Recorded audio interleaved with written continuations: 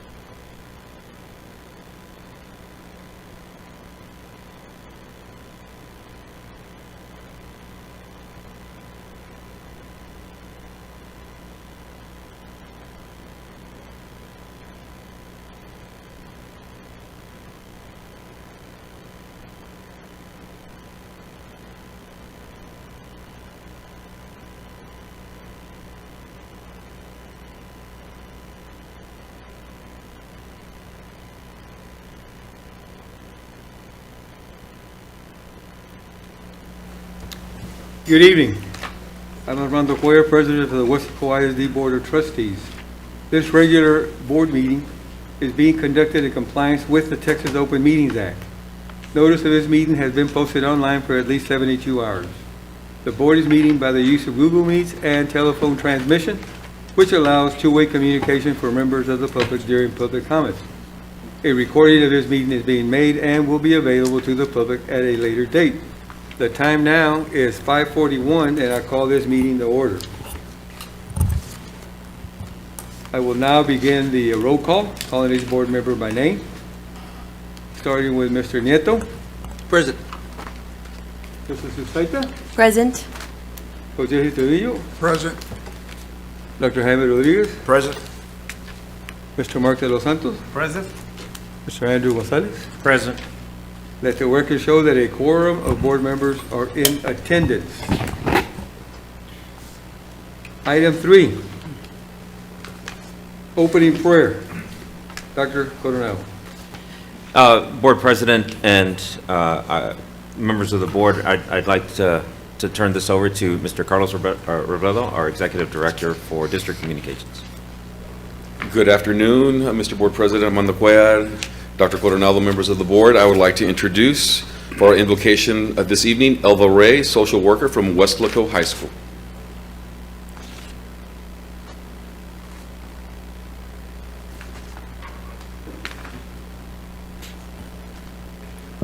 Good evening, Dr. Coronado, Board President, and School Board Trustees. If we can please bow our heads. Loving and gracious God, we thank you for all the blessings you have bestowed upon us on this day. We pray that your blessings remain upon every single student, staff member, and parent of our district as we begin a new school year. We pray for our teachers who are our frontline workers. We pray that they are covered with your love and grace as they welcome each student into their classroom. We especially pray for our campus leaders who also carry the tremendous task of keeping students and staff safe from harm so that they can return home to their families. We pray for a successful year filled with all that is good and all that is pleasing to you, Lord. Heavenly Father, at this moment, we also lift up to you our board members and ask that you be present with them during tonight's board meeting. We ask that you bless them abundantly and that they continue to seek your wisdom, guidance, courage, and strength. Be present with them in their deliberations and help them to be wise in the decisions they make for the good of all those who have placed their trust and confidence in their leadership. Give them insight to lead with integrity and that the decisions they make tonight reflect what is right and for the good of all. Lord, we ask that you also grant them the humility to always seek your will in all they do and say. In your precious name we pray. Amen. Amen. Thank you. Item 4, Pledge of Allegiance, Texas Pledge. Dr. Coronel. Board President and members of the board, Mr. Carlos Robledo. Yes. Well, as we know, football season is just around the corner. In fact, it begins next week for our high school teams. And also we want to recognize our marching bands who will be participating at the halftime and get ready for Pigskin this year. So let's bring up our band drum majors as they come up here and lead us in the Pledge of Allegiance. Come on up here, please, young ladies. And I will say a few words about them. We'll start off with Eliza Gonzalez. She is the daughter of Eliezer and Evelangina Gonzalez. She is a senior at Weslaco High School and the head drum major for the Panther Corps. Eliza plays the clarinet and is also a member of the National Honor Society and HOSA. After graduation, Eliza plans to attend UT Austin and become a nurse. How about a big hand for Eliza Gonzalez? Also here with us this evening, we have Haley de la Mora, and she is the daughter of Monique and Luis de la Mora. She is also a senior at Weslaco High School and assistant drum major. Haley is a member of the Color Guard and the orchestra. She also plays tennis and is a member of the Robotics Club. Haley plans to attend Florida State University to pursue a career in aerospace engineering. How about a big hand for Haley? Also with us tonight is Lily Garza, who is a junior at Weslaco High School and is the daughter of Dolores Garza and Omar Villarreal. She is also an assistant drum major for the Panther Corps. Lily is a member of the JROTC and the Future Farmers of America chapter. After graduation, Lily plans to attend Texas A&M Kingsville to pursue a career in robotic engineering. How about a big hand for Lily? And if their parents are here, can they please stand and be recognized? Parents?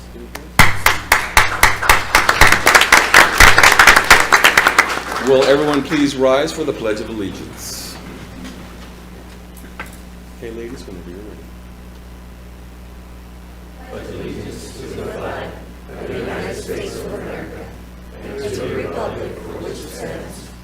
one nation, under God, indivisible, with liberty and justice for all. Texas Pledge. I pledge allegiance to thee, Texas, one state, under God, one and indivisible. Thank you.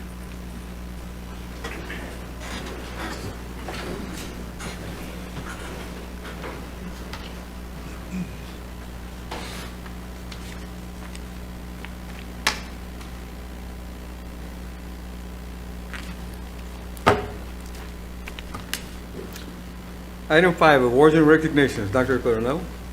Board President and members of the board, Mr. Carlos Robledo. Okay, we have some awards and recognition for tonight. We have several students that we want to honor for doing well on the AP exams last year. None of our kids are present because school has not started, but we would like to recognize them nonetheless. So we're going to go through their names, and you can just hold their applause to the very end. Thank you. Tonight, we honor several high school students who recently received academic recognition from the College Board's Advanced Placement Program for their exceptional achievement on the AP exams. Our students enrolled in college-level courses while still in high school to earn college credit, advanced placement, or both. A small percentage of the millions of students worldwide who took the AP exam performed at a sufficiently high level to earn AP Scholar Awards. AP Scholars completed 3 or more AP exams with scores of 3 or higher in subjects that include biology, chemistry, world history, and English literature. We'll start off with a list from Weslaco East High School. Just checking to see if anybody showed up. Okay, from Weslaco East High School, Mia Alcala, Juan Arzuaga, Aaron Valderas, Giselle Cerda, Victoria Cruz, and Omar Gonzalez. Students who earned AP Scholar with honor average a score of at least 3.25 on all AP exams taken and scored a 3 or higher on 4 more AP exams. AP Scholar from Weslaco East High School with honor is Alexa Lujan. So how about a big hand for the students from Weslaco East High School?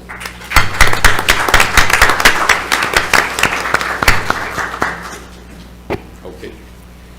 I would also like to recognize our AP Scholars from Weslaco High School, and let me go down this list. We have Iris Acevedo, Joaquin Baron, Lily Ford, Jose Fuentes, Alan Garcia, Eliza Gonzalez, Riley Gonzalez, Eileen Irison, Clarissa Hasso, Adam Lopez, Natalie Lozoya, Kaylee Luna, Henry Sander, Jorge Benitez, Matthew Moore. Student who earned the AP Scholar with honor is George Sander. One student also earned the AP Scholar with Distinction Award. He had an average score of at least 3.5 on all AP exams taken and scored a 3 or higher on 5 or more exams. And he is Caleb King. How about a big hand for all of our students?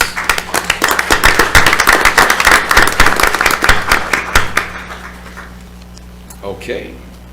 Up next, we would like to recognize one of our basketball coaches from Weslaco ISD. Will Gabe Valdez please step forward? How about a big hand for Mr. Gabe Valdez?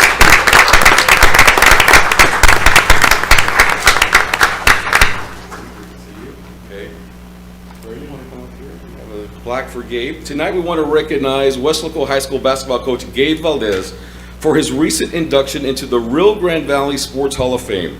Valdez achieved amazing heights as both a player and a coach.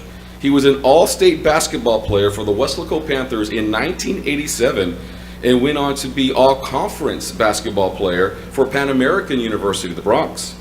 Valdez has coached at Weslaco High School since 1994 and has won numerous championships in girls and boys basketball at both high schools. During his career, he has won more than 800 games. Valdez is only the fourth person from Weslaco to be inducted into the prestigious Rio Grande Valley Sports Hall of Fame. On behalf of the Board of Trustees and Superintendent Dr. Dino Coronado, congratulations, Gabe Valdez.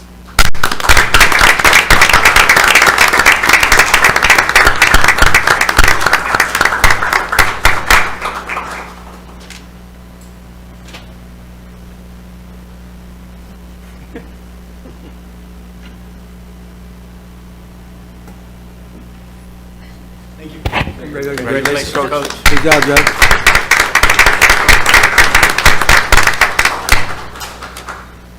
That concludes our awards and recognition. Okay. Before we go to proclamations, I just want to acknowledge Mr. Robledo. Carlos, you and your staff did an outstanding job today with not just the morning, but the PM convocations, and then all our students that were there present to, highlight what the good things that are going on in Weslaco ISD. Congratulations, great job, and what more can we say? Thank you very much for all you all guys do. Thank you. It was a team effort. I also want to recognize Mr. Chris Fernandez from the Fine Arts Department for helping out with all of our students. Okay, we go now to item 6, proclamations. Dr. Coronado. We got one proclamation. Thank you, Dr. Coronado. We have one proclamation. We'd like to recognize our security officers. If they can please enter the building, enter the room. Security officers. Those who haven't came in. How about a big hand for some of our security officers?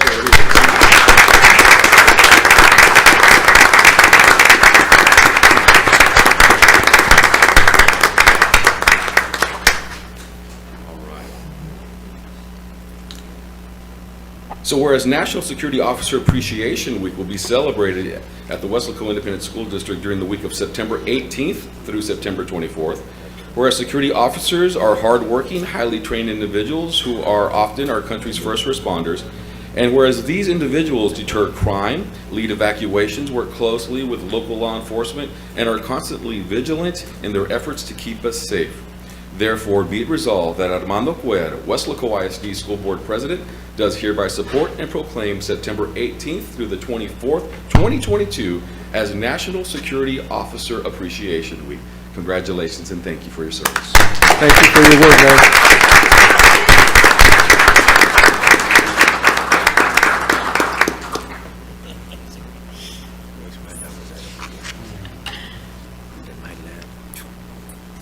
Item 7, public comments.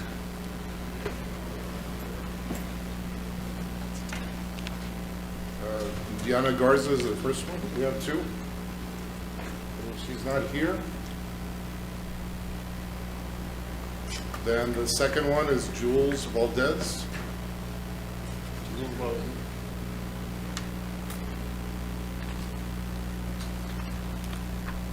So this, identify yourself and give your address, please. Actually, I'm sorry, I didn't forget. My name is Julie Valdez, and I live in 1103 Stone Street. Thank you. I'm going to read a little script here, and then we'll give you the floor.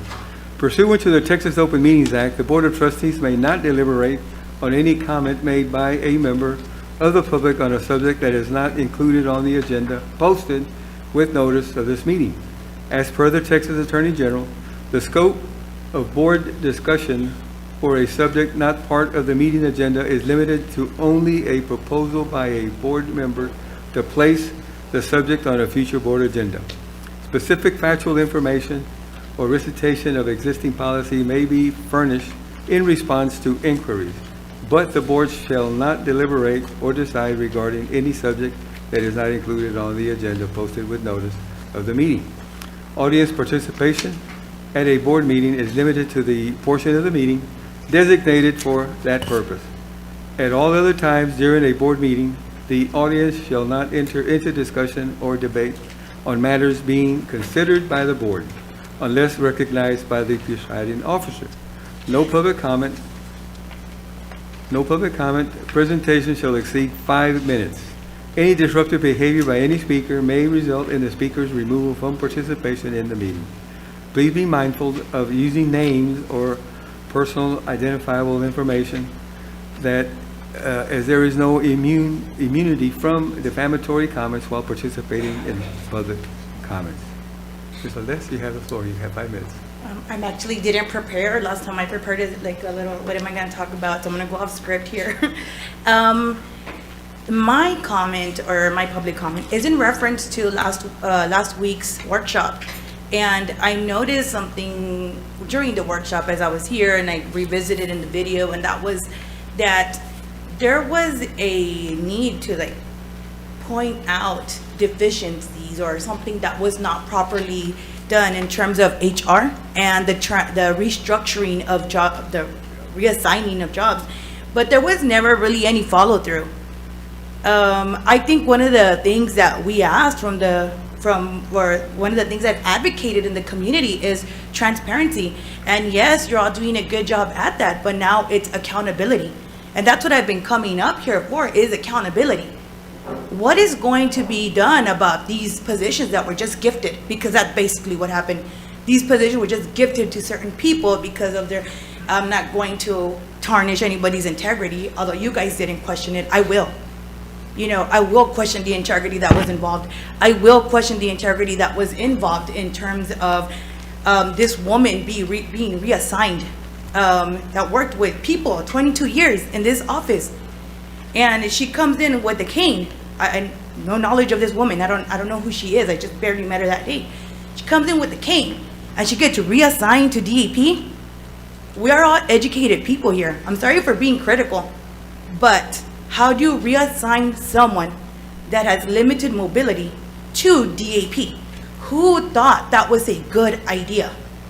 That is a campus that has students with behavioral issues. She could have be put at major risk. And that's what I'm here for. I'm like asking for accountability. Okay, transparency is there. You brought up the issue. What's the follow through now? What's the accountability? Okay, and that's it. Thank you, ma'am.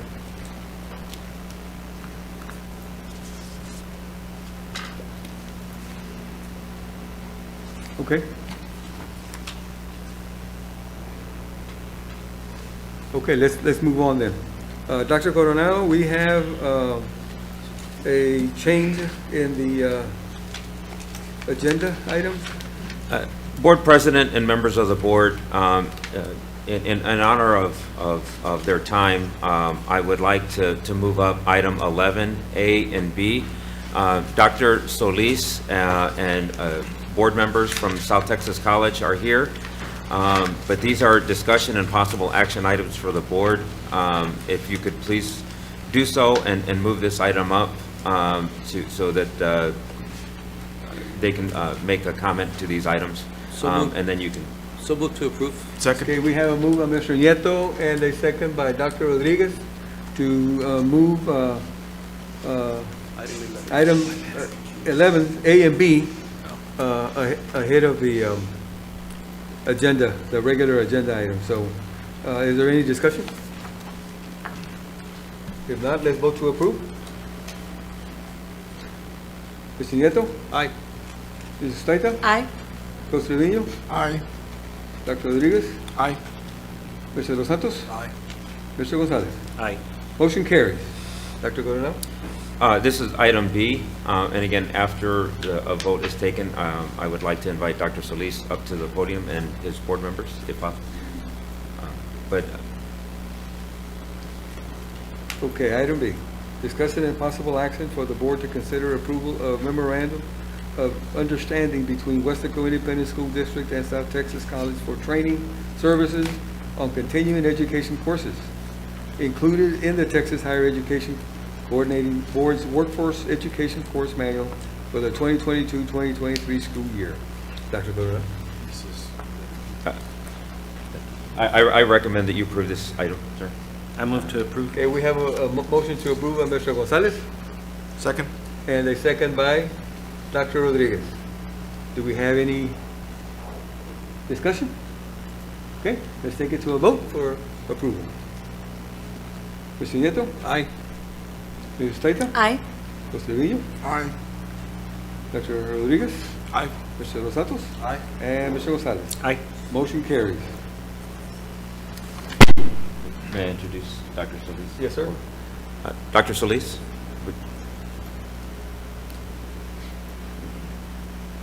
Thank you for being here tonight. Thank you, Dr. Coronado, distinguished board of the Weslaco Independent School District. My name is Dr. Ricardo Solis. As you recall, I had the honor to visit here about 10 months ago. And again, it's great to be back to visit with you. We certainly are very proud of the transformation that South Texas College has taken in the last year. And we are definitely now moving into more unique programs where there's high demand. I'd like to introduce one of my board members here, the trustees. Go ahead, Phil. Buenas noches, good evening. Danny Guzman, trustee in District 7, which covers all of North Weslaco, so I'm part of your district. So just here to thank you for all your support, all your backing up STC and your students. Thank you. Thank you. Thank you. Distinguished board, today I've had a couple meetings with Dr. Coronado, and we've gotten over some discussions on how can we be able to continue in providing additional services and programs, and that's the purpose of today. While we don't have a formal presentation, we certainly have some unique facts to present. And beginning, we would like to visit to reemphasize this long history that we've had with you with our concurrent dual credit program, which has been an outstanding success in the Valley and for us. And of course, the numbers demonstrate how successful it's also been with the Weslaco Independent School District. And we've had many years working with you, and we have some numbers we would like to share with you that demonstrates that this program does work. And we want to continue providing this service that has been an incredible asset to the community. With that said, I would like to ask Dr. Rebecca De Leon, who's been the leader behind this program, to present some unique facts. Hi, good evening, and thank you for the opportunity to share with you some information. You may or may not be familiar with our dual credits. I'm going to highlight the opportunities that you are providing for students here at Weslaco ISD. We know there are many opportunities and options for college credit to be received, but the key piece here is we've been in partnership with you all since 1999. So this is a long partnership that has been very successful. You all offer 4 options to your students to earn college credit, from core completion to whether it's a certificate or associate's degree, through early college high schools, your CTE campus, as well as our academies program. So just to highlight a little bit, I know the effects of the pandemic were across all both our counties and our partnering school districts, but we have seen an increase in enrollment. And so specifically last year in fall of 2021 to spring of 2022, we saw an increase of 100 students. During spring semester, you had 813 students participating in dual credit with us. To go ahead and name as well, we graduated 61 students. Those numbers are being finalized this past May. And so just so you all are aware, the degrees that you all are offering is from an associate's degree in biology, mathematics, interdisciplinary studies, criminal justice, precision manufacturing, and as well certificates in the workforce from welding, EMT, diesel technology, and precision manufacturing. And so because of the opportunity, these agreements that we sign in partnership between Weslaco ISD and South Texas College, all of this is at no cost to the student and to families. So across the past years, we've saved over $280 million for families within the communities that we serve. And so this is a wonderful opportunity. There are no additional costs, once again, to the district. We also have 20 high school teachers that are approved, and we provide them, STC does, a $500 stipend per course. This is in addition to the salary that you all provide for them. So there's wonderful opportunities in partnership with South Texas College, and I would like to thank you all for your continuous support in supporting our dual credit programs. Thank you all. Thank you. Thank you. Thank you.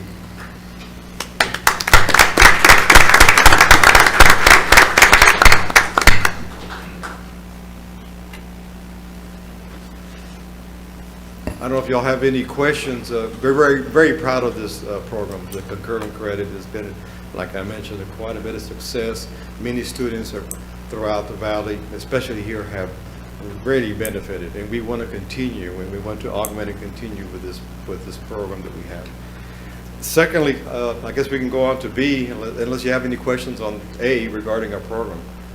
One question, what students do you target? Your sophomores, juniors, and seniors, or basically just juniors and seniors? Now, because back then we used to target sophomores and juniors, but basically at Correct. So students are able now, starting as early as spring semester, 9th grade. Okay. And it can open, there are no eligibility requirements. So the only difference is the TSI, that's the entrance exam if they Correct. are looking on the academic track, but career and technical are not TSI required. So students are looking whether it's a workforce track or whether it's an academic track, and we work with each of your high schools to determine where does it align with the endorsement students are selecting. So we work very closely with your counselors, your principals, to ensure that we're providing opportunities for all students for Weslaco ISD. Perfect, thank you. Thank you, Mr. Neto, for your questions. Again, we're very proud. We plan to continue expanding this, and thank you for allowing us for doing this for the students of the Weslaco region. On section B, I guess if I may. Yes, sir. During our discussion with Dr. Coronado, we discussed about what can we do now to address the immediate urgent needs of the workforce. And as you know, through this past few years, well, the past 2 years exactly, with the economy, with supply chain management issues going on, that we have a challenge now due to the pandemic. The challenge is we have many students that are still today sitting out, not matriculating to college, nor university, nor going to anywhere. And that was a crucial matter that we discussed with Dr. Coronado. And we agreed that the solution that we're doing here at South Texas College to address this urgent need, and that nobody can do it better than us because we are the community college for the region, is that to provide more advanced, short-term, unique workforce programs. In other words, diploma, certificates, badges. That is going to be the solution to take care of, so we can bring back these students that are still today sitting out due to the mental anguish or the financial constraints that the pandemic caused. So as a result, throughout the many programs, of course, we're expanding. We would like to continue the discussion. Today, we're not going to have the details yet, but as a result of from the recommendation that we obtained from your superintendent, was to provide 2 areas that we saw that would be an immediate need, of new areas that we are not doing here, and that is beginning with our drone program. And that's one that we saw that there's a big demand, especially in the commercial, and lots of interest in the drone program. And we saw that we would like to bring it over here physically and have this delivered in our campus here, the Weslaco campus. And secondly, the other one, clearly, I think you all were here, is on the transportation matters and the CDL truck drivers. And Dr. Coronado, again, saw that was an advantageous. We are presently doing it in McAllen, and we're now going to Rio Grande City. We would like to begin more concrete discussions to offer it here at our Weslaco campus. And we know there's a huge demand, and the classes are small in the CDL because they're very intense, but both of these programs are very, very short. The drone program is a 5-day intense program, and the CDL, on the other hand, is a 5-week intense program. But there's already a waiting list in our other campuses. They're very small classes. And of course, the students that graduate in the CDL and pass the exam, they're all hired immediately. And we help them out to make sure that they obtain that. So those are the 2 programs that I believe that Dr. Coronado that we discussed that we would like to introduce and provide that and work with the Weslaco School District. I don't know if you all have any questions or comments. Dr. Solis, I want to thank you and your board for your time and effort and our partnership. It's clearly been a long-standing, over 20-year partnership between South Texas College and Weslaco ISD. And I want to thank you and your team and board trustees for continuing that partnership, and we are willing partners as well. Given both these agreements, I look forward to a continuing partnership. Excellent.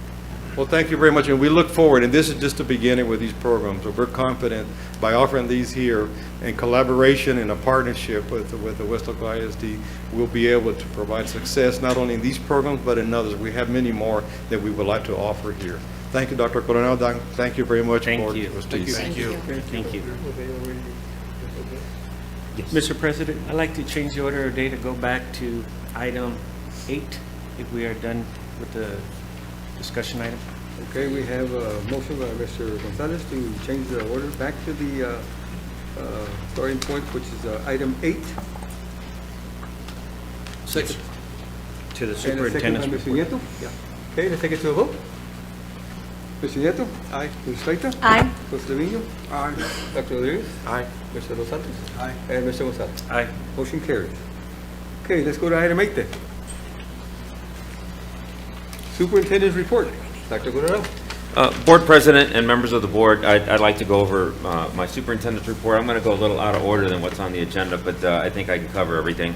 So we'll go ahead and start with our COVID-19 information and updates. There's been an uptick in COVID-19. However, CDC has released recent guidance regarding, I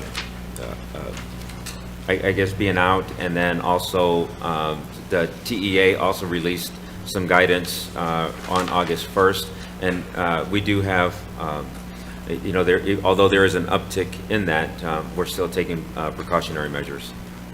This is our current status on our COVID systems. And so this is an outstanding slide. This is, when we talk about challenges, right now we're dealing with what I call, or as my mom would call, champagne problems.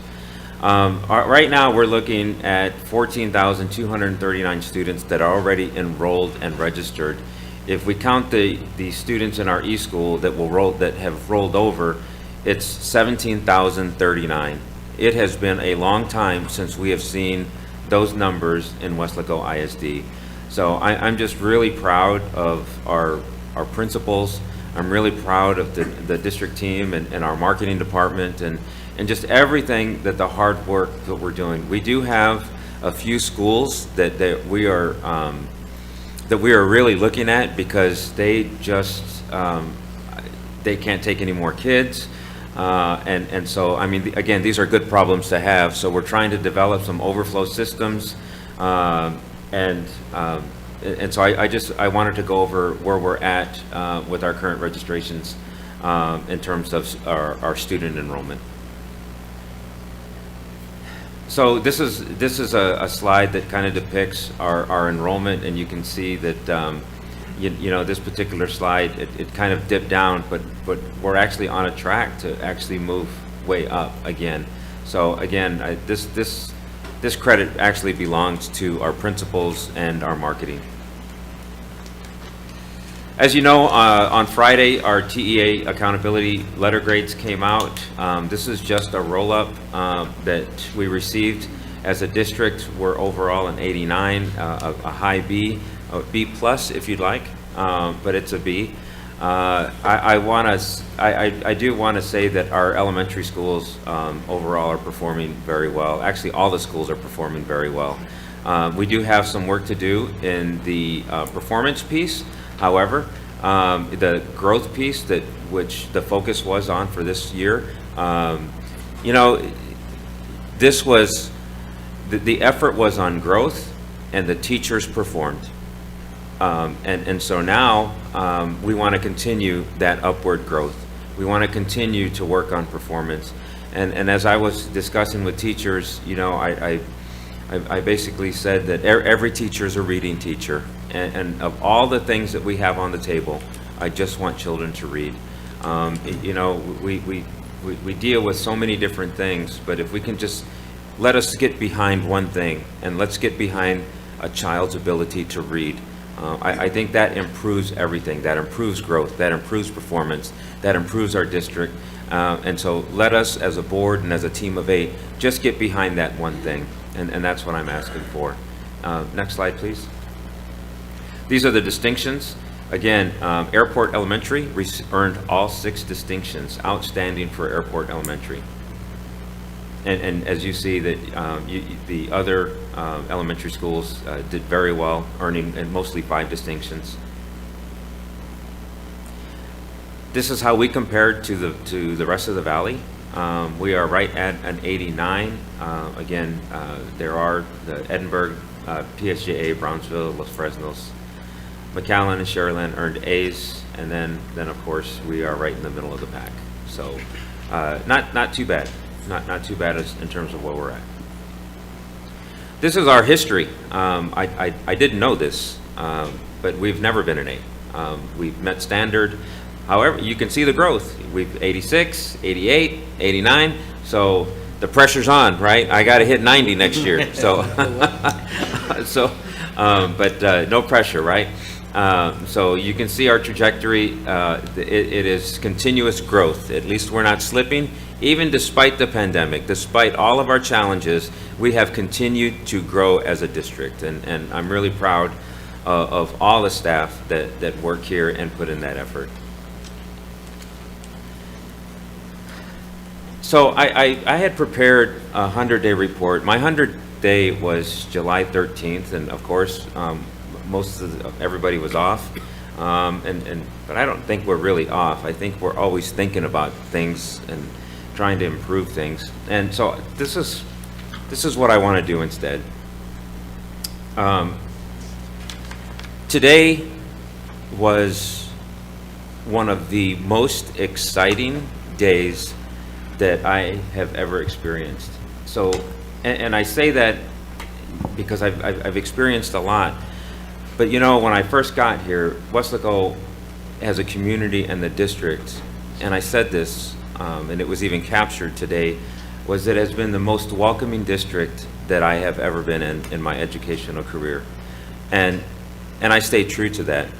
And today, what I saw was remarkable. And as Carlos said, it took a team effort to put that together.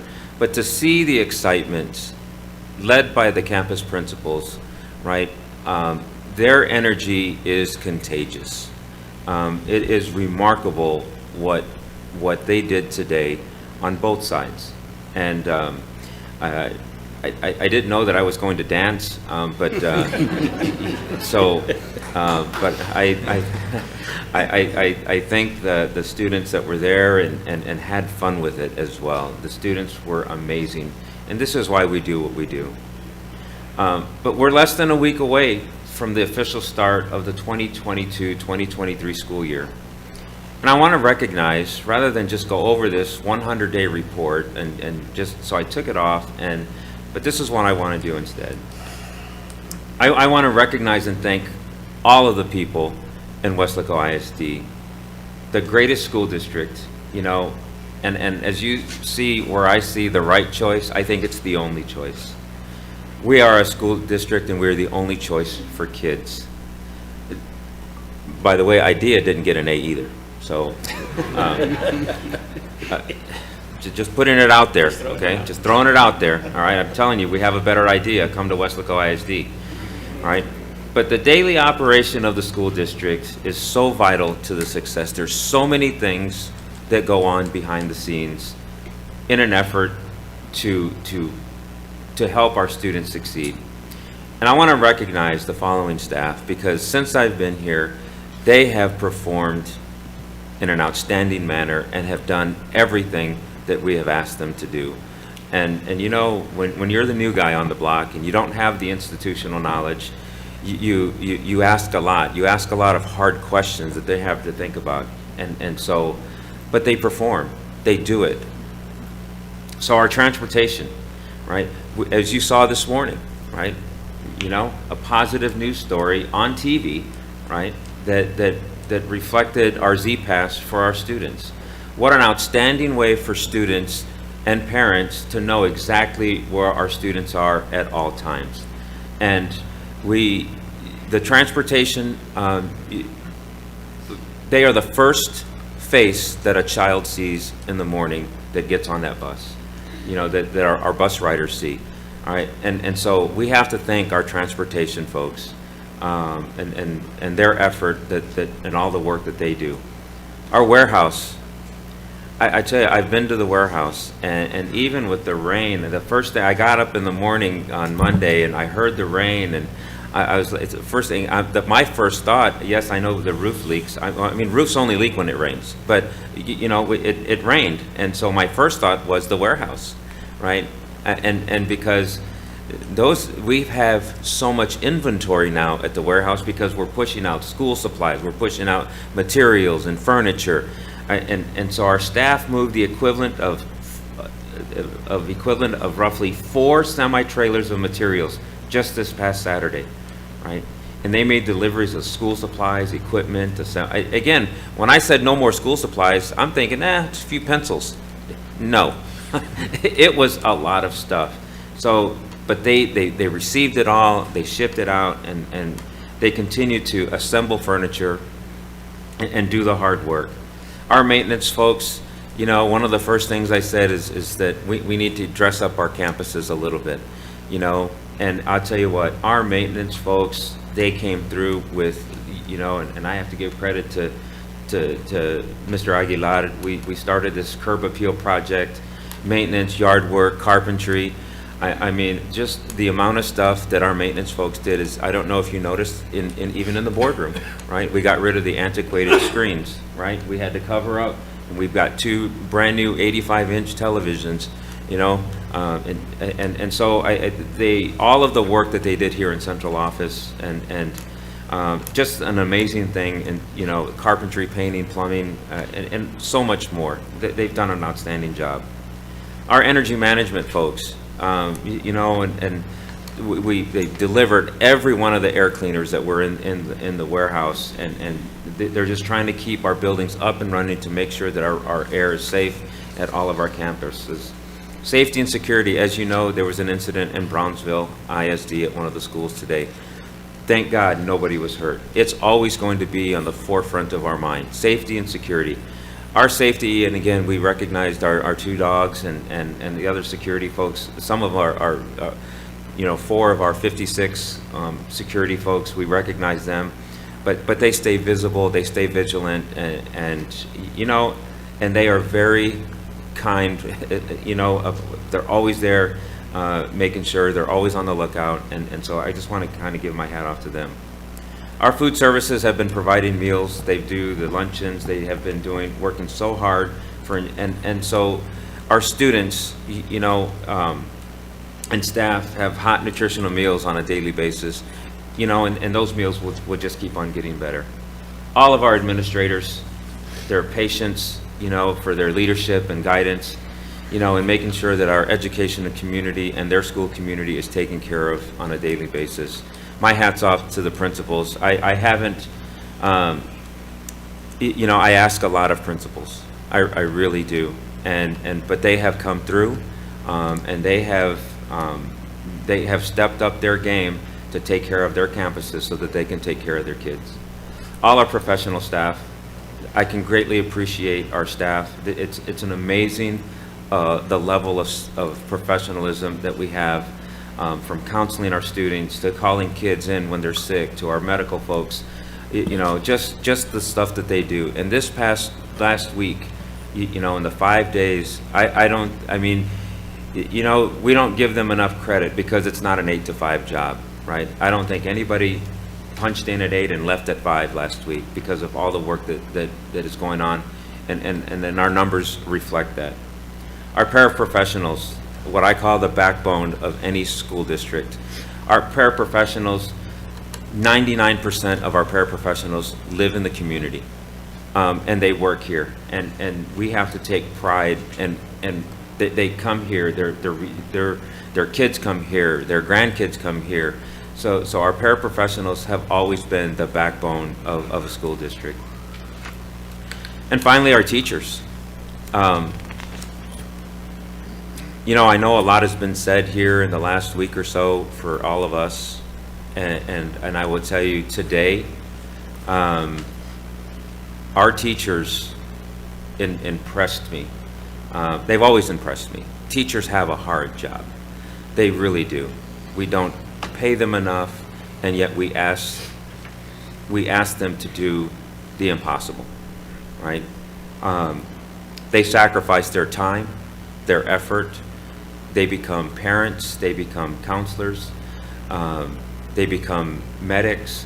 You know, as I was speaking to them today, I reminded myself and them, the first sentence in my dissertation is that all children, educators have the daunting task of teaching other people's children and then be held accountable for it. Not really a very attractive recruiting sign, is it? Right? Send your kids, I teach them, and you're going to hold me accountable for it. I mean, they have a heavy lift. They have a hard job, and I want to thank them from the bottom of my heart. I want to thank them because really, we're here, everybody up here is about kids, but we have to have an impact on kids through our teachers.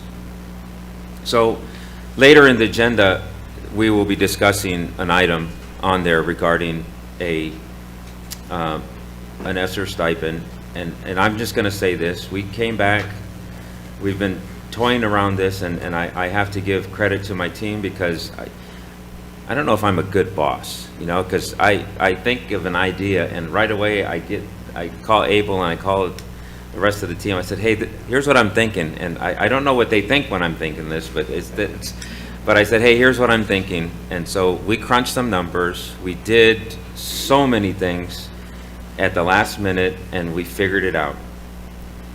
I think we figured it out. So what I'll be recommending for all employees is to increase the stipend to $5,000 per employee. When we get to that item, that'll be my recommendation, but we have the money, and they deserve it.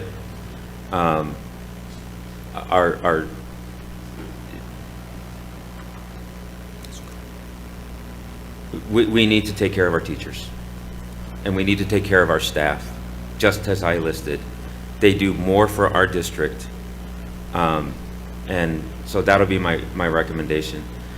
I sent an email back in May that if we increased our enrollment by 1,000 kids at Snapshot, I would also recommend a 5% across the board salary increase, and we would pay their employees' portion of the health benefit. Well, now I am scared because we're getting really close to pulling this off. So, But the 5% is for next year, correct? it's for next year. Okay. For next year. Again, it's about our staff. It's about taking care of our own, and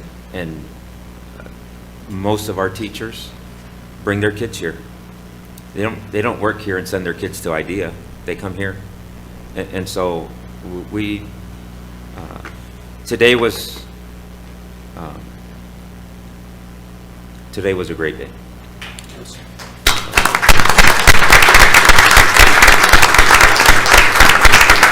Doctor.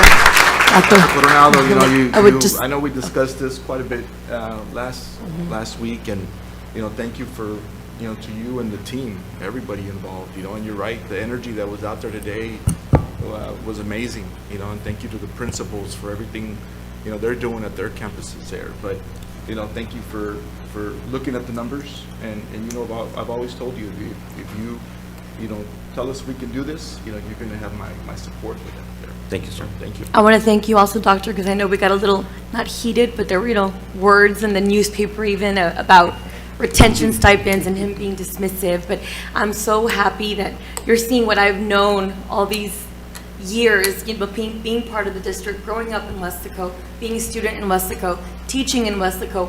I know the heart that our staff has. They were my teachers, some of them. I was a teacher, they were my coworkers. They were my bosses, some of them. And I'm glad that you're seeing all the heart that they have, and I just really, really appreciate what you've done today. Thank you so much. Thank you. I'm really glad that we were able to do this, and the district was able to look at the numbers and increase that to $5,000, because you see, like I said before in other meetings, the shortage of high-quality teachers that are out there throughout the whole state. And when we look at appreciation, we have to always remember and go back and look at how overnight, literally, they had to go from an in-person platform to a virtual platform, something that nobody had a handbook on, somebody that nobody structured. I'm pretty sure Mr. Aguilar didn't sleep for months and stuff like that. I know they were all on it. And you know, the whole team, it was, you know, all the staff, administration, teachers, et cetera, the bus drivers delivering food during the pandemic, dropping things off in the community, our nutritional department working around the clock, getting those meal distributions going. Staff online, I saw the convocation in the morning, I wasn't able to attend, but I saw in the morning that clip. I know that it was supposed to be a joke and a gag, and those are some talented actors. But you saw the reality of them having to deal with parents and students and management and instruction. And so we're doing the right thing. Our teachers, if we look at our ratings, I know that we were like at an 89.9 right there, but the closing the gap span that people predicted was a lot longer. And they were looking at and look what we did in such a short period of time. That just shows the quality of instructors and all the other people that play the role in their maintenance and everyone else. So I'm just thankful, and I said thank you for that, and you all for your team to relook at that and make that happen. Thank you, sir. And, Dr. Dito. and the important thing is that we're doing it across the board for all our employees. Yes. Because I've always advocated that it doesn't matter who you are, whenever you go and purchase anything, they're going to charge everyone the same amount. So A gallon of gas is a gallon it of comes gas. at a very, very, very crucial time, and we can't thank you enough for the effort. It's obvious that you do listen to what's going on. You're not as hard-headed as some people think. But you know, we've always respected what you have to do. That's what we hired you to do. And you came through like a champ tonight. Thank you so much. Dr. Dito, thank you very much. I also want to take the time to commend the principals and the teachers that did an outstanding job. Principals really, this past 2 years through COVID, like you mentioned, a lot of those principals did an awesome job this year, and they continue to do it. And, you know, the teachers that do an awesome job too. So that stipend, you know, in discussion that we had in the past, I'm glad that we're going to do that. So kudos to you. And I just want to note that I wish we highlighted a little bit more on our campuses, but we have so many 8 campuses all across our community. I mean, north, south, east, and west, we got 8 campuses everywhere. And then those that were so close, they were off by a point. You have so many elementaries and you know, our junior high, everybody's doing a great job. And we're servicing our community, like I said, from every boundary. And so that's something that we got to appreciate, highlight, and respect. So they did a great job. I mean, everybody did. So outstanding job. Yes. Go ahead, Jess. Doctor, I want to commend you. I know last week, you know, and I know Jackie was stubborn about it. I don't think if she would have been stubborn, I don't know if we'd be sitting here. But I know, you know, I just want to commend you in making this happen, because especially with the amount now, I know there were talks about removing it completely. So whatever you guys did, you know, I know there took a lot of work involved, a lot of thinking going back and forth, because that money can be used for a lot of other things. But the most important product here and the most important people here are personnel. Mm-hmm. So I'm really happy to see that we're gonna do this, and I'm sure we're gonna discuss more about the breakdown and all that. Yes. So, thank you. If we go to the next slide, actually, so these are our current Esser fundings, and as you see, when we started crunching the numbers, I know that I think Abel he got a few more gray hairs than I did last night, because we were crunching numbers and walking through this, and John is here, and he had a little bit more hair on top of his head, so but we pulled this together, and I'm thankful for your support. But what you see on this particular slide is the recruiting tension stipend. Although it says $2,000, if we go to the next slide, we combine the two, and the cost will be about 11.6, and that's including the Medicare for the employer benefit that we have to pay. So, but again, we will be okay. And again, with our enrollment on the rise, I think we can compensate some other things. We have a healthy general fund or a fund balance as well. Not that I don't think we're going to get there, but I think financially, you know, we got an A on our first rating too. Thank you, Andres, as well.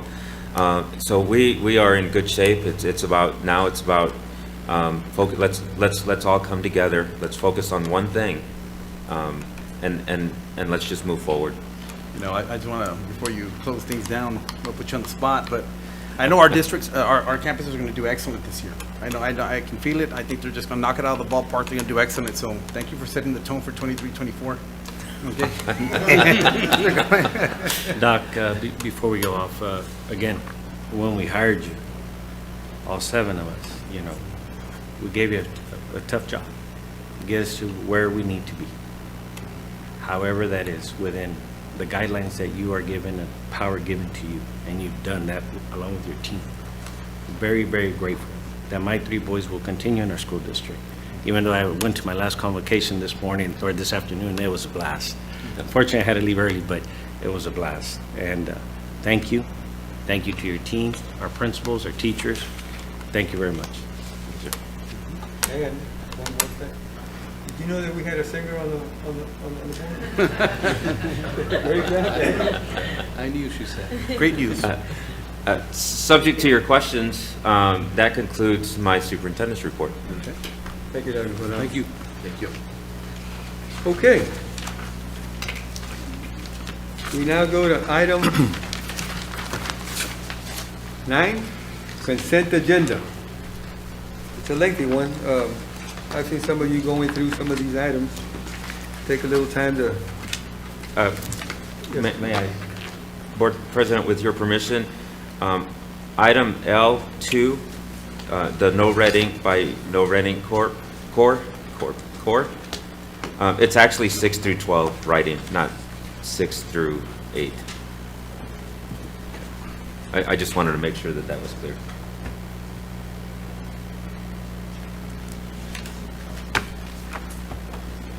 Item 4? Item 4, 11, and then number 2, no red ink. It says 6 through 8 writing, it should be 6 through 12 writing.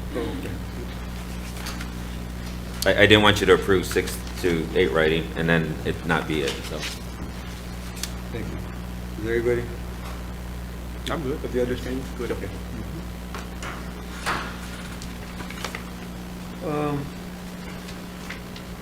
We're ready to move forward? Yes. Mr. Nieto, you want to pull anything? None. Mrs. Staita? I'm still looking. Okay. I'm using board book. I'm trying to get used to it.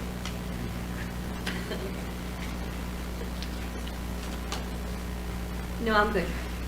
Jose Rodriguez? None. Dr. Rodriguez? None. Mr. Los Santos? None, sir. Mr. Gonzalez? Done. Okay. Do we have a motion to approve the consent agenda? Motion to approve the consent agenda? We have a Second. motion by Mr. Los Santos and a second by Mr. Gonzalez. Do we have any discussion? If not, let's take it to a vote. Mr. Nieto? Aye. Mr. Staita? Aye. Costeño? Aye. Dr. Rodriguez? Aye. Mr. Los Santos? Aye. And Mr. Gonzalez. Aye. Motion carried. Item 10, discussion items. A, first reading of revision to board policy FDB local, admissions, intra-district transfers, and classroom assignments. Dr. Coronel? Board President and members of the board, this is a recommended policy change we've gotten with Tasby, and this is at the request of some of our administrators. What we're having right now, what's going on, and as you may know, is that a lot of students are coming to Weslaco ISD. Again, Champagne problem. But the out-of-district folks are getting into the, are registering their space, but then what happens is that the surrounding, the people that are actually zoned to that school don't register because they live there. And so what we're trying to do is just allow, have a registration cutoff point of March. That way, and then it gives the principals some planning time so that they can go ahead and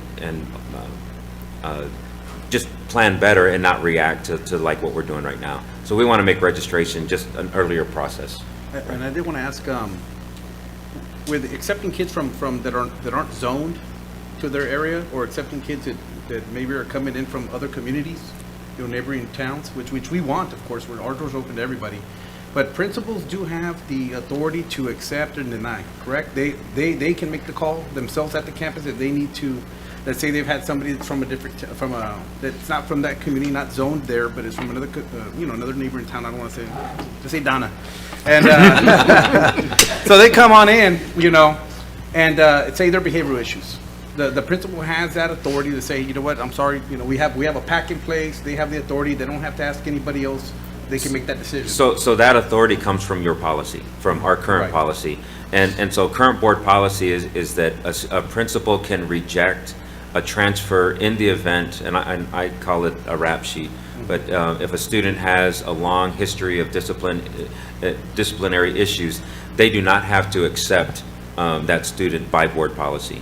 Okay. And same thing with attendance. If their attendance is if they're chronic absenteeism, and right now our current policy is 90%. So if they're at 85% attendance from their previous school district, or previous school for that matter, the principal has every right to reject that transfer. And so just a scenario, they brought them in that school year, 21-22. Now it's 22-23. They said, well, you know what, we had too many issues last year, because we don't want to affect the instruction. And so they can go ahead and just say, I'm sorry. They can yes, they sir. can reject. That's correct. So we're really just trying to move the timeline up so that registration is final. Right. So that way we can get that accurate count. And again, we're still registering kids now, and we know that our registration is going to go through next week. Mm-hmm. For some kids, the first day of school is not until after Labor Day. Right. Right. So we know that there's going to be some flexibility there, but we need to arm principals, or create the policy that allows them to kind of just plan better and project with the transfers. Okay. I just wanted to make sure they didn't have any lost time trying to get confirmation from someone else. They can just make the call. Dr. Coronado, I have a question on one of the sentences regarding children of employees. It says we're taking that out of the policy, and it says here, a child of a district employee may apply for a transfer to a campus in the attendance area in which the employee works. So we're taking that, we're deleting that, because I think, shouldn't we let the employees keep their children close Yes. to where they work? So Dan, can you elaborate, help me out on that one?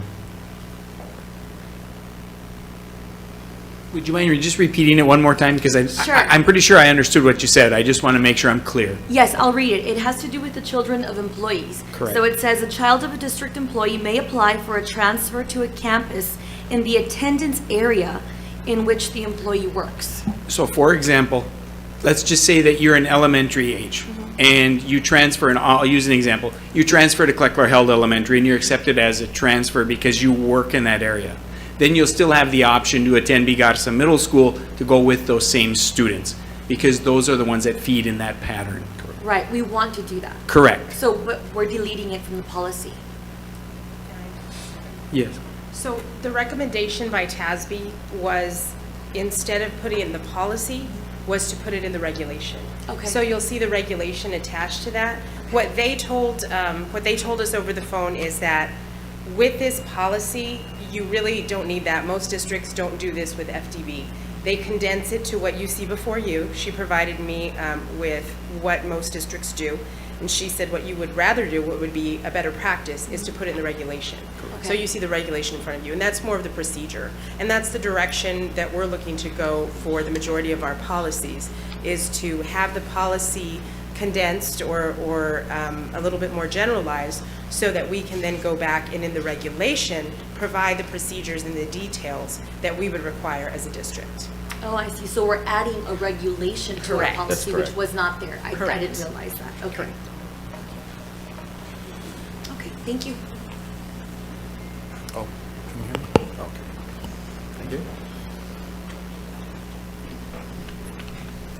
We go to item B? Or you still? No, I'm done, sir. It's item B. These are just discussion items, so Right. no- Yes. no action. Correct. Right. So, item B, Item B, okay. the first reading to board policy 119 local. Right, and as you know, Board Member Tasby gives us annual updates or monthly updates depending on our legislative changes. And as what you see in the exhibit, these are all of the policies that have been changed, or updated rather, through Tasby.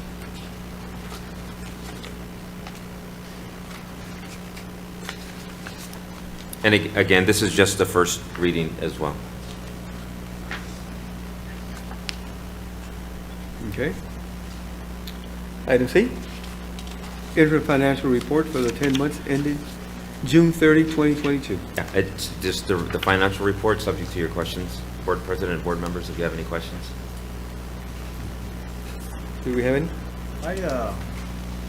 Yes, I have a question for you, but I wanted to make a statement, but then it leads into a question.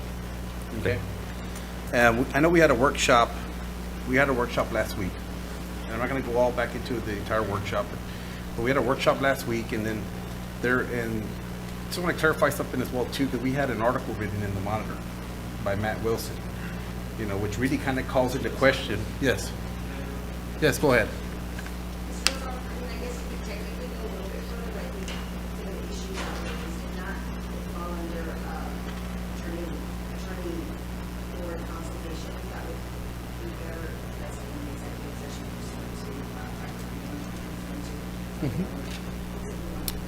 Okay. Oh, okay, yeah, no problem. No, I mean, I'm not going to bring up employees. Is that what you're saying?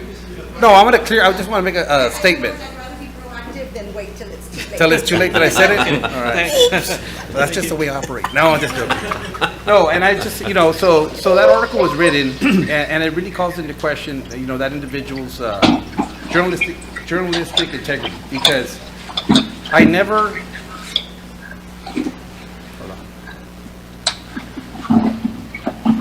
Maria Moreno. Ms. Moreno. Yeah. It really calls into question that individual's journalistic integrity, because I never did not support restructuring, reorganization, or the plan. We've talked about the plan since you came in and came on board. That was one of the first things we discussed. And ironically, I was one of the individuals that also, when the idea was being tossed around about the forensic audit that led to the restructuring and reorganization. There was other trustees as well too, and so my thing is that I never had a problem with the HR process when people's positions are posted, and when they're interviewed by a committee of 8 or more, and they're brought to the superintendent. You do your portion of that, and you bring it to the board, and we don't decide who gets hired. It's just the fact that everybody had an opportunity to get hired, and we make sure that policy was put into place, because we have to take care of our staff. Just the way we can take care of students, we got to take care of our staff, because they work with students. And the only portion that I had an issue with was just the appointing and the reassignment portion of that. Yes, sir. And the fact that, and there was no pool used for that. You clearly described the process. You're very honest and described the process that was taken, but it wasn't from a pool of staff. It was individuals that were within the district that were reassigned or appointed. So, and on top of that, we saw salary increases. I did not know of those salary increases. I don't know if anyone else did, but I did not know that happened. So my question is, we've been looking at budgets, okay? We talked about the proposed budget as well. Was that already pre-calculated into that, or how did that work? Because that's my only worry, because I don't want to get caught off guard saying that we have to now make an adjustment to the budget. So that's why I wanted to say what I said. So actually, so here's what we did.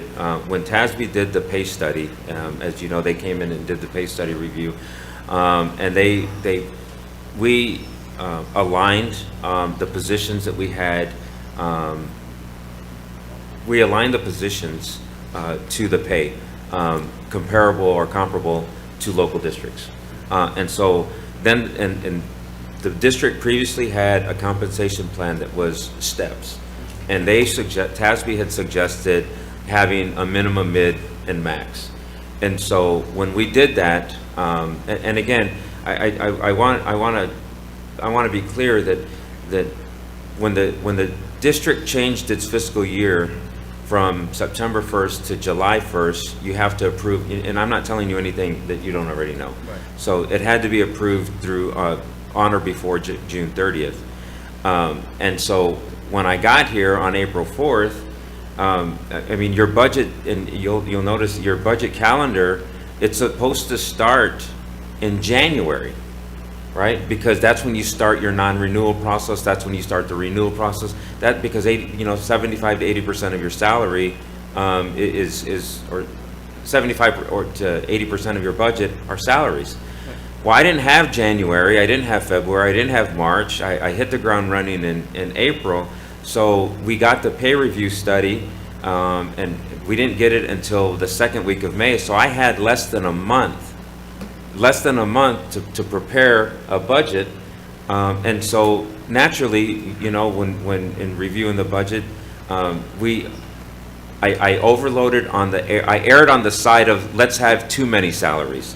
So as you recall, when we passed the budget, I reserved salaries for 37 employees for growth. Right, I pre-encumbered the 37 salaries. So that was, but when we did that, we already knew, as it stands right now, how much our salaries were going to be on July 1st. Right. Now, yes, you're correct, sir, and admittedly, we have had this conversation, and we're correcting it as we speak.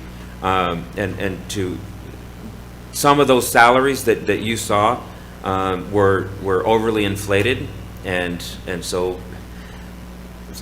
I don't even remember when the board meeting was, but the very next day, we came in, and Doralisa and I said, okay, let's figure this out, right? And so, I got a little more hands-on. So we will have, actually, we're going to have to do an adjustment to those salaries, and then, so that's going to really put us in a better position, because now that adds more money to the budget, and then plus the 37 salaries that I've already pre-encumbered. So our budget-wise, in terms of our financial report, actually we're in really good shape. And that's one of the things that you didn't really touch on, which I thought is something very important, is that when we first started talking about budgets in the past, budgets were to the T. Budgets were, to the dollar in some cases when they were approved. And I know that's something that we discussed, that it was always to the T, to the dollar, but with the reduction in staff, the people that left the district, not filling positions, and, everything that you did in this short period of time, because some people in the community said, well, it's still the same budget. If you have, it's 180, it's 180. I said, no, you don't understand that he encumbered. That means that there's money there that's not being spent. It's just in case of emergency. So we actually have, probably the first years that we actually have a surplus that we have here. Unless there's any type of major incidents or things that happen throughout the year, the district is like a business, chillers, things like that, things go out. But other than that, there's a surplus that we currently have. They don't see it, but it's there. That's correct, sir. Yeah. We have quite a bit of money in salaries set aside. Right. And so, but we knew, and again, in our discussions, when we were preparing the budget, I looked at total budget. So I looked at external funding, because the external funding piece, right, I capitalized on 85% of that external funding to push towards salaries, and that allowed me, right, or allowed us as a team to look at, okay, who's going to be paid out of what. Our biggest challenge is, and I know this, it kind of touches this in terms of our financial report. We pay for it, but the district has been paying for what we call PIMS, a Personnel Inventory Management System, or Personal Control System. Well, we've been paying for it from Alio, but we've never used it. Right. So we're having to build it. So there are still positions, this is my gut feeling, and this is that we're paying for positions twice. Mm-hmm. So we've probably pre-encumbered multiple positions, right? But we won't know that, because our two systems don't speak to each other. So as we build our personal control system, as we're doing right now, we're learning, we're realizing a lot. We have staff we have them being paid for out of 13 different accounting codes. It's ridiculous, right? And it just, so, 33, not just 100, right? And then, then we pay you general. So that's the accounting method that we're moving to. And with our personal control system that we're going to be using, it will be very clean and very clear. But we need to make those funding adjustments. But actually, it's actually going to help us in the long run and not hurt us.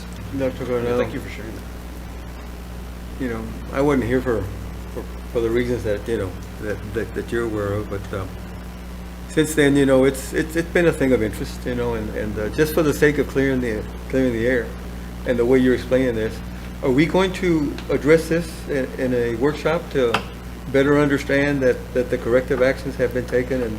So we can address this in a workshop. I would like to, I can discuss much of this in executive session because we are going to be dealing with names and so forth and that process, but, and then we can actually come back out, but I can explain a lot of this in executive session, either now or we can call a special meeting just for that, or a workshop. Yeah, we're going to need a special meeting. I'd like to, Item yes, agenda. call for a special workshop, No, not a workshop, a special item or a special meeting. or a workshop. No. Really, just to clear the Just to air, clear, right? yes, we can have a workshop. Are we good with it? I mean, Yeah, you'd want to Can- meet because you're going to want to. can we move in that direction, council? Yes. To go to executive. Yes. Right, yeah, so Special you wouldn't to a want to meeting, label it we'll as go a to workshop, executive. you'd want a meeting. Because a workshop is more informational Right. purposes, and so when you're getting into personnel, that would be an actual meeting. Yeah, but, and the whole thing is, you know, I mean, so many positive things are happening, and we want everything to be proactive, and we want to understand what's going on and move forward, because I'm going to tell you, after today, I was ready to go coach again and get after it, man. I was so fired up with the energy level that we had. It was just awesome, and there's no question about WISD being the right choice and the best of the best. That's right. Yep. All right. Thank you. D, acknowledgement of Hidalgo County Tax Office collection report for May 2022 and June 2022, current taxes and delinquent taxes. Dr. Coronel? Subject to your questions, you have the report with you.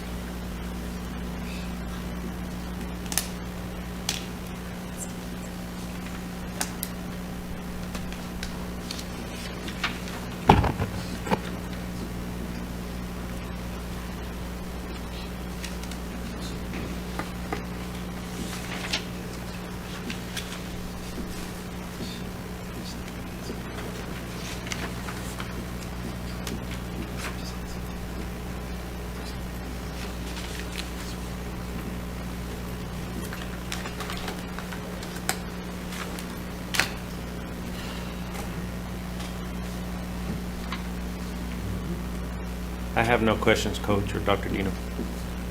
Anybody else? Questions, Sylvia? More?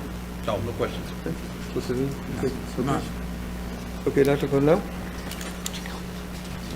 Item E, update on training, conferences, events, and consider future agenda items requested by board members. Dr. Coronel. Board President and members of the board, this was asked by a board member to kind of just update. I put on top of your table, you should have this sheet here. It's just a one-pager. It lists the upcoming trainings through the end of September. I guess two are virtual, or one are virtual, and then two are in person. Of course, the fall event for the Tasby is September 23rd through the 25th. Let Rosemary know if you want to attend. And so I'll do this every month and just share with you what's available for all of you board members. I believe, Mrs. Saika, is that pretty much the intent? Yes. Am I right on track? Yes. And in case we had any items pending for future meetings. Okay. And I know I had already emailed you a couple that we were Right. going to have some policy revisions for our next meeting in September. Okay. So I just want to make sure that those items get put into September. And that's about it. And this will be something that we do every month on our board agenda, right? Right. Updates, Yes. things like that. It's going to be a standard discussion. Okay. Okay.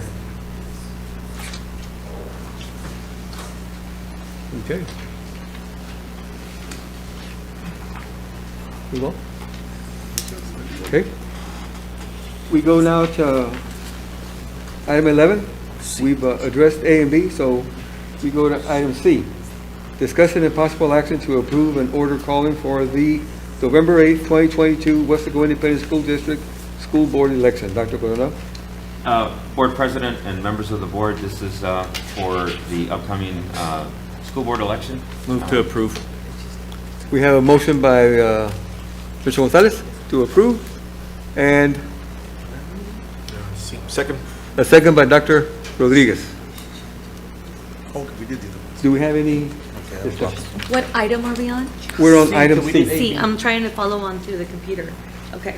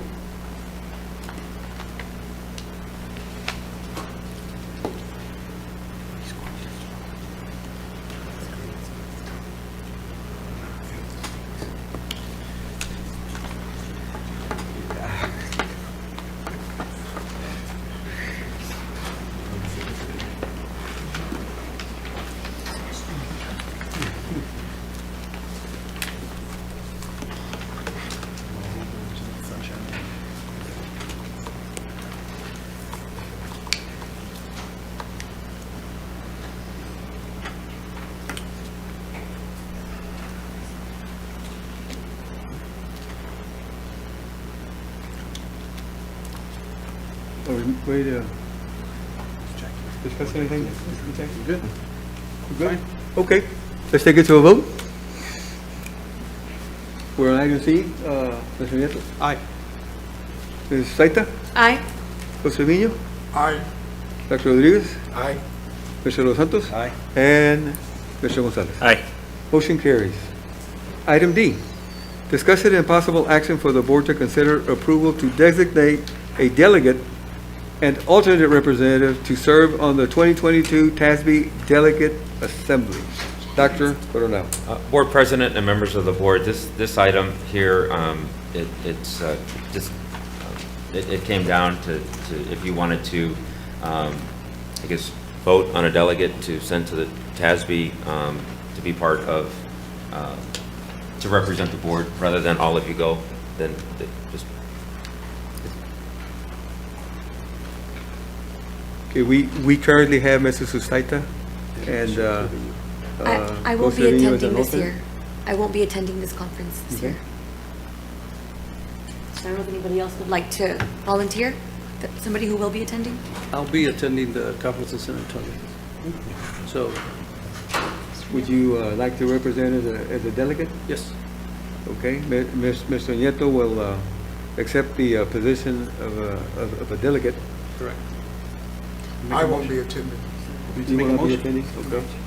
Motion to, we have to make a motion? Do we do the delegate and the alternate? Do we do both? Will he No, do what that? about the alternate? Is anybody else going to this I conference? nominate Dr. Rodriguez. He's not going. Mr. De Los Santos, are you going? So we'll nominate Andrew. We'll nominate Andrew Gonzalez. Is Andrew the delegate? As an alternate. Is he- Because you're the delegate, right, Mr. Nieto? Mr. Nieto will be the delegate? Correct, so he needs an alternate. Andrew, will you be going to the Tasby conference? Andrew, hey, that's what happens when you leave. You've been nominated as the alternate. Sorry to decline. I will be attending every football game for There myself. you go. Well, You're fine. I know. Delegate. You can see. we can I know it say is important because, there was districts last year that didn't show up at all, so there's Correct. no representation. Right. And they do vote Yes. on special or Yes. very specific Who hasn't issues that need served that on there? representation. I know Mr. Nieto and I have served We did last year, They too. did last year. last year. So te toca a ti, Jaime? No, I already agreed to go. Ah, He you're already so agreed to go. kind. There you go. I'll be his alternate, if he can't make it. There I'll you be his go. alternate. Okay, so we That's have good. the alternate as Mr. Los Santos? Yes. Thank you, sir. Perfect. Okay, we have the delegate be Mr. Isidoro Nieto and the alternate, Mr. Mark de los Santos. Move to approve. Okay, we have a motion by Second. Dr. Rodriguez and a second by Mr. Gonzalez. Take it to a vote. Mr. Nieto. Aye. Ms. Taita. Aye. Mr. Trevino. Aye. Dr. Rodriguez. Aye. Mr. Los Santos. Aye. And Mr. Gonzalez. Aye. Motion carries. Item E, discussion and possible action for the board to consider approval to endorse a nominated individual from another school board within our Tasby district to fill a position on the Tasby Board of Directors, position B. Dr. Coronel? Board President and members of the board, this is again a board action where you choose a candidate that you want to represent. I'd like to nominate Ms. Sylvia Sanchez Garza for the position. Okay, we have a Tasby. nomination. Second. And a second by Mr. Los Santos. Any discussion? She's from Weslaco and has served before, so that's a good nomination. And has been doing an outstanding job Correct. of serving in that position. Okay, let's take it to a vote. Mr. Nieto. Aye. Mr. Slater. Aye. Mr. Trevino. Aye. Dr. Rodriguez. Aye. Mr. Los Santos. Aye. And Mr. Gonzalez. Aye. Motion carries. Ms. Sylvia Sanchez Garza will be our nomination. Item F, discussion and possible action for the board to consider approval of the optional flexible school day program for the 2022-2023 school year. Dr. Coronel?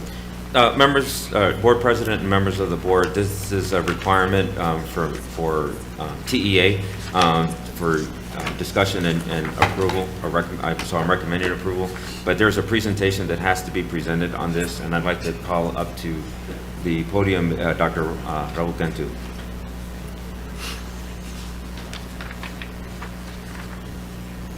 And I'll try to be brief, be bright, and be gone. And as much as I'd like to give Dr. Coronado credit for that, Coach Cueto, you remember Mrs. Peterson telling that all the time. So we're back. Every year we do a presentation on optional flexible school day program. It's a requirement that we give boards an update of previous year's data. Just to remind everybody, optional flexible school day program is actually here it is a program that allows for flexible school hours.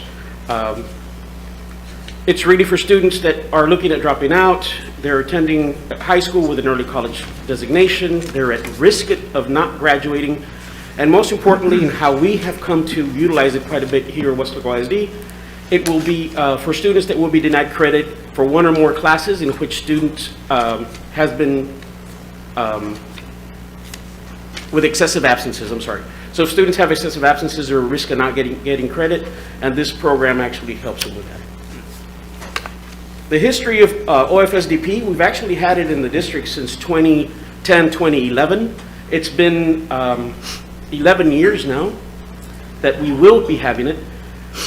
And it was traditionally only used with high school students, kind of like for the night program, Mr. Nieto, you remember using it back then. But really, House Bill 5 opened it up to where any student at any grade level that's at risk of not being promoted because of their poor attendance actually qualifies for this system.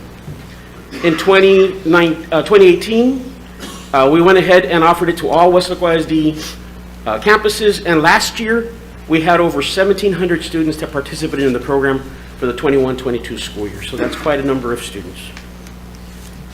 The program outcomes really it's to improve graduation rates, reduce dropout rates, improve course credit earned, improve promotion rates, and most importantly, improve attendance rates. It provides for an alternate method of attendance accounting. Students that are in this program are still students 100%. They still need to take a STAR. They still may participate in UIL, pending other they still need to be passing their classes and other requirements, but just because they're an optional flexible school day program student doesn't mean that they can't participate. So there is an application process. It's not guaranteed. The application requires for us to seek approval from you all, and that's what we're doing right now. And we also must discuss the program currently in progress. That's what we're doing. And then, once approved, we will be submitting to TEA as soon as tomorrow if we get approval from you all tonight. Move to approve. Okay, we have a motion to approve by... Unfortunately, I can't just jump on, because the requirement is I have to present these things or I can't apply. We can't submit the application. Okay, I thought during discussion I could ask the question. Okay. So we are requesting 500 slots for high schools, 200 for middle school, and 75 slots for elementary schools. This past year, we had 972 students who were high school student at any one time or another. Doesn't mean that they were the entire year. They may have been 6 weeks, then removed, or they may have been 6 weeks removed and then put back again if their attendance dropped again. So there's a lot of monitoring involved. We had 1,734 students that actually participated, and that roughly represents 600 additional ADAs when I double checked with Mr. Sanchez, and 600 rough ADAs represents about $5+ million. So it's a big impact program. Can we ask questions? Yes, ma'am, absolutely. Okay, because teachers are the ones who are with the kids, correct? As Yes, they're- ma'am. Okay, and I know they're on salary. Do they get compensated extra for this? No, ma'am. It's a different way of accounting for attendance. So when a teacher marks them present, really with optional flexible, we're not counting days anymore. Now we're counting minutes, which seems very tedious. But really, with the help of technology, we can actually keep track of actual instructional minutes that are occurring. Instead of looking for days, now we're counting minutes. Oh, so they're not staying for instruction after school or on the weekends? That is part of the program, when they stay after school and even into Saturdays, because if a student is absent, then they're required to stay and make up that time, right? But we're still counting minutes throughout the instructional day. Into the evening, those are extra minutes. And really, it turns into a learning activity where if you're absent, then you have to be, coming in after school. So it's almost classical conditioning for the student. So it's a win-win situation. Usually, students that have bad attendance also need the extra help.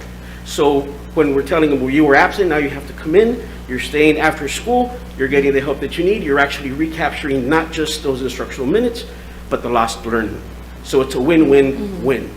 But Yes. teachers do get compensated Yeah, that's- I after 4 o'clock or whatever their time. Yes. Yes, my extended day, yes, they do get. they Okay, do that get was my paid. question, because I know the kids have to stay to make up the lost time, but I was wondering, do the teachers past 4, whenever they Correct. get compensated? Yes, Yes, they do. Okay, yes. that was the question. Thank you.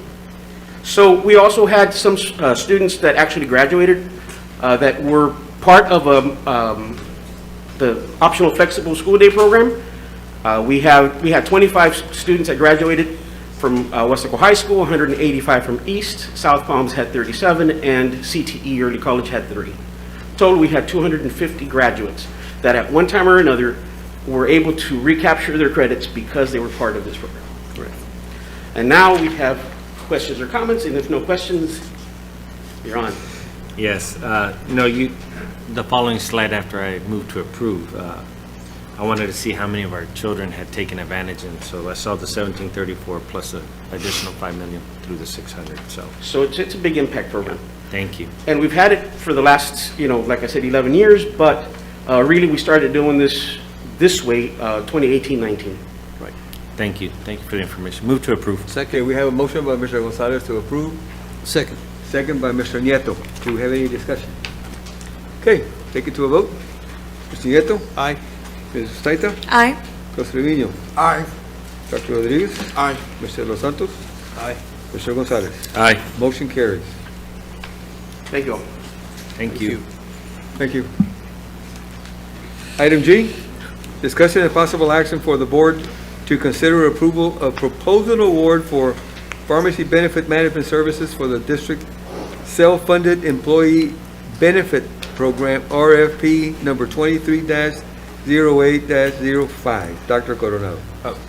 Board President and members of the board, I'd like to bring up Mr. Mike De La Rosa to discuss the recommendation for item G.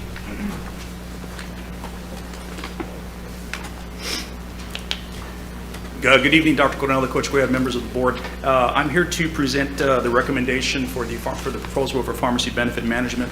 The rationale is listed in the agenda item, and we are recommending that we approve the proposal from Mariah which would be year 2 of the program. I had some questions. Yes, sir. Okay. Everyone's looking at me, so I'll go first. And the only reason I ask questions is, like I tell every employee here, is that I just want to make sure that we get a high-quality product, we're paying the right price, and we don't lose $80, that no dollar slip through our fingers, because all those belong to kids. And so, I know I had questions last time about Araya. I know that we went ahead and we had changed things and gone out to rebid. I just need to ask these questions because these are red flags for me. Like, I just, I need an answer. Sure. And I know that you're the one that has those. So, on the medications, I know that you stated here that they're almost identical proposals. Can you describe first about the overseas pharmacy program? Can you tell us what that is, just for employees? The overseas pharmacy program is something that other districts have done in the valley, and what that is your higher costing drugs, say like Humira, that runs about $6,000 a month. That is obtained from a pharmacy overseas, say in Europe, in highly developed countries. And just like when we have people that go south to get their medications, those medications run about half. Right. So what other districts are doing is incentivizing employees to utilize these overseas pharmacy benefit managers, and to incentivize them to using them, they waive that copay. So for example, if you get a script for Humira, it costs the district $6,000. It costs the employee $100. If we were to go to that overseas pharmacy and if the employee would utilize it, then we would be able to save enough to waive that copay. And the volume on those high medication, like of our staff, like the percentage, I mean, I don't know if you have that number here, but people that are taking, like, say, that drug you mentioned, how many take that? I mean, we have 2,300 employees, so.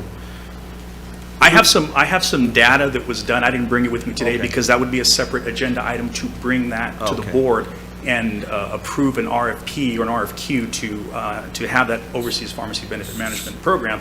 But then again, that runs through ORI because they're the ones that that keep up with the claims. And would they be receiving that, like, in the mail, or? Yes. Okay. FedEx. And then I know you also mentioned here that they're almost identical proposals. And I had some questions here on the breakdown, okay? Because of course, we know that Prime, Blue Cross Blue Shield, we know that they give an automatic, it's a stated, how would you say it? It's an automatic reimbursement that they tell you that you're going to get at the per employee. They give you a credit per employee, so you pretty much know what you're expecting with them. It's kind of a guarantee, in other words. Correct. I know we talked about that last time we had a meeting, that was a guarantee that you'd have, and then from there, you would possibly be looking at the additional, like, implementation credit, and then you'd be also looking at possibly a true-up, because like we had a true-up last time that we didn't know about. There was about $400,000 that they sent us after the fact. Correct. Late. Credit. So the projections there, knowing that we have a guarantee with Prime, knowing that they're pretty almost identical, you're projecting 1.7 million with Prime. And under Araya, the one that's being recommended, that's not a guaranteed. I mean, they don't have a guarantee per employee guarantee like Prime. So let me just yes and no. So on the per employee per month credit, but let me go back a little bit and talk about rebates, because I think that's at the crux of this matter. Right. So what a rebate is basically exactly what it sounds. They're incentives that the manufacturers offer for insurance companies and pharmacy benefit managers to put their products on a formulary list or on a preferred tier. So in years past, the pharmacy benefit managers and or insurance companies, they would keep that money and it was a revenue stream from them. So as plans started getting a little wiser, they started saying, wait a minute, that's because even though there's a rebate on a drug, just like anything else you buy for a rebate, if you buy tires, if you buy whatever, that rebate, well, we all know that that's built into the price. So we're paying for that money. We're paying for that regardless. So what Blue Cross and Blue Shield or Prime, what they do is they say, okay, in lieu of us giving this money back to you, we're gonna issue a credit, or say a $41 per employee per month credit towards your administrative fees. At the end, 8 months after the plan year ends, they'll go and they'll do a true up, is what they call. So they'll tell you, you know what, we kept, X amount of rebates, we gave you this much of a credit, we owe you $400,000, which was the case in this thing, which was the case last year. Right. But you have to remember also that the more money used, the more expensive a drug is, the higher the rebate's going to be. Right. So this year we're looking at less rebates, about 900,000, close to $1 million, but our total RX spend is almost $1 million less. So when you go back and when you look at the way I broke it down is the guarantee, if you will, in savings or credit, it's $1.2 million, okay? And then they're giving us a $50,000 implementation credit. I'm giving Blue Cross the benefit of the doubt and including that $421,000 in there for comparison reasons, but in reality, we don't know what that number is going to be. We don't know what it's going to be when they true up. So if we're spending more money on medications, if the medication is more expensive, there's going to be higher rebates. If we have, for example, employees that are taking medication that's less expensive, well then, or we have members that are not utilizing as much anymore, maybe they've left the plan for whatever reason or another. So that's going to say, okay, we're not spending as much, so we're getting lesser rebates. So it should, in theory, a complete pass-through. So if the cases would have been reversed, we would have seen that extra $400,000 from Araya. So what they're saying is they're estimating, what Araya's saying, basically what they're estimating based on trend and what they're projecting, your rebates back cash to your plan are going to be $1.6 million. So again, I'm giving Blue Cross the benefit of the doubt by giving them that $400,000 credit. So we don't know if we're going to get that. We don't know if we're going to have the volume rebates to get that. So at the end of the day, we're looking at a $60,000, maybe potential more of a credit.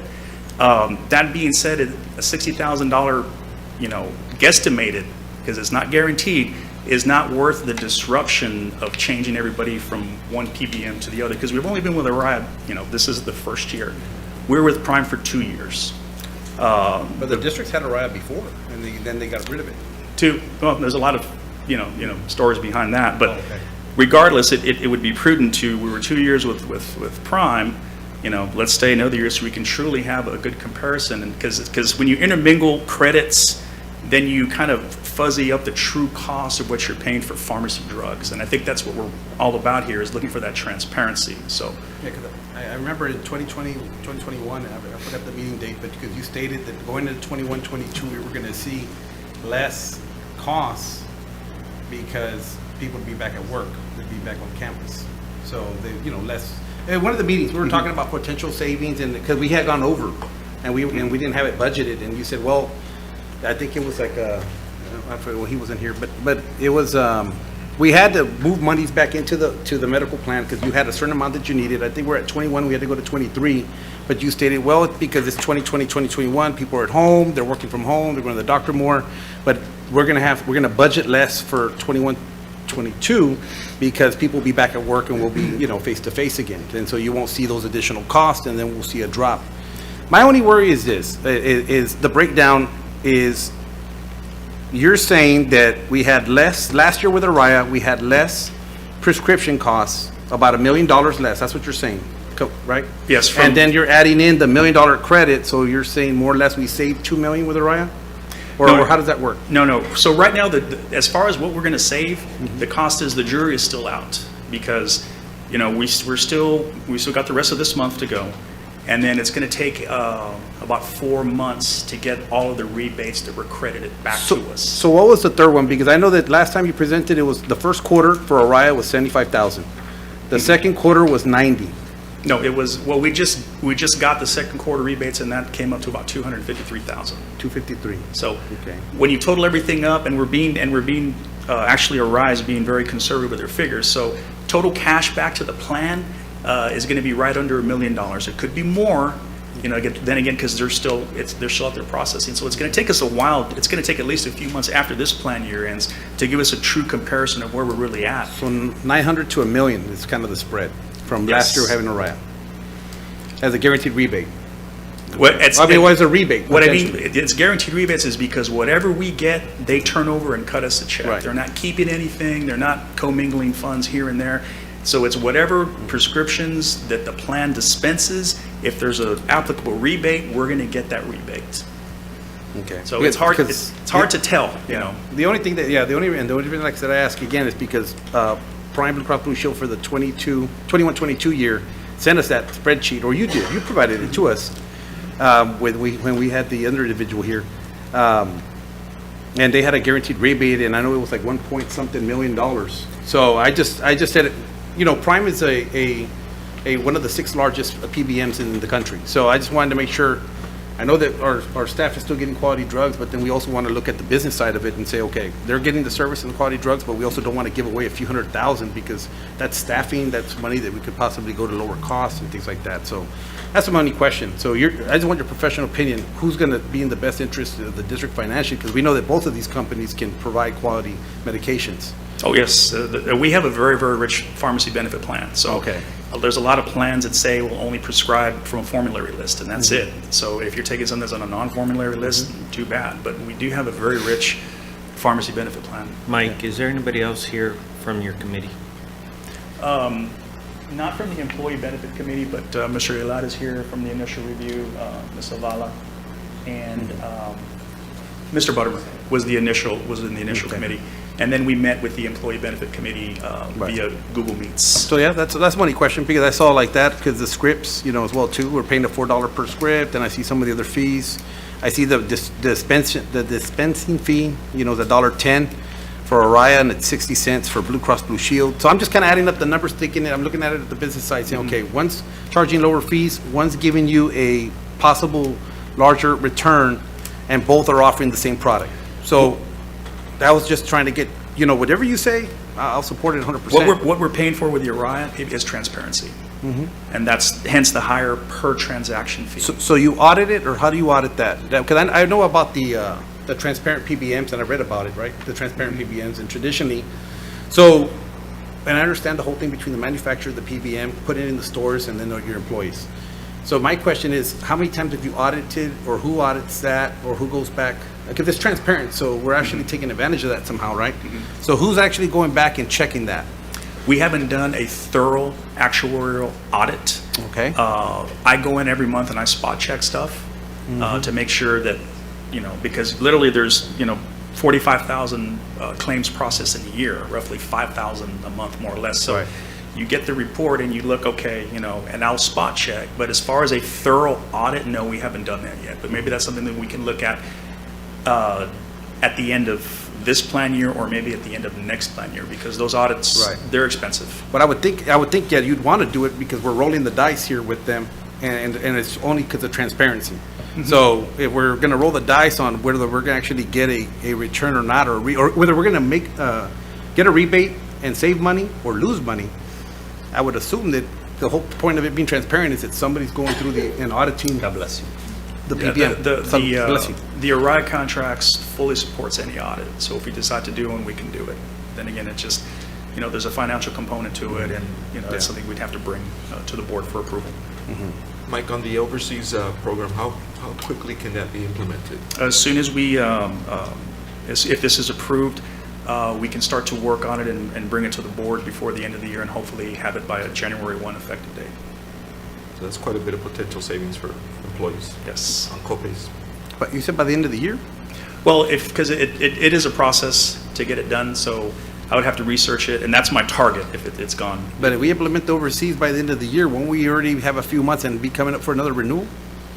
So it'll be kind of at the end of the game, kind of the 11th hour. Depending on how quickly we can do it, I'm being conservative, obviously, but it's not something that can be done in a month. What do you think about that, though? It's kind of a long time. My concern with the overseas, you saw what happened, you know, and hopefully we never have another pandemic like what we had with COVID, that it really decreased all types of shipments from overseas or anything like that, or even seized some of the shipment. And even right now, I mean, you see with the Cardinals, we're still having issues with that.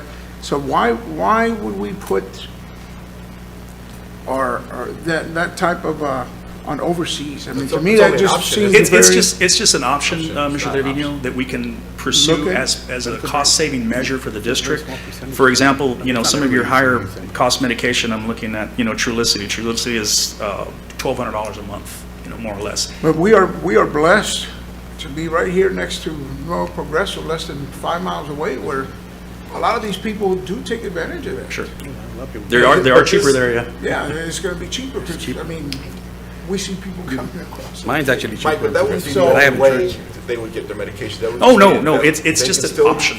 They can still do the traditional way. Yes. Go to Mexico, go to the local pharmacies, or they could, if they wanted not to pay co-pays, they could try the overseas. So I can tell you that McAllen and Sherryland have been doing it for about a year, and they've seen some really good. That was my next question, is what surrounding districts close to us are using? McAllen and Sherryland have implemented. And like I said, this is just something that's extra, separate and aside from this PBM, because we would have to put that out to bid and bring it back to the board for approval. So it's the PBM plus that, the overseas? Yes. Oh, so it's not even this, okay. No, but.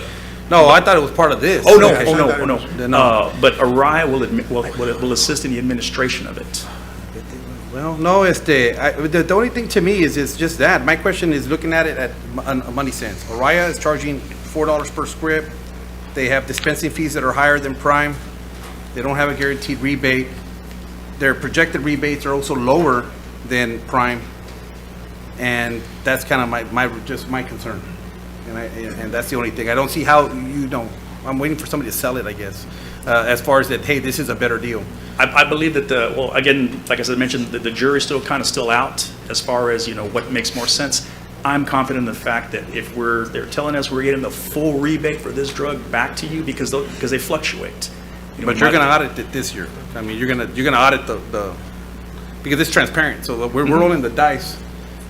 Because it's transparency. We can certainly audit it. Now, whether that happens, that'd be up to, Dr. Coronado and the board, but I can certainly make that recommendation. What do you think, Doctor? I mean, my concerns are only that, sir. It's just the numbers. Mr. Lozano, if I may be, just to be fair, we would have to audit both Prime and Araya. Yeah, I think we should audit it every time. I think, to make sure we're getting our rebates.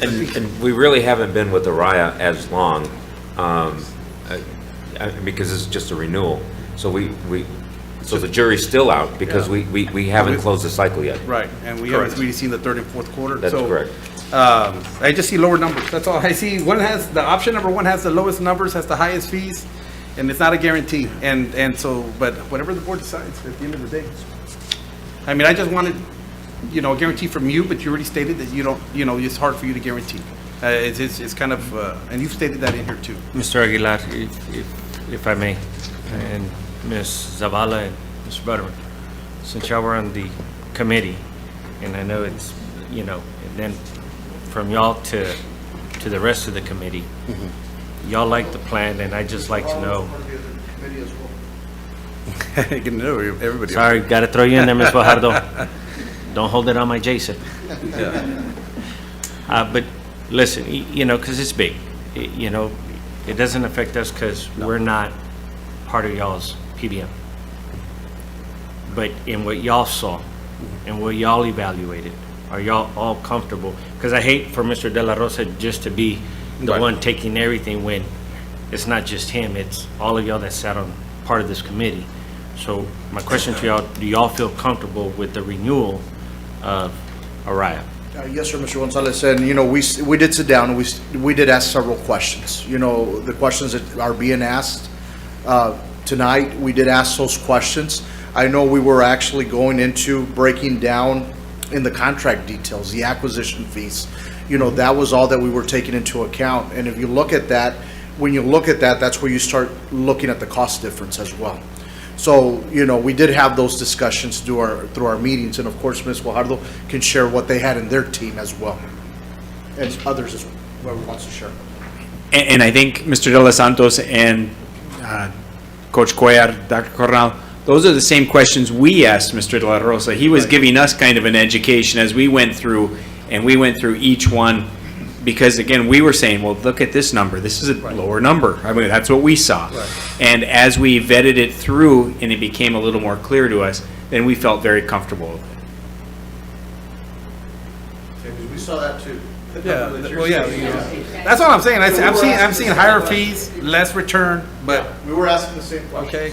Yeah, Mr. De La Rosa was real good about opening it up to the committee and us having an actual discussion, and we were in agreement to keep the transition and to stay with the same company rather than transition, because when you have medications that are prescribed to you and then you change companies, well, it's a little bit of an inconvenience for employees.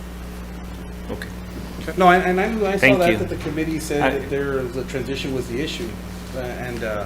So, yeah, I respect that. I just wanted to know the numbers because, you know, I know with Araya from last year, we're going to probably not see a few $100,000 in returns, but that was just my only question. That's fine, whatever the board decides, and great job, thank you. Thank you. Appreciate y'all coming up. Yes, sir. So move to approve? Okay, we have a motion by Mr. Nieto. Yes. To approve.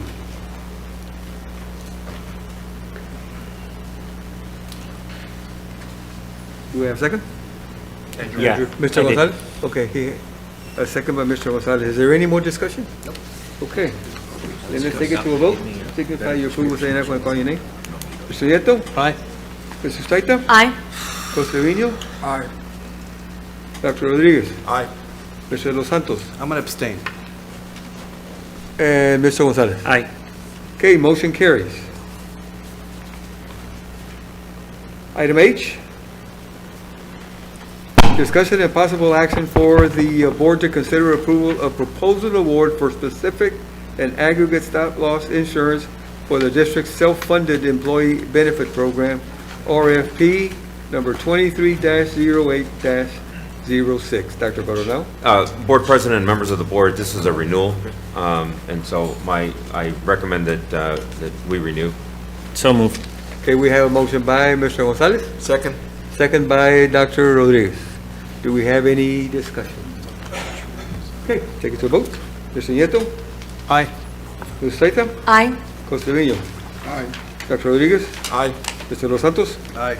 And Mr. Gonzalez? Aye. Motion carries.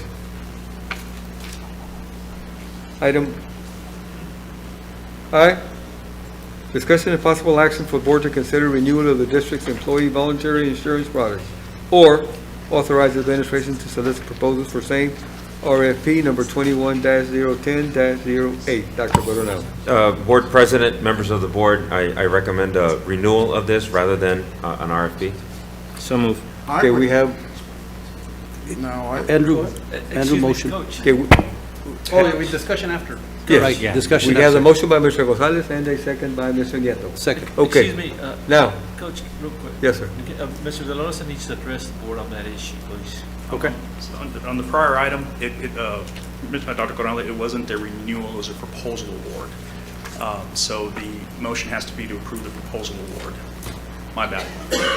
Oh, yes. I'll rescind my motion to approve the proposal award to, all right. The action was to renew it, it actually was not a renewal. It was To issue the proposal. correct. Got it. Mike. Okay. Well, I rescinded the other one, so I did that one, so. Second. Coach Quez. Yeah. Correct. Thank you. No, I was just asking something else. We're good. Okay, what action are we taking right now? I rescinded mine and then made the new motion to the way he needed it read and. The So right we don't need to vote language. again. Okay, now, Do are we we need to going vote to vote on it now? Yes. The right language. Okay, now that the language is in order, Correct. okay, now we're going to take it to a vote, Yes. okay? Mr. Nieto? Aye. Mr. Staita? Aye. Costeño? Aye. Mr. Los Santos? Aye. And Mr. Gonzalez? Aye. Okay, motion carries.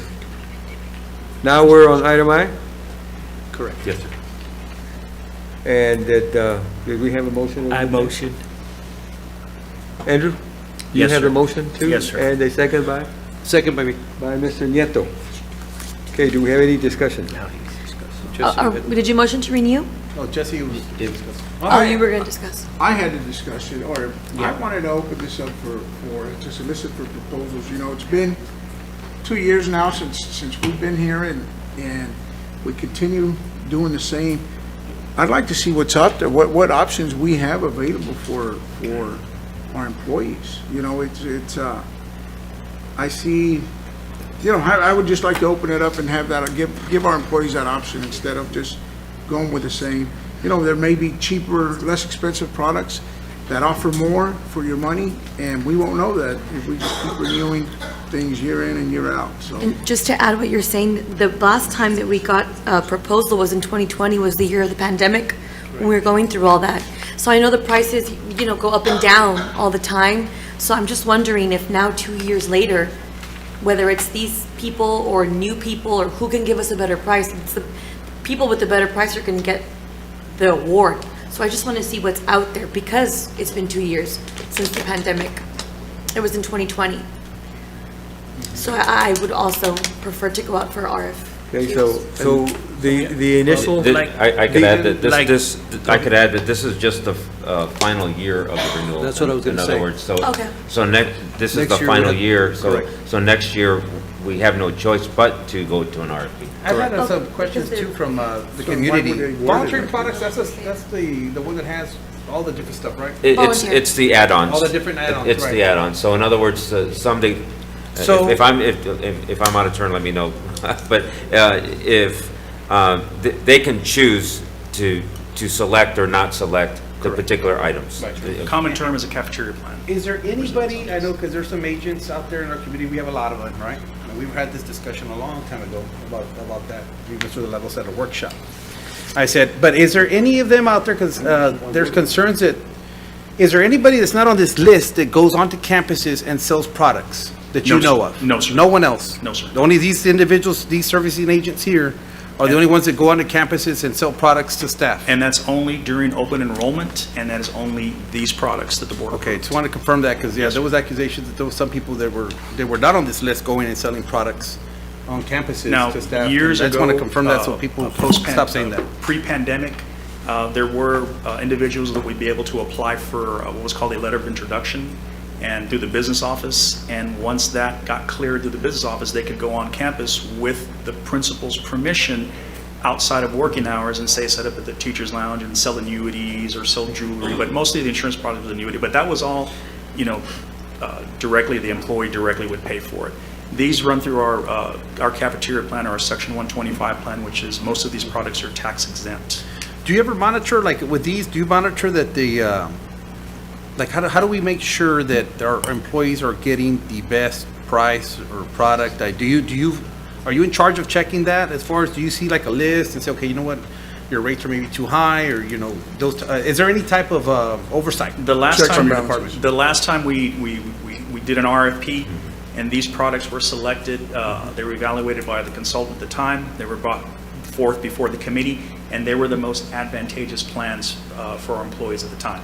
And the rates are flat, so they don't increase. So me personally that buys them, I'm confident. And that was a consultant that we had before? Yes. They won't increase, but they can decrease. They could increase, they could decrease, as interest rates Yeah. rise, Right. things And- fluctuate and. So that's what I'm interested in, to find out by going out for and it is worded, it's either we renew or authorize administration to solicit Well, proposals. we have a motion on the thing, Yes. let the Right, motion right. go by, and We then were whatever happens with the motion, and Yeah, but they were and we'll saying go- that it wasn't an option, but it is. I know that you motioned. Is it a for renewal or is it? But we're in No, discussion then, aren't we? Yeah, we're not voting. The motion was to we got to do the first to motion. No, yeah, to I'm not renew saying- Mr. Dos Santos, so when I opened up the Well, discussion. right, we're in discussion right now. Coach brought up the thing about going out, but I was just gonna ask another thing too. I mean, I'm learning as I go about the insurance. Do you ever have like an open market? Do you ever have it where it's just kind of like, vendors, when you go in schools, conferences, things like that, you have all these different vendors, everybody sets up in the cafeteria, you got 5 health, you got 5, like, why wouldn't we, have you ever seen a district do that, where they do like an open market? I'd like to, so this is my whole issue with the procurement process. Oh, okay. We had to issue an RFP to do our track, for example, right? So we selected some out-of-state organization to do our track, and then they hired local folks to do the track. Right? So that's my issue with the procurement process, and it only applies to education. But, nobody tells Walmart who they can buy and who they can't buy from. Right. But I understand that's a private company versus us using public funds. Mm-hmm. So, but our procurement process for using public funds is actually more expensive. But this isn't public funds. You said that this is them No. purchasing it themselves, no? Right, it's employer paid, but it's through the cafeteria plan or the Right. 125 program. So the premiums that you're paying for most of these products is done on a pre-tax basis. So we do have to monitor that and make sure we're in compliance, with the IRS 125 guidelines. So you can't have 5 different vendors selling 5 different products at open enrollment because it would never get done. Oh, not 5 different products, but the same product. 5 different vendors selling the same product. That's why, you'd increase savings. Like, you'd invite everyone to do cancer insurance, critical illness, disability. You'd have 5, like just an open market type event where everybody could come in. I'm just saying, obviously, it sounds like we can't. But that's what I was asking you. Have you ever seen that? We'd have to issue, so if the board decides to issue an RFP, then we would send it out in the next couple of weeks, and then we'd bring it back probably September, October, and then we'd go from there. But it'd go through the same process. So what we do, Mr. De Los Santos, is, for example, there's a proposal that goes out for disability. For example, the current disability carrier is Cigna. So we received about 6 or 7 proposals for disability. And based on the evaluations, based on, it's premium. It's all premium driven. So from this age band, depending on how much you buy, it's premium added. So this product in particular was the least expensive and the most advantageous to employees versus your other companies that might have. So they were the most competitive. All of these products were the most competitive out of all the submittals. Right, only because they don't know what they're bidding against or going up against. But but you see what I'm saying? No, we put out the loss runs, so they know what they're getting into. We put out our census, we put out our population, we put out loss runs. That's the only way they can underwrite it and evaluate it. Okay, so you're already kind of filtering it out for them, and these are the best choices. That's what you're saying. Yeah, correct. Okay. So I was just saying about an open market. My concern with issuing an RFP right now, just my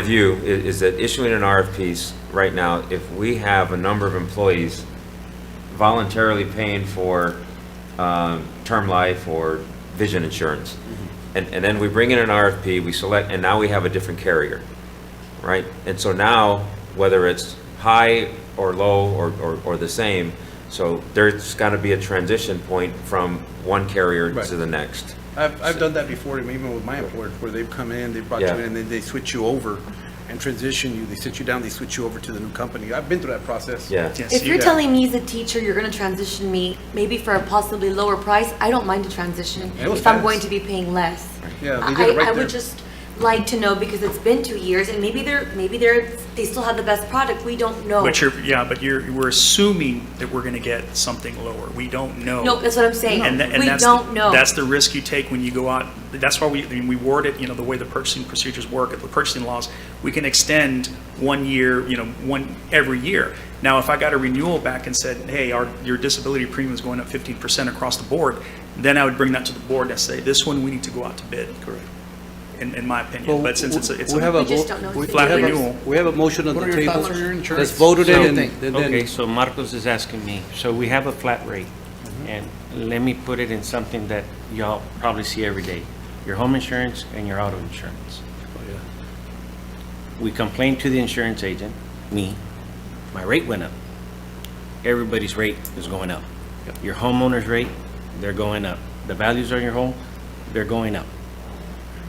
When we're given a flat rate, it's no premium change for the employee right now. Now, a lot of these companies, though, will tell you, well, I'm going to give you this quote, but I don't know if it's going to be the same or it's going to go higher. In the last 3 years, nothing has gone lower. Right. And I represent a lot of companies now, not that I'm not with one company. And everything right now, unfortunately, is going up, and we're paying premiums. I've always liked the fact of a flat rate. So my customers right now that, on the commercial side of things, I got a flat renewal, guys. Your property's not going up, still the same coverage, X, Y, Z, and I'm able to renew it with them. Now, again, if y'all want to go out, if the votes are there to go out, then go out. I'm just going based on what our superintendent brought before us to renew it, and so my motion is there. Are we going to be leaving our employees without insurance anytime by going out for RFPs? no. No. So we're okay just to get information. Well, once we provide a notice of cancel, once we issue that RFP, these rates are gone. They're out the window. These are locked in right now. They're locked in right now. They're not guaranteed to give Oh, you so that you're not, rating. so we have to say we might cancel you depending on RFPs? Once we issue this RFP, these prices that we've got right now, they're out. They're no longer valid, And effective again, January 1st. there's one more year in this renewal, so next year, we have to go for an RFP. We have to. Without a Right, doubt. Without a doubt, according to the language in And there. there's no need for an open market because you already filtered, you know, the people that applied in the bids. You got our staff the best options and the best That is prices. correct. But it was in 2020 when we were in a pandemic. That's what I'm keeping in mind, that we got these rates during a pandemic year. Right now, I think inflation hadn't really hit during the pandemic. Everything was kind of, because we did all this, virtually at the time. We went out to bid in 2020, it was awarded, and then open enrollment took place in October, November of 2020, effective January 1, 2021. So these run on a calendar year. So it's January is when it renews. So right now, with the way the markets are, with the way inflation is rising, it's, I can't tell you one way or the other. I personally recommend we go the safe route. Well, I see what you're saying, but I know for a fact, I mean, obviously I resigned. Colonial Life, won't that continue to carry with you throughout, if you want, don't you have the option of just keeping it next year, even, let's say the servicing agents change, or the insurance company change, but if you have that Colonial Life, won't you stay with it? If you elect to keep it next year. So, so all the employees still have the option, even though things may change. Cigna, the disability, But- won't that stay the same? Won't you? No. Rates change because you're out of the group. 'Cause You're these are- talking about when you leave the district, can you keep it? You Is can that keep what- it. You can keep it, but you leave the group. You can keep it, but you're But not I keep the paying- rates, 'cause I- No, sir. No. No, you're not paying the group rates. So when a disability carrier underwrites the district, they're underwriting the group as a whole. So when you leave, you can take that product with you, but you're not going to be paying the same rates that you're paying now. You're getting an individual rate, not a group rate. Oh, so so Colonial Life is, these are like the only people that sell Colonial Life. That's what you're saying? Is that what I'm understanding? No. No? No, anybody can sell Colonial Life. Well- Or how does that work? Other districts have different insurance agents. Oh, the agents. You're talking about agents then, I'm sorry. Well, I don't know, no, I'm just hearing, because I'm hearing him, I thought he was asking you if only these people sell this product, like, I'm not gonna name the agents, right, but these individuals sell only Cigna, Voya, United Healthcare. Yes, those are the only products that they can offer to employees during open enrollment, once a year, then that's it. I'm going to give you another example. I have Family Heritage, and I think that's what Miller, or I can't remember the agent, that I bought it from back in, I don't know, 15 years, I don't even remember. But I'm still paying the same rate, and it's a cancer policy. That wasn't part of this, Coach, because I have the same policy. That cancer policy that's Individual. separate than what our staff get. But I purchased it under an open enrollment deal. No, sir, you did not. No. You might have bought that he might have been one of the those- agents that had one of those letters of introduction, so maybe he sat in the teacher's lounge, or maybe he met with you during your conference period, but that premium is coming straight out of your checking account. It's not going through a Section Correct. 125 plan. Correct. So with a Section 125, if you buy a cancer product through Colonial, the premium you pay is pre-tax. So that premium is being deducted from your income that you're taxed on. So that's, an incentive for individuals to do this, because you can only get this in an employer setting. You bought that directly from the agent, so that's directly out of your At a checking school account. setting, though. But I it was, can't recall where, I mean, it was at a school, obviously. Yeah, he was one of those, where they would come into the school with the letter. In With Harlingen, he permission of did the the same thing too. principals. Yeah. But you said nobody goes in other than these people. during an open enrollment. So wouldn't that contradict them? Like somebody else coming in? Well, I know that during when we started our COVID protocols, there's no more letters of introduction. We don't let anybody in the campus anymore. But back in the day, if individuals like, the one you mentioned, if he wanted to go and if he got permission and sat at the teacher's lounge, if the principal was okay with it, he could sit there and do it. These products were awarded under the Section 125 or the cafeteria plan. So most of these products are pre-tax items, which is you cannot get that from the individual that you mentioned. I still honestly, they were doing, I was under the cafeteria plan. Once I moved over from that school to another school, I removed the billing and did it from my own personal account, but I still kept the same prices, everything still stayed within the same. So I did not lose the coverage, I did not lose the open enrollment benefit of having that other than it's now being taxed, I guess, compared to, since it's not under a cafeteria plan. Yeah, I mean, if the outgoing company made you that offer, more power to you. But I mean, no, is that customary? Does that happen? So where does, okay, sorry, go ahead. No, that's. I mean, like I said, if you leave, I can't tell you, and you want to take these products with you, for example, like a disability product, if I left the district, I could keep it, but I'm not going to be paying the same rate. I'm going to be paying an individual rate because now I'm being individually underwritten versus the 2,400 employees as a whole. No. I had a question just real quick. So, okay. Now you're saying that pre-COVID, there was individuals with permission of the principals or whatever would go to the campuses, set up in the lounge and sell products. But after school and right, but they were going on our campuses, right? And yes. with the principal's permission. So is this what we're approving here for this voluntary product list or insurance products that are being sold? These agents, are we saying by us voting today that these are exclusive? Like they're the only ones that can provide these to our employees? That is correct. Okay, so then, but a principal then can let somebody or an insurance agent of their choice to come on, or that's not going to happen no more? Well, it's not going on right now due to Okay. COVID. Those letters of introduction are no longer being given. Oh, and also these products are through payroll deduction. Right. And anything you buy, from another vendor like you did, Mr. Trevino, that's coming out of your checking account. No, I understand that part. Okay. But when I first enrolled, it was coming out of my Paycheck. Paycheck. It was, I mean, I enrolled through a school, through an open enrollment period. That And- doesn't sound. that Before you doesn't got sound to right. Weslaco, or? once No, you were I here? can't remember if it was Weslaco or San Benito. I can't recall right now. I'd have Everything to goes go through payroll back and- deduct. And give them a call and ask them too, but I just, and that's what I'm gonna do, I just don't wanna call them, or I'm gonna call them and find out, hey, no, this is the way it was, because then I'm gonna. Pandora's box. Right?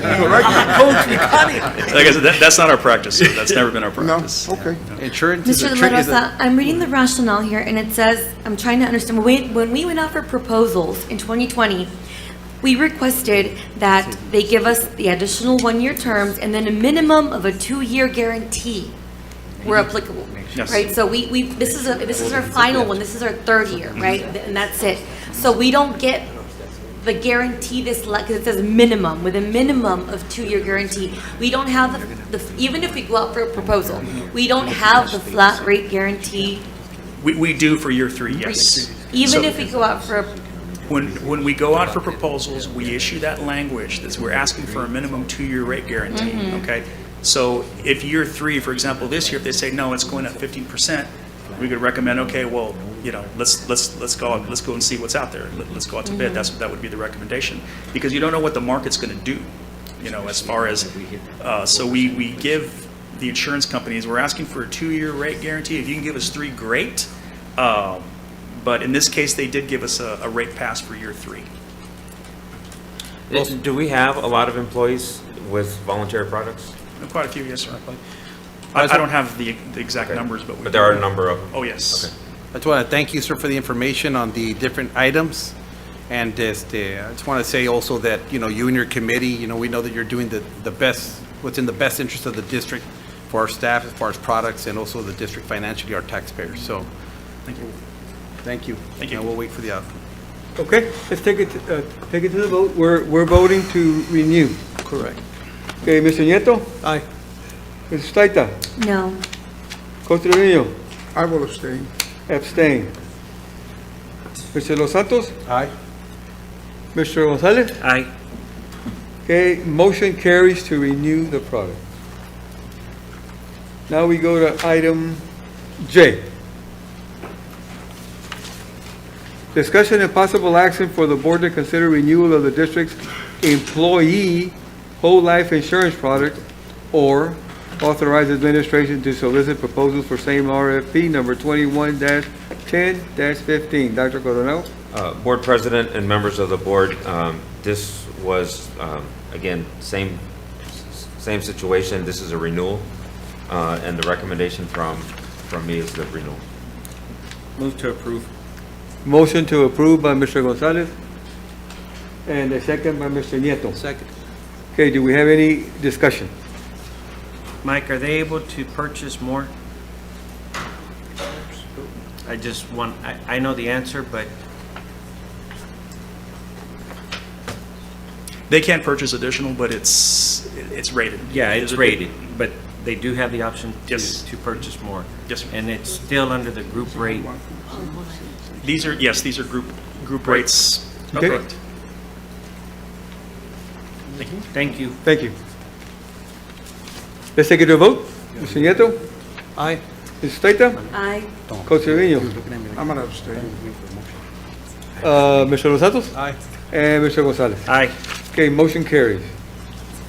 Item K, discussion and possible action for the board to consider approval of the School Resource Officer Memorandum of Understanding, MOU, and interlocal agreement between Weslaco ISD and the City of Weslaco. Dr. Coronel. Board President and members of the board, this is an MOU for us for a school resource officer program with the Weslaco Police Department. This puts 2 police officers at each, at Weslaco East, Weslaco High, and then it puts 1 police officer at, 1 each at middle schools, 4 of the middle schools, and then also provides a sergeant. And there's a cost here as well.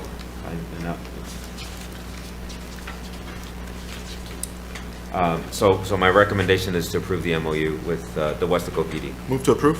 Okay, motion by Dr. Rodriguez, Second. second by Mr. Nieto. Andrew. Okay, do we have any discussion? Gonzalez. Oh, Mr. Gonzalez? Yes, sir. Okay, Mr. Gonzalez, second. Do we have any discussion? The only discussion I have is, I guess later on, we'll have a possibility of maybe having resource officers. At the elementary school. Or rotate something. So right now, sir, what the consideration is that the second police officer at the height at each high school will rove their 5 elementary schools. Oh, okay. And there's also the police sergeant that can rove the elementary schools as well. We're also looking at either contracted, off-duty, DPS, constable, sheriff, and whatever we can to put a presence at our elementary schools as well. Okay. Okay, take it to a vote. Mr. Nieto? Aye. Ms. Taita? Aye. Coach Trevino? Aye. Dr. Rodriguez? Aye. Mr. Los Santos? Aye. And Mr. Gonzalez? Aye. Motion carries. Item L, discussion and possible action for the board to consider the release of a request for qualifications for the architectural and engineering services for future projects. 1, approve the release of a request for qualifications RFQ for architectural and engineering services for any future project.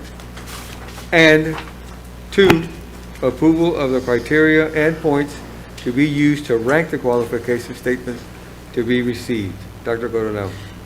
Board President and members of the board, as I was alluding to earlier about our procurement system, it's not a perfect system, but it's the system that we live in. What many districts are doing at this time are submitting RFQs. Again, these aren't proposals, these are just merely qualifications that provides us a menu that allows us to choose. We know that it's been 14 years since we've passed a bond. We've had a master plan started in 2016. Again, that's already 6 years old. And so if you look at some of the scope of the A&E, what we call A&E, facility assessment analysis, bond planning, district facility master planning, interior design, project management, construction administration, mechanical, electrical, plumbing, structural. So basically what I'm trying to recommend here is that we put this under one umbrella. And it's just an RFQ. It doesn't mean we commit to any one person, but we solicit companies for A&Es. I move Do to we not- approve. oh, I'm sorry. We already did a list. I thought- Yes. Okay. We didn't have a We've done list. architects and engineers, I think, maybe four. We have a motion by Mr. Gonzalez. Yes.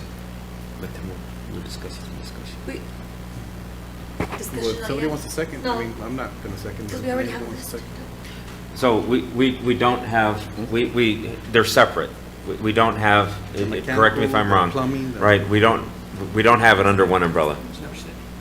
Okay, so what, You want So- somebody that does all different, Right. these different. Because we had approved a while back different Engineers. engineers across, what was it, MAP, what was it, the acronym? So the engineering services Hold on, real expired. quick, hold on, there is a motion, is there a second? Yeah, second. So we can have Who's some gonna second? discussion, Oh. or it dies? Second, I'll second. Okay. okay, we have a second by Mr. Nieto. Yeah. Now, is this a two-part No, so- item? Or are we gonna do both of these under that same umbrella that Dr. Corona was talking about? That is the recommendation, yes, to put them all Okay. under one umbrella. The engineering The- services already expired. To approve the release request for qualifications RFQ? Correct. And approve the criteria for the points? Correct, Correct. Okay, that was a motion My and motion. that's a second. correct. Do we have any discussion? Yes. Questions? Well, no, Americo, can you just, I know we Yeah, have so- questions, because we so did engineering approve the services engineers. expired already. and That was expired. At the end of June. Okay, we had a, And the architects is due to expire in September. okay. So we're just trying to get ahead of it. So that's every year that happens? Yes. Yearly. So we have to approve all, yeah, because we approved everybody that applied. Right. Correct. Yes, To be on board. Yeah, on the architects, there was only 3 architectural firms that were approved. And what about all the individuals that presented? You remember that? Well, that was them, right? That was the Yeah. engineers. That was The engineers. The engineers were all approved. Okay, and then the architects also, we did that one, because I remember those one that they Right. did flat rate. And the board That was approved. when we approved everybody that applied. No, for the architects, the board approved only 3. Oh, really? Yeah, Okay. the top 3 The that. ones that we, who was, we It was- approved all of them, and one of the, On That the was the engineers. That was the engineers. Every engineer Yeah. applied, we approved them. Correct. To work here. And the same So thing. now what we're trying to do is Do it again. encompass it, because one, engineers are gone because of the contracts are expired, and the other one expires in September. So going out for qualification, that doesn't put us in any There's type no of- commitment, There's there's no commitment, and nothing is binding. But then we can get- We haven't used an architect because we don't have any money for a building, but I mean, it's just, just putting it out there. But I think we're moving towards a direction where at some point, we're going to have to consider a bond. I know Yes, that's not, So you want, okay, so it's architects, a Right. whole new list. yes. Okay. This is not, it's not off subject, but with solicitations, I've heard a lot of people tell me that everything's kind of, and I know as our business, everything's online, bidding is online, they submit bids online. Are we not moving to that? Are we still getting the, good old paper in the mail? We can certainly Unseal do it? that, ma'am, but in this case, you go through interviews of them to check their qualifications as well. So unless you want to do it virtual. No, I'm just hearing that a lot of other districts are doing that, so I'm So wondering. a lot of people buy what's called an ERP, which is an enterprise resource programming, and it encompasses that, but not for the qualification piece. But when we start issuing an RFP, right, because now we're going to accept bids, now it moves to an online platform. But we don't do that. We're not there yet? We're not there yet. We're Yet. getting, right, it's coming. It's coming. quicker. It's faster. It is so much faster, and that's the systems that I'm familiar with. So Okay. everything is done online, but again, I think we need to improve our infrastructure overall. Right. Yes, sir. Okay, that's to do that. Okay? All right. Okay, second to vote? I mean, one thing, I know last year, we had all these companies come over, turn in these packets, present to us. I mean, it was time consuming for everyone, and then we don't end up using them. So I know it's costly for them as well, so why not just hold off and when we do have a project, or when we decide, hey, or we get this bond or whatever, at that point, then we go on and do this. Why waste everybody's time? So what every district is doing is getting this architect or these services on an on-call type of basis. Okay. And so for anything that comes up, they've already been pre-approved by the board, and we can just resort to them and try to expedite the process to do a project.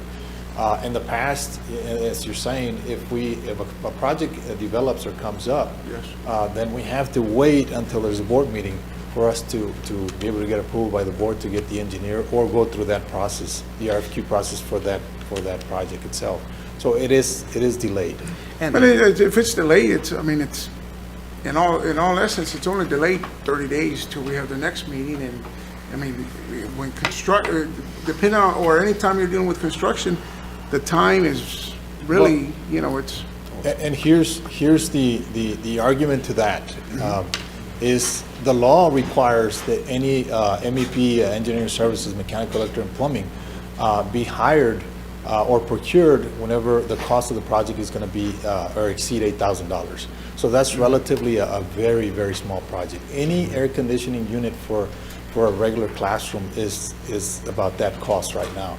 So to change an air conditioning unit and have to wait 30 days, for the board to approve the engineer to get their services out there, it's just something that we're trying to avoid. And on the engineers, now we're on the topic. Engineers, how are they charging flat rate? Are they charging a percentage? I mean, how does their fee come up? So the typical fee is percentage of cost of project. Percentage of cost. Right. So and everybody charges percentage of cost? Depending on the size of the project, they have their range. So 6%, 7%, so it's a fairly small project, they'll go as much as 10%, 11%. But if it's like, say like the roofs, you all have roofs that are like a $26 million total, so that would be a percentage? Yes. Now, is there any type of engineers or architects that can charge you a flat rate in situations like that? They can, and they've done it before. And would it be more, rather than pay somebody 6%, I mean, because they're not installing the roof, Right. So it's a double-edged sword in essence, because if the project cost comes in a lot lower than the conversion, that percentage that they're charging is a flat fee. Now they're getting more for a project that costs less. So it can work both ways, to our advantage or disadvantage. But if I'm charging percentage was, Right. It's kind of like when you do a stipulated sum versus cost basis, like that. Like in my area, I do a stipulated sum. I tell you this is what that residence is going to cost you. But if I tell you I'm going to do a cost basis, which is like that, a percentage fee, well, with something that could cost $4,000, I'll tell you it costs $6,000, or and the higher the fees go, the more advantageous it is for me for not being on time, for what is it called when we haven't had those in forever, but when you have unexpected additional costs, change orders and things like that. Yeah, so that's what I'm just saying. Like you would think a flat rate would be locked in, and they'd be advantageous to be on time and to turn in the product, without having any issues, errors, or anything like that. But I'm just asking, do you see that? That language would be written in an RFP, not an RFQ. All we're asking for is I'm just saying, qualifications. Yeah, and what I was going to get to is the rubric. Like, is that part of your rubric too, as far as costs? Like, whether they're charging, like, is there points for saying percentage versus flat rate? Because that would be an advantage to drive people to go toward a flat rate and probably save funds, because you'd have to be careful on what they charge. And we certainly consider that, and that's negotiable at the time that we're trying to set up a contract with them for the project that gets set up or that comes up with them. So it is on your rubric already, flat Yes. rate versus fee, Right. percentage. We'll look at everything. And again, with a percentage of cost, we make sure that we adjust that fee based on the actual cost. So for example, Right. I saw if there's additional scope of work to the project that's added, then that percentage is going to increase. But the allowances get deducted from any project for an architect, and then we apply the fee to the actual construction cost. So yeah, we make sure that it's percentage of actual cost or actual construction cost. And the reason I'm asking this, I was thinking about the project with the ag farm. I know that's something that we've always been looking at, and we're waiting for prices to get to or it's something that it's crucial that we need to take care of. There's a lot of kids out there and families that are looking at it. But I remember that when initially it was presented, it went like from 750 to 1.5, because we were going through it at the height of COVID, right? And at the end of the day, we didn't move forward with construction, but the price had already elevated to $2 million. And we paid the fees Actually, off of $2 million. It was more than that. It was Actually, yeah. $4 million. It Well, was we paid 100%. I think, what was it, the architect or engineering fees? We paid somebody 6% off of that price, but we didn't build it. So what if we build it now? Is that something that if we stick with that company, I mean, is that project on hold? Is that company going to say, okay, you know what, now prices have gone down, total construction cost were $1.8 million. well, you kind of owe us because we paid you on 2, or how does that work? Or 4 So- million, I'm sorry? So when that happens, we go off of the budgeted cost, right? And the budgeted cost was below 2 million. So we don't pay off of the 4 million that we got. Right. And plus, we So you paid only- on the 2? Right, 2 or less. I think at that time it was less, the It was like budgeted cost. 1.5 million. It was, it 1.5 had or gone up to 1.7. 1.5. Right. Yeah, it stayed under 2. Correct. So we paid on the increased price, but it was under 2. Correct. And we kept And the we only plans. pay for services provided, so at that time, there was no construction administration because there was no project that came to Right. fruition. So we only paid for the design services of the drawings that they stamped and. So that was that money that we paid out? Correct. Just for the plans? Correct. Right. Now, if the board so chooses and we were to consider that again, now, the recommendation would be to go with the same architect only because they've already done the drawings. Yeah, and If the we hire charges. any other architect, we're looking at code adjustments and compliances, and really, nobody's going to want to take on the liability of that design that another architect did. Thank you for the information. Thank you, Thank you, Mitchell. Okay, thank you, everybody. Ready to vote? Okay, Mr. Nieto? Aye. Mrs. Staita? Aye. Costeño? Aye. Dr. Rodriguez? Aye. Mr. De Los Santos? Aye. And Mr. Gonzalez? Aye. Motion carries. Item M, discussion and possible action for board to consider approval of the administration's ranking recommendation for the purchase and installation of a digital marquee for Maryhill Middle School and a marquee display boards for Dr. Armando Cuellar Middle School and the Joe Calvillo Jr. CTE Complex, CSP number 23-08-08. Dr. Coronel. Board President and members of the board, when I first got here, half of our marquees were down, which is our number one mode of advertising our schools. And so we ended up, we've made a priority to fix those that could be fixed. However, there were a couple of them that could not be fixed and have to be, I guess, somewhat replaced, or we're going to digitize. So what you see in front of you is what we're recommending that you, my recommendation is to approve the vendor to get these signs installed.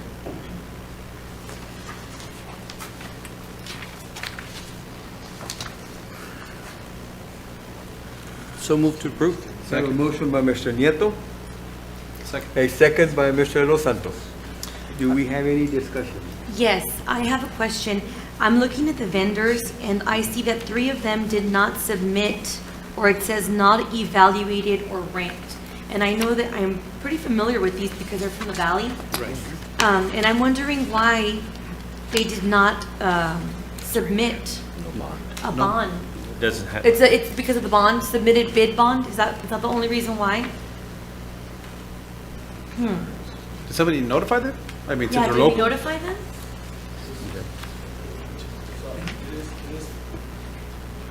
It is part of the RFP package, and they're required to submit that bond. On time. If they don't submit it, they get disqualified automatically.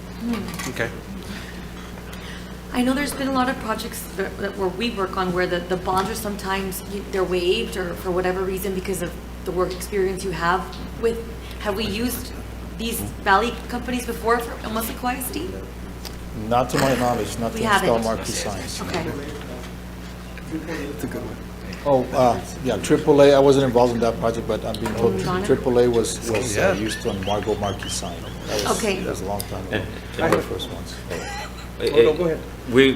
If we want to waive certain things, we would have to go back and change policy because our current policy has our procurement RFP issue, or issuance of RFP and RFQ, so. Okay. My concern is just with, like, this company here from Kentucky. Are they going to do the work themselves, or are they gonna subcontract? I believe they use subcontractors. They've done To some work for somebody- us already as well. Yeah, So they might just hire AAA. So they for- they use some subcontractors for the installation, but they're the ones who manufacture the product. Yeah. So the product comes out of their plant, and then they use local installers to install it. How long would it take if you had to change the wording? Because I'm looking at 153,000 and you got somebody from here from the Valley to do it. And what if it's half the price? Because they're, Ms. Jackie, but like when we did the scoreboard, y'all did the drilling, the company. years ago. And we still never got paid. Talk to Carlos Robledo. But. That was before I was on the board. Y'all were bonded, because that was one of the questions asked. Yes, somebody can get a bond. You pay extra. No, I know, I You saw. pay extra for the bond, yeah. But what I'm saying is. Guaranteed.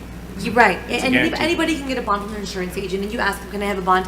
But what I'm saying is, just because of that one little, not little, but that one prerequisite, are we going to save a lot more by using somebody locally instead of somebody from Kentucky if we just change the wording by the bond? Or can we contact these people and say, hey, you know what? Because maybe they thought if I pay for a bond, I have to ask my insurance, and they're gonna charge me, and I'm gonna send an RFP, and I'm not even going to get approved. So that's probably why they just said, no thanks, I'm not going to send anything in.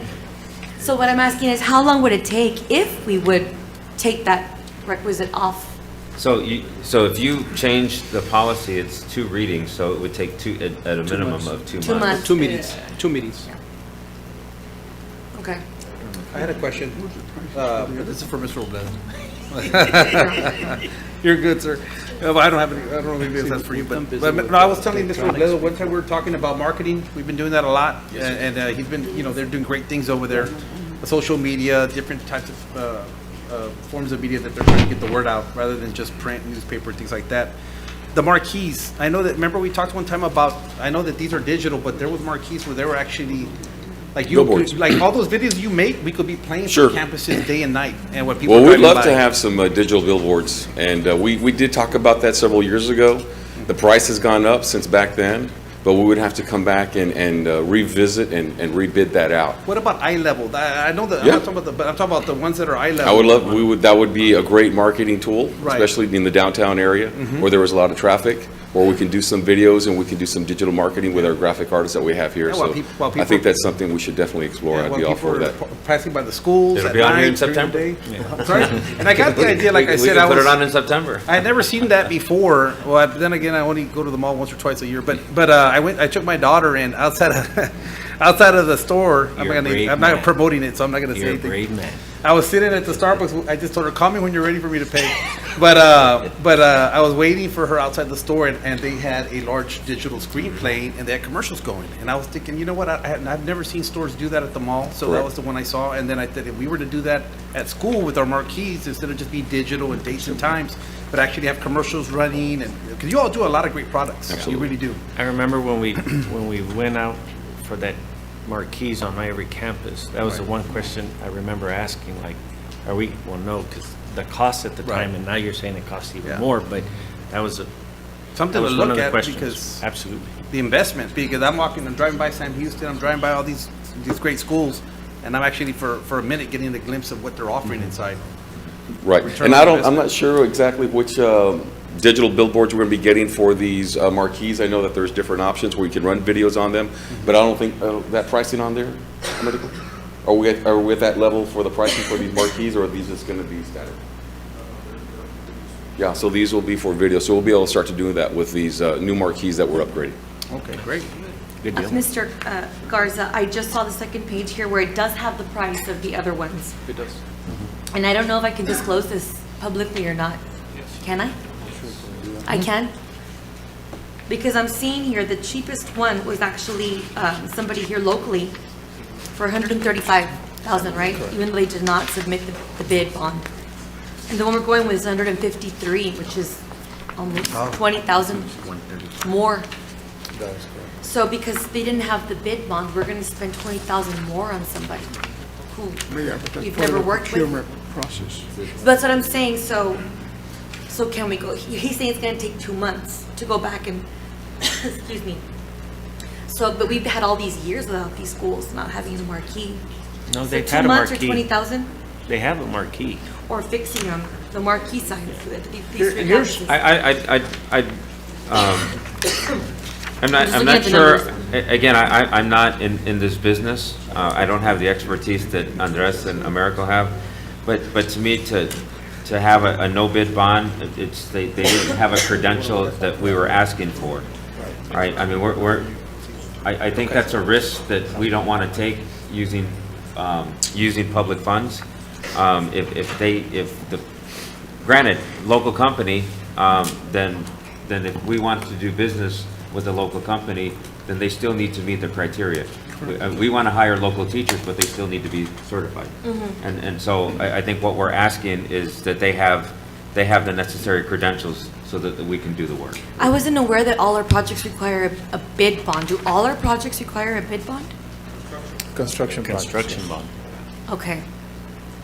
So even though it's a sign, not a school, not something the kids are in, but a sign requires a bid bond. Yeah, it's construction, it's considered construction, yes. Okay, I wasn't unaware. that So, that was- so in this case, we have two marquees where the digital display boards are going to be replaced, and then one of them which is going to be erected from the ground up.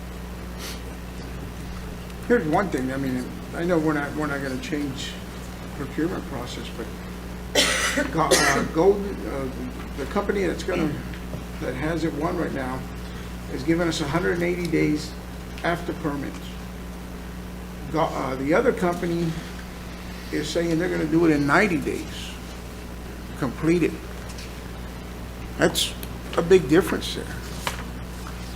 Yeah, so we're talking about the golden rule signs? Yes, Golden Rule Signs is telling us they're gonna take 180, up to 180 days after permits. Whereas Gulf Coast Sign, they're gonna take 90 days altogether to complete this project. Correct, yeah, and unfortunately, like we've been discussing here, Gulf Coast did not submit the bid bond, so that's the only reason. Did you guys follow up though with them to say? No, at that point, again, to be fair to everybody, we just Yes. open bids and rank them, and we just, unless we have any other questions, we submit them to everybody. That is essentially a similar question for everybody, additional information that we're requesting from everybody. Yeah, it surprises me because it's very easy. You just ask your insurance But and that's it. It to- surprises me. To their defense, we went through that forensic audit, and I think there were some issues with the Oh, was there? rebidding and, Oh, yeah, no. So, I mean, I think I can understand why they're not gonna be Yeah. reaching out and No, I'm correcting just wondering why, yeah, that it's something so little, like just getting that. They wouldn't do it. They That's missed the what's- timeline, right? That's the thing though, you're saying? They missed the No, timeline? no, so they were on time. The bid The bond. bid didn't submit it, bond. period. Yeah, it was an incomplete bid. But there was a cutoff, right? Yeah. Yes. So they were on time, but it was an incomplete bid. And we're being very careful in what we reach out to them with, again, because we want to make sure that we're fair to everybody. Correct. Yeah, that's what it is, okay. So we have a motion right on the floor? Yeah, he made a motion. Andrew. I didn't know you did that. So we ready to go? Yes, Yeah. we're ready. Okay, take it to a vote. Suyeto? Aye. Saita? Aye. Coach Trevino? Aye. Tapso Rodriguez? Aye. Mr. Los Santos? Aye. And Mr. Gonzalez. Aye. Motion carried. Item N, discussion and possible action for the board to consider approval of the administration's ranking recommendation for the proposal. Responses received for the design, build, construction of HVAC improvement projects district-wide, RFP number 22-06-27, phase 2 of design build process. Dr. Coronel. Board President and members of the board, we submitted an RFQ back in June. We opened this up for people to come in and look and invite, and then we issued the RFP. And so much of this, I guess the assessment, I guess was the phase 2 piece. And so what you see before you are the 3 folks that actually started the process, and the recommendation is to choose Verigy. Medico, I had a question, Medico. Can you explain, design build firm versus general contractor? What's the difference there? So it's the method of construction that we're trying to follow here. In design build, is literally as it states, they're designing as they're building. In our case, we're trying to use this method of construction to see if we can get ahead of the time frame that we have and the deadline to meet the Esser fund requirements. And so we feel that by going this method, we're gonna actually get a short time frame to get the project completed, or the multiple projects that we have. And again, we're trying to tap into a market where these companies do so much work and in bulk, and we're trying to see if the manufacturers will deliver the equipment to them at a much faster pace. So the faster pace would be, I'm sorry, with a design build, that would be the That's faster? right. So again, as opposed to, and to complete the, responding to your question, as opposed to the CSP, which is sealed bid proposals, and where we have an engineer hired first or an architect, in this case it would be an engineer, and then we get the construction documents from the engineer, and then we put it out to bid, and then we hire the contractor, and which is separate. So the design build firm, you're saying is more advantageous than the general contractor per se? At this point, yeah, we've been doing some research, and we're feeling that's going to be The design build the is more advantage. effective. Right. But why do you have, well, with the two options you have here, the one Vergy, I think you said the name, right? Right. Yes, so, the one that Dr. Coronel brought up, they're ranked number one, but they're not a design build firm. They're a general contractor. They are design built. Oh, at they least are? that- Oh, okay, yes. they didn't put it here. Oh, okay. Yes, they are. They are design build also. Yeah. So that's the method of construction we selected, and these companies have to go follow that process.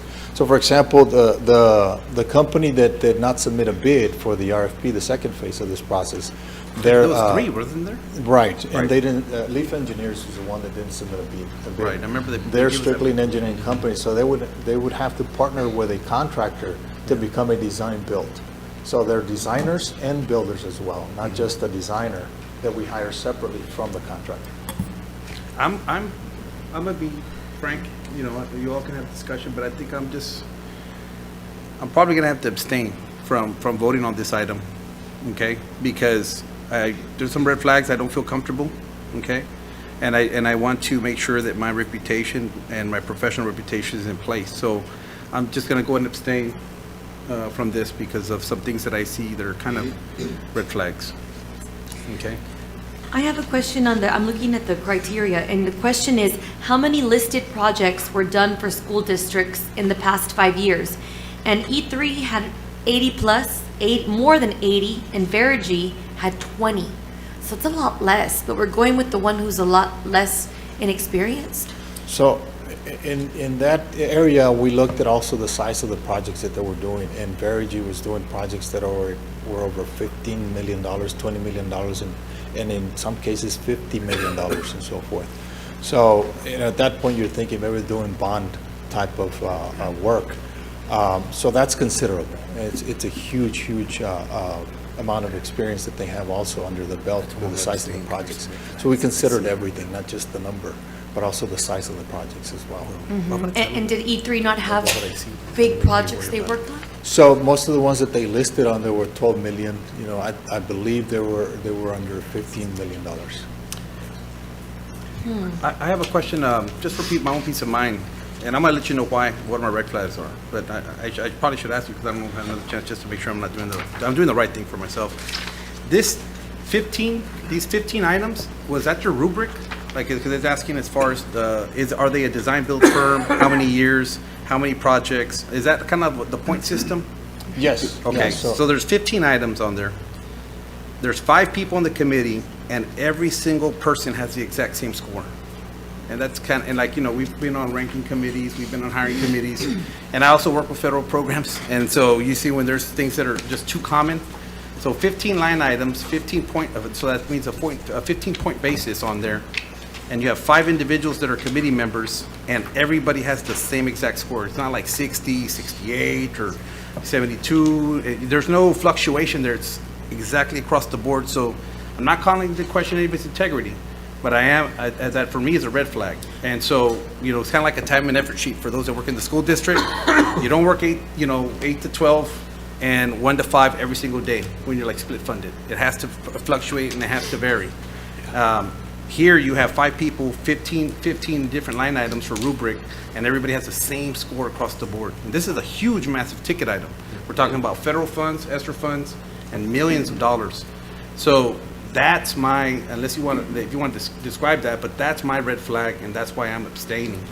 And the board can decide to do whatever they need to do. But there were only two choices. If I may. Well, I know there's only two Yeah, there people, were but- only, but there were only two choices. Oh, okay. So- But everybody But the agreed on the ranking, the same scoring was thing? still the same. But that's what I'm If saying, I- everybody agreed on the same item, like, everyone is on the same mentality.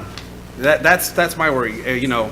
Everybody delivered the points versus, like, say, like, look at this, HVAC projects, one company had 70, the other one has 20, right? And yet, all 5 people gave the same amount of points for that area, you know. Well, I don't know what your scale is, but that's kind of my issue there. So if I may clarify. I mean, I don't know what the rubric looks like, so unless you did 1, 2, I mean, if it was that. Well, no. But everybody agreed the same, in a sense, because somehow it came out to 65. And if I may clarify, Mr. Los Santos, the form that you're referring to is actually the tabulation sheet, and I thought you were looking at the at the the actual rubric. criteria, ranking or criteria list. Yeah, no, so the ranking criteria consisted of experience. Yeah, it was a you long know, list. Timeline to complete the projects and the cost methodology, and we went off of that.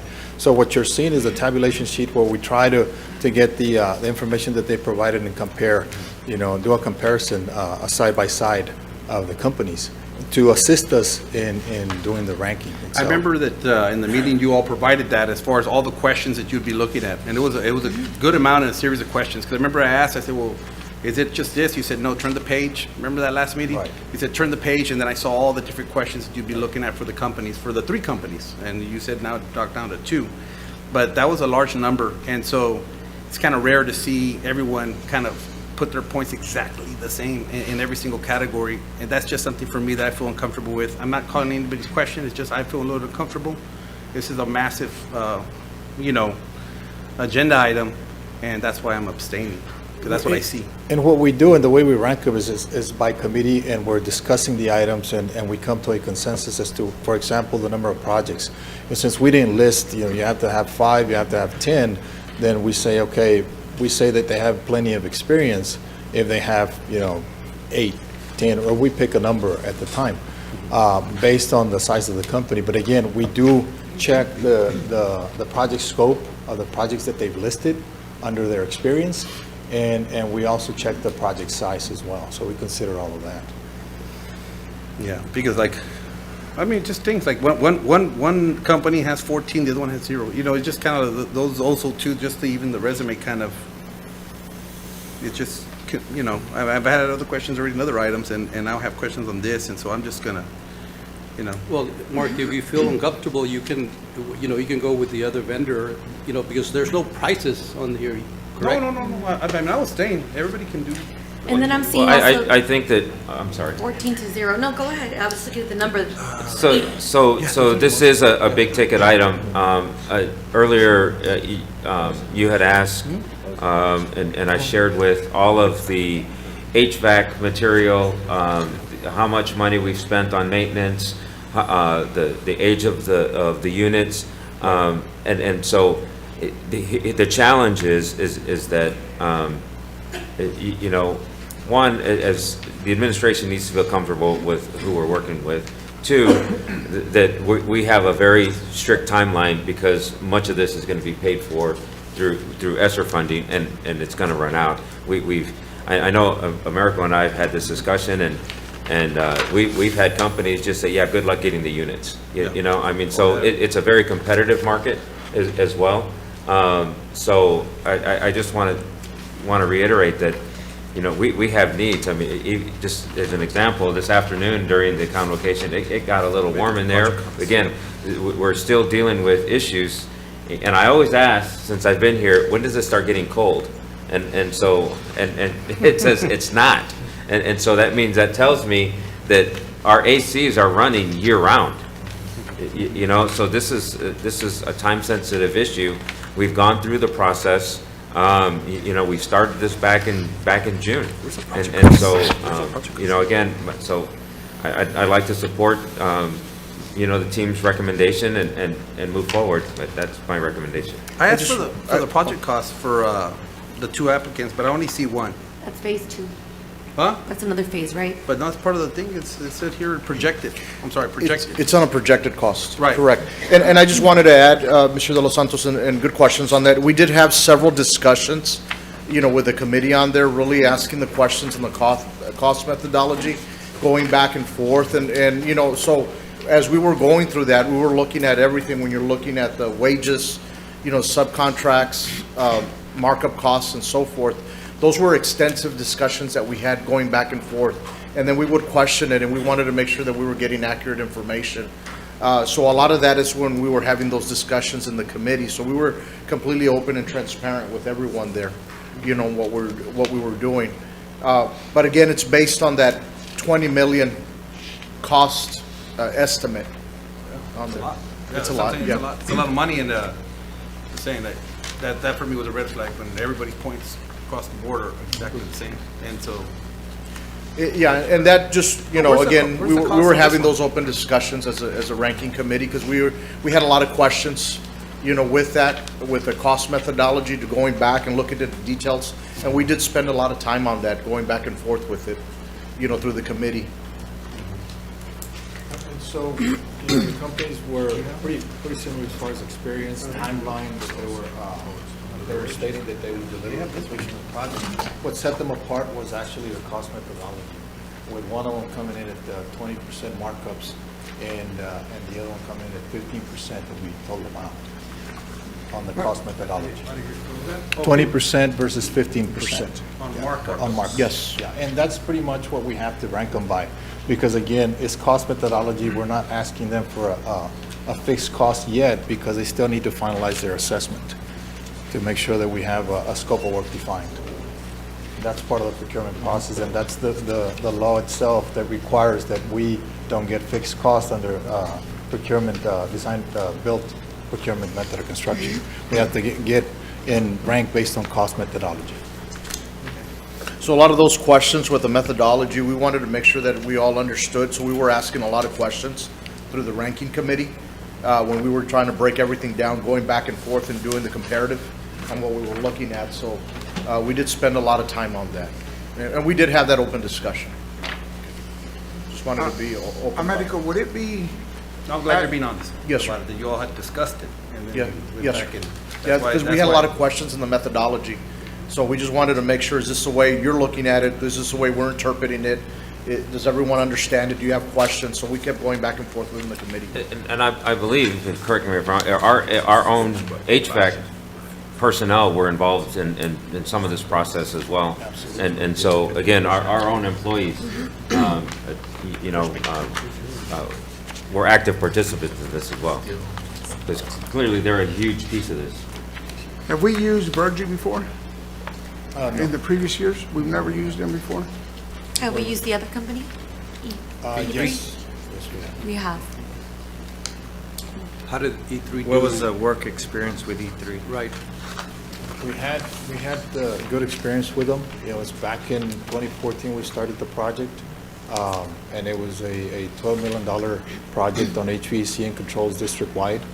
Other than, I know they used a couple of subcontractors, minor hiccups with one of the contractors, the subcontractors, but other than that, everything went well. Okay. Would it be advantageous, Americo, to use one company for a few and then use another company to speed things up instead of giving everything to one company? That's something that we can consider. Again, provided that they both can deliver on the equipment, because really that's the delay that we're having across the board. Oh, because I'm sure some of these vendors have this amount, this set amount for this company, this set amount for this company. So, that could. Now it's a first come, first serve. They don't reserve anything. Well, but the markups were different for both companies. Correct. Correct. Correct. So my question is this, so then we're talking about that. But, well, my thing is this, so now I'm back to it. Now I'm going back to Esser funds. So we start the process, you all pick somebody today, we go forward. Now, what if they don't hit the mark? because I know that I read in Esser guidelines that if you don't hit the mark, you're on the hook for the bill. Correct. So what's gonna happen if these companies, most school districts are avoiding doing this and using Esser funds, okay? Because they weren't gonna hit the mark. There's no way that they were gonna get through all the process and actually get the construction done. So how are you so sure that whoever you choose, whether it's one or the other, 15%, 20%, I mean, who's actually gonna hit the mark? Because if we don't hit the mark and we start the process, that bill's gonna fall back on WISD and the taxpayers in our general fund, right? So how are you so sure based on experience? Like, if you're looking at the companies and saying, hey, who's doing it now? Who's actually getting it done? Did you all look at that and say, okay, which projects have you done recently? What was the timeline on it during COVID? You know, because people come and say, well, houses used to be 4 months, 4 to 5 months, depending on the size. Right. But now it's 8 to 9. So things have changed. So for a project this size, materials this size, and subcontractors, et cetera, everybody playing into their part. Was that something that was involved in the ranking, saying, hey, you know what, he's done it already. He's done it already. He did it during COVID.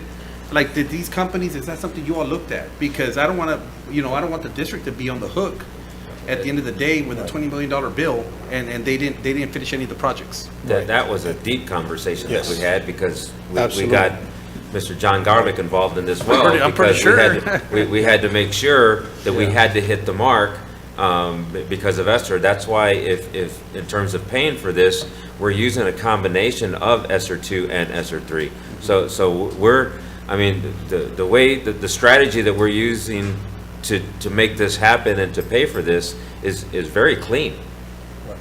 And that is the main driver of resorting to this process, the actual timelines. And so one of the, I guess for lack of another term, fail-safe mechanisms that we put in place is to make sure that we can apply Esser funding, Esser 2 funding, to whatever they can get done before September of 2023, and then Esser 3 funding to the rest of the project. So we're coordinating with whoever it is that gets the project or the bid, and make sure that we meet those deadlines. And again, both companies have stated that they will meet those deadlines. Yeah, because from the beginning, I understand the importance of using the Esser funds towards these repairs. I just didn't believe that anybody could actually get it done in time, because of the issues that they're having right now. I mean, you even see in subdivisions that are on hold because they don't have transformers and things like that. So these are big machinery, and everybody took off doing AC repairs. So my thing is just that, because at the end of the day, if we don't hit that mark, we got to hold somebody accountable, right? And so if you're deciding to spend the funds and going into repairs, AC repairs, knowing that there's a danger that you may not come through, you better pick the right horse, and you better hope that you get across that finish line, because at the end of the day, somebody's gonna have to foot that bill. So that's why I'm just asking. I'm looking at the resumes, and like I said, I see it's kind of lopsided as far as size and experience. But you all do what you got to do. Just good luck. Here's another thing that stands out for me is projects and references. I know this company says Bells, Texas, but the majority all the references except for one are all from Arizona. E3 lists a lot of references all in the valley, Brownsville, ISD, I mean, just throughout the entire valley. That's a big red flag or not red flag, but just an area of concern where all their work is Arizona-based, it seems like, or the references. I'm looking at their I'd like- projects, and they're 54 million because it's Fort Worth ISD, and it's these huge ISD, so of course their projects are going to be a lot bigger than the ones here. But he's right, I was looking at the ones E3 is doing, and they're a lot smaller and they're a lot more, but they're in the valley. We're comparing oranges and apples here. I think they're I'm going to need some help here. There are some things that I need to add, but I can't say publicly. Is that fair? I agree. I think, you need to act on this project as soon as possible. And Because yeah, if you and delay it, it's gonna hurt you. But yeah, Do we have a but motion on the floor? No, we don't have No. a motion. No, Not yet. Oh, Mr. President, I move that we table this item on the agenda until we can further discuss? Can we move this, I'm going to ask, executive? can we move this to executive and then come back out? Yes, Not only since if he's we gonna can do be- that so we can discuss. Yeah, we can do that. We can table it. That's one thing we can do. On our agenda, it says we But can but take an item into closed session. I just, I'm sorry? On our agendas, it says we can take any item into closed session to talk about. And then come back and vote. Right. Yeah. So then that would be my recommendation, so that I could disclose other information. Okay. So move to take it to executive session. Okay, we have a motion by Mr. Nieto At the appropriate time. Second. to take it to executive, and a second by Mr. Gonzalez. Let's take it to a vote. Mr. Nieto? Aye. Mrs. Staita? Aye. Coach Trevino? Aye. Dr. Rodriguez? Aye. Mr. Dos Santos? Abstain? And Mr. Gonzalez. Aye. Okay, motion carries. Item O, discussion and possible action for the board to consider approval to hire a company to provide financial advisor services to the district, RFP number 23-08-10. Dr. Coronel. Well, I thought I had my stuff together, and I'm used to having it on my screen instead of dealing with paperwork. And yeah, can I borrow that one? Thank you, sir. So this was something that we discussed back in June. At one of the board members' request that we go out for an RFP for our we call it FA, and so we issued it, and we have some bids. I would like to recommend I guess I just say it, don't I? Right? Because it's different. So I'd like to recommend Tijerina Gavan Lawrence out of San Antonio for our financial advisor.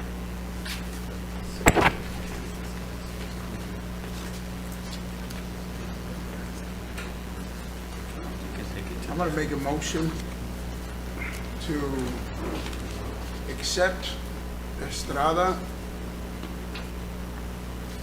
Hinojosa for our, I'll second. And can we have a discussion? Okay, So we have a motion and a second discussion. okay, the recommendation was Tijerina, but we have a motion to go with Estrada by Coach Trevino and a second by Mrs. Staita. Okay, do we have any I'm discussion? looking, again, I'm looking here at the ranking committee totals. And we have a very similar thing as Estrada ranks the highest. And everybody else, the other two rank the same. So I just, or very similar. There's a 200, almost a 150 point difference there. Any Yep. Yeah, Dr. Dino, if you don't mind, just so you can educate us as to why you would want Tijerina Galvan Lawrence LLC as opposed to Estrada Hinojosa and Company? So it's my recommendation to go that route,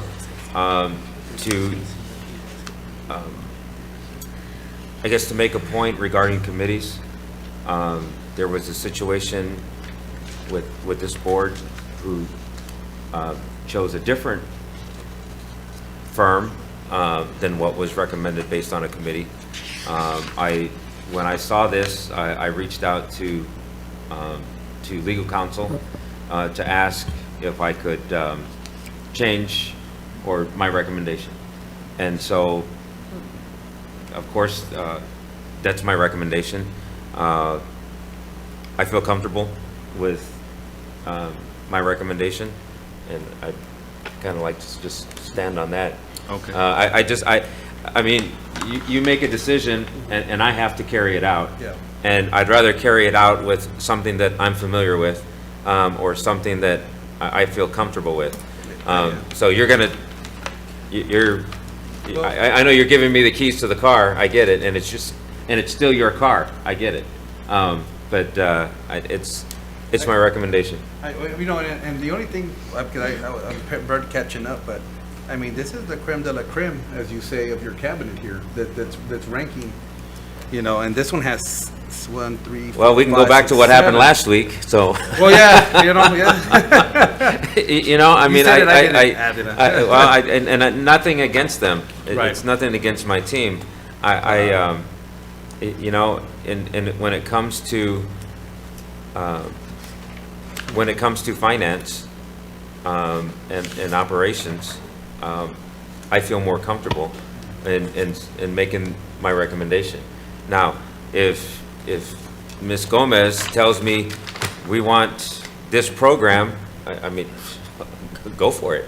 If a principal says, I want this program, go for it. That's their business. They're the ones that are going to use that program. And so, as the superintendent, I'm the one that's going to work with the financial advisor. There's nobody up here that's going to work for the financial advisor. That's what I was about to ask. What are their duties It's going to be me, and so, but yet you're going to choose somebody that I work with. That I mean, We're not choosing them, your cabinet's choosing them. So, well, but Yeah. It goes to show and we're being transparent here, right? I didn't agree with them, right? I have that right.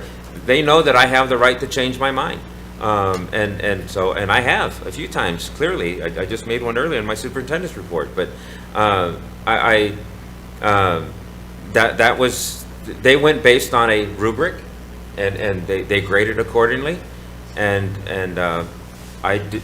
Clearly, full disclosure here, I wasn't involved in the process. I wasn't involved at all. This is merely a professional service, and so, based on the legal language, I can recommend who I feel comfortable with. Doc, can you talk about some of the scope of work that'll entail? Yes, so the financial advisor will take over investments, bond management, just a variety of services. They can assist us with, let's say we want to go out for a bond, just hypothetically, right? Just hypothetically, they can look at all of our property values, they can look at our debt, they look at our credit rating, right? And they work with us to say, okay, you know, you're only eligible for X amount of dollars in bond, because that's what you're available for. And again, so those are very, I would say, intimate conversations, if you will. And so I think I should be able to recommend a financial advisor that I feel comfortable with. Dr. Coronado, have you ever worked with Estrada Hinojosa and Company before? No? Okay, so we don't. Have you ever No. worked with the other one, the Tijerina and all that? So when I was an interim for 2 months, they were the FA at Ben Bolt ISD. And so that's my familiarity. And so, but again, Well, again, we've seen what's happened in 2 months, so, I mean, you know, I don't know. That doesn't seem like a long time, but no, I mean, whatever, you're right, you're entitled to make your decision. Let's take it to a vote and Take it then to a see, and go from there. And then, I agree that the superintendent should have the leeway in selecting who he's going to work with, especially in the financial area. That's very important. Just like he mentioned, every principal works with their staff, and sometimes the top qualified candidate is not the best candidate. It depends who fits that particular school district. The same thing here, you know. Dr. Dino feels comfortable with that, and I would. So you're overriding, so you're gonna override your executive director, he's on here too, your executive director of finance. yeah, yes, and I am. And again, if we want to take this further for other information, I would suggest that we discuss this further in closed session. If you wanted to if you felt more comfortable, so that I can really disclose what I wanted to say. But if not, but again, you know, when we put this agenda together, and as the superintendent, I get to make my recommendation. And I made my recommendation, and clearly it wasn't acknowledged. So let's take it for a vote, and then we'll go forward from there. Can I just say something before we go for a vote? I know I've heard a keynote speaker say sometimes what makes us uncomfortable helps us grow.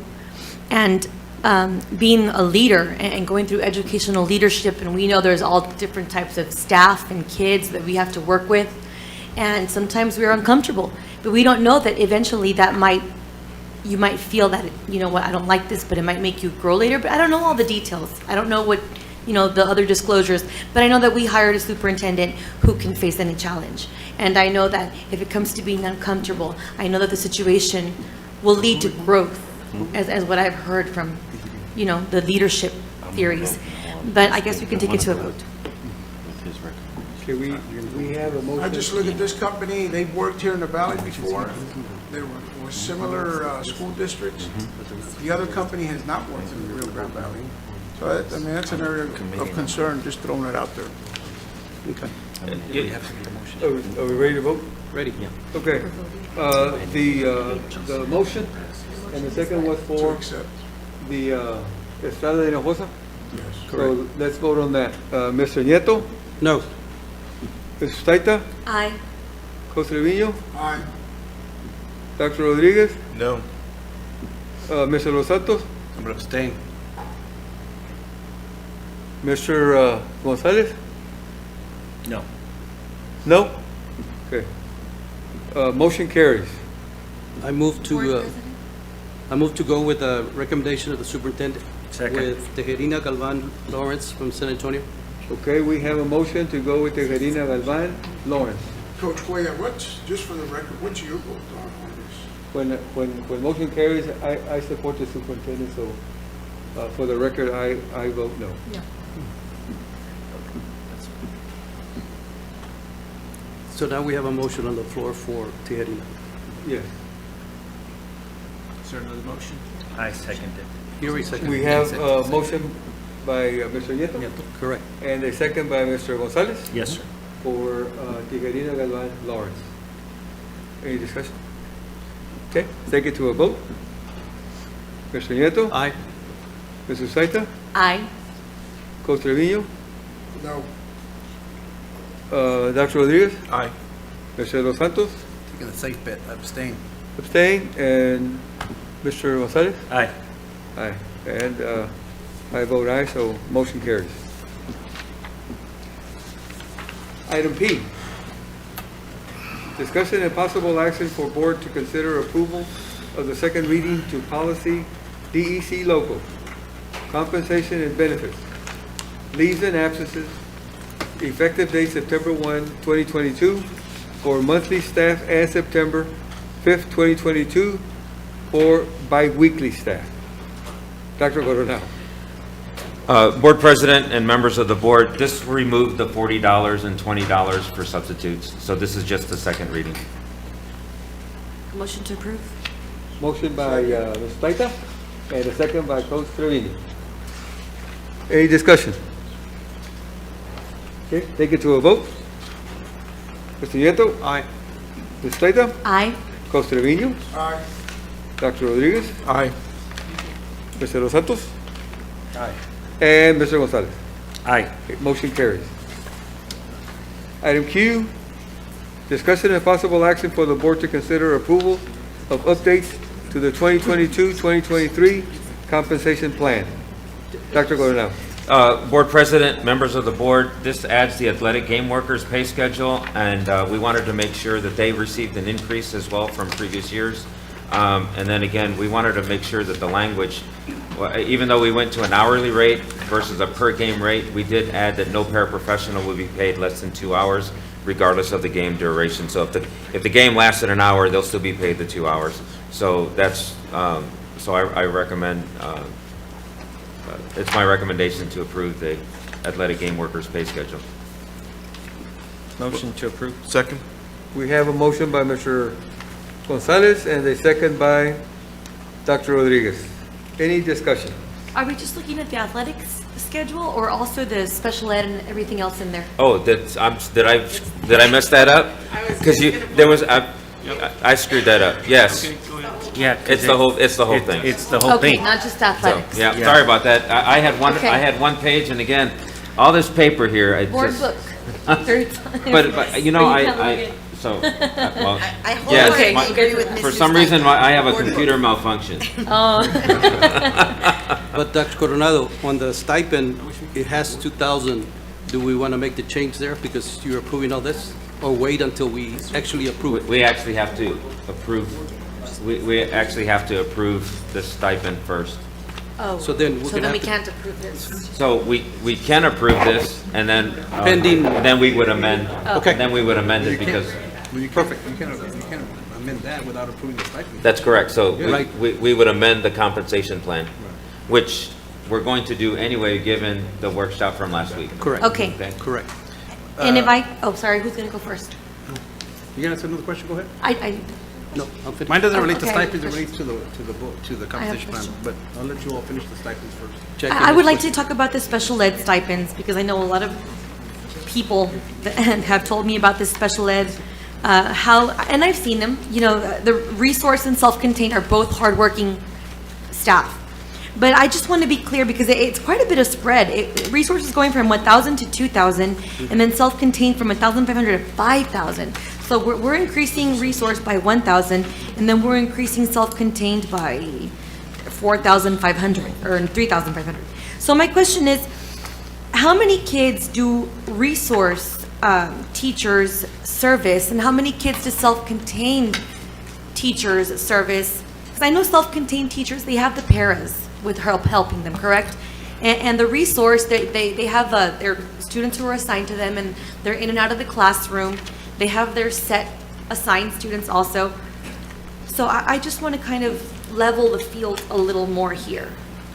Sure, and it varies with self-contained. You could run anywhere from, I was going to say 7 or 8, that's not the case. The classes have really grown. And so what we look at is what's been a particularly difficult area to fill. Right. And that has been that particular area. Self-contained. And They only do have because the self-contained teachers too, the requirement on them as far as the personal physical care, not only the instruction, the time that they're continuously monitoring students nonstop. But they're also multiply certified. Exactly. So if you're a That's right. resource, That's if right. you're a special ed resource teacher, you're certified in resource math. But a self-contained teacher that's certified, you're times 4. That's exactly right. So you're certified typically in all core subjects. And you're plus- delivering instruction in all Yes. four subjects. It's much more difficult to staff. And what other districts are doing, because we looked, Mr. Garza, brought me the proposal, and then we looked at other districts and what they're doing. Their district's offering as much as 10,000 in a For stipend. self-contained. Yes, so, obviously, we can't afford that. Right. But we looked at something that was comparable. Last year, we ended the year with a few units that had to be staffed with certified but permanent subs, because we just couldn't get people in the pool. We're facing the same thing. Right now, we have 3, potentially 4 units that are going to go unstaffed.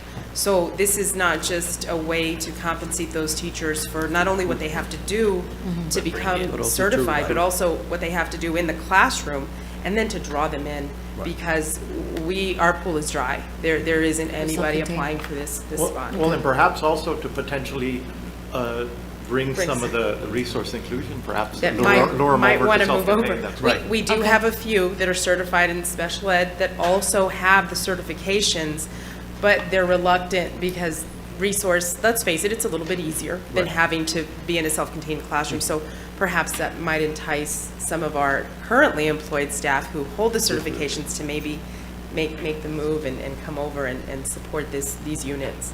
Okay, I'm just looking at the spread, it's only 1,000 more, and then the other one gets a lot more. That's kind of what drew my attention there to this item. But if you're saying, we're really, really So we tight on we self-contained. discussed that as well.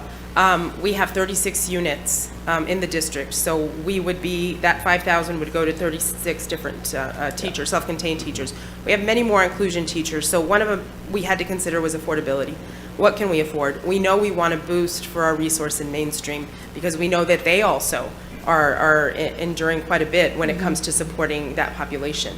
But we also had to look at, what we could afford. Right. And again, to think about, this is something that we're introducing right now, but that's not to say that. Also looking at what would be sustainable. Sustainable for the Right. future. Right. And we have to look at what this population is going to be in the future, and trends actually, in the past couple of years, it's kind of leveled off a little bit, but with COVID, it's starting to trend upward. So we're looking at the potential for more classrooms, and now with the addition of the pre-K3, we also have to have pre-K3 units that service this population as well. So we're looking at more teachers that we have to bring in, and sustainability and affordability are two key factors. Thank you. Well, I think you're really going to entice, what I'm looking at, let's say I was resourced, I was getting paid 1,000, and a self-contained teacher was getting paid 1,500, 500 more than me. Now they're going to make 3,000 more than me. Yeah, and I just wanted to correct this with respect to the self-contained. exactly, It was two levels. It was, we'd said the mild and the more severe. Right. And it was, we've have more of the severe classrooms, and the mild maybe 6, 7, or 8 throughout the district. But we felt too that the self-contained severe was actually 2,500. The mild was probably, we had 6 or 7 teachers in that category, but we just said, look, why make a distinction between mild or Right. severe? There's in some cases, there's very little difference. And the certifications are the same, Yeah. so. Well, I'm glad we're increasing them, so thank you very much Well, for we're increasing appreciative them. for the support. Yeah, thank you. Thank you. The other one I wanted to bring up, Dr. Coronado, the athletic game workers, because you did mention that. There's a big spread between professional and paraprofessional, but this doesn't require any certificate. They're doing the same job, right? If I'm a gatekeeper, I'm a gatekeeper. It doesn't matter if I have a degree or not, but they're getting paid half of what somebody who's certified. So it's not half, and if I may, Dr. Coronado, the situation came up, or the concern came up because, again, and this was something that we discussed together with Tasby and with some of the legal recommendations that we got. The way that the game worker schedule was paid out before was a flat rate for both. And it was a flat rate for both that was equal. The problem comes in is when you have hourly employees, hourly staff that are working a flat rate and they go beyond the 40 hours, you have to ensure that you're paying them minimum wage, or else you're breaking federal labor laws. So if we offer a flat rate, let's say $40 for a game, or let's say 20 just to make it easy, $20 for a game, and that game goes beyond 2 hours, now we're paying less than the minimum wage for the 3 hours or 4 hours. So we have to, by law, pay them at least minimum wage. So the recommendation was, most of the time these games stick to the 2 hours. So if we pay them at an hourly rate, that is the hour of what we used to pay them for 2 hours, so essentially half, then they're still getting paid the same rate as before. The bonus here is if it goes beyond, then we're being fair in accordance with labor laws and paying them a rate that would not put them below the minimum rate. I have a question, though. You're talking about hourly employees? Yes. So I thought that hourly employees, regardless of position that they have in the district, fall under the same umbrella, okay? It doesn't matter what you do, but you're still an employee of the district. You're getting a different task. So as soon as they hit over 40 hours, they're on that time and a half rate. So you can, it just depends. With game workers schedule, and again, because we asked Tasby the same thing, you have a choice. You can do the time and a half, or you can do a set rate as long as it is not below the minimum wage. So because, and again, the other thing is, you also, and I know that this is an issue too, but this was one of the first things that legal said when we talked to them is, you have to make sure that it's not the same people every time either, right? Because then it becomes part of their job. Right. So you have to be fair about making sure that these assignments are, open and options to other people as well. You have to be equitable. It has to be something that's not a regular part of their job. But, I deal with federal dollars, and they told us, I went to a training, they told us that any employee, because we used to do extra duty pay. There was scales, there was set rates, and they said, no. If you have to pay them time and a half regardless if they're hourly employees, because they've already committed the 40 hours within the district, and then they're being assigned to do whatever other task, but they're still working for the district, so. That is correct. When it is part of their job. So for example, we have No, a. they said any task, that's what I'm saying. They said anything. If you're an instructional para, you do 40 hours at school, but then I say, hey, you're gonna be at the stadium doing whatever the case may be, you're still getting a WISD check. So you still have to get, by law, you still have to get paid within that work week, a time and a half. And that wasn't the guidance that I was given. I can go back and ask Okay. again for that clarification. But the guidance, because we asked that question too, well, wouldn't we just do time and a half? Because that would be easier, to be quite honest. Right, It would yes, be no, it easier is, for us. too. It'd be- You I said, take no, it rid if of it's comp something that time and is, all that, yeah. and that's why, again, it can't be the same people all the time. If it's something that's offered that is not a part of their job, it's not guaranteed, it's not something that's always going to be you. This is something we have available to any employee who would like the opportunity to do so, then we can set a rate, as long as that rate does not go below the minimum wage. But I can go back and I can ask again, just for further clarification. Yeah, I would call, I forgot who gave us the training, but it was at Tasby. It was actual payroll. But we were using federal funds. It was probably an FLSA representative. I think so, because, yeah, they said, because we were doing extra duty pay, and before it was like set like that, it was a set scale based on years of service. They said you can't do that with hourly employees. By law, regardless of what, as long as they're getting a WISD check, they're gonna have to get, they have to pay time and a half because they're already past the 40 hours. You can't tell them. I'll have them send me the language. Yeah. That way we can have it. Thank you. And then, I had a question for the compensation plan. Were you all done with the stipends or no? I don't wanna Yeah. change it. Go ahead. Okay. Before we just get off topic, and this goes back to last week, right? I know you wanna forget last week, but.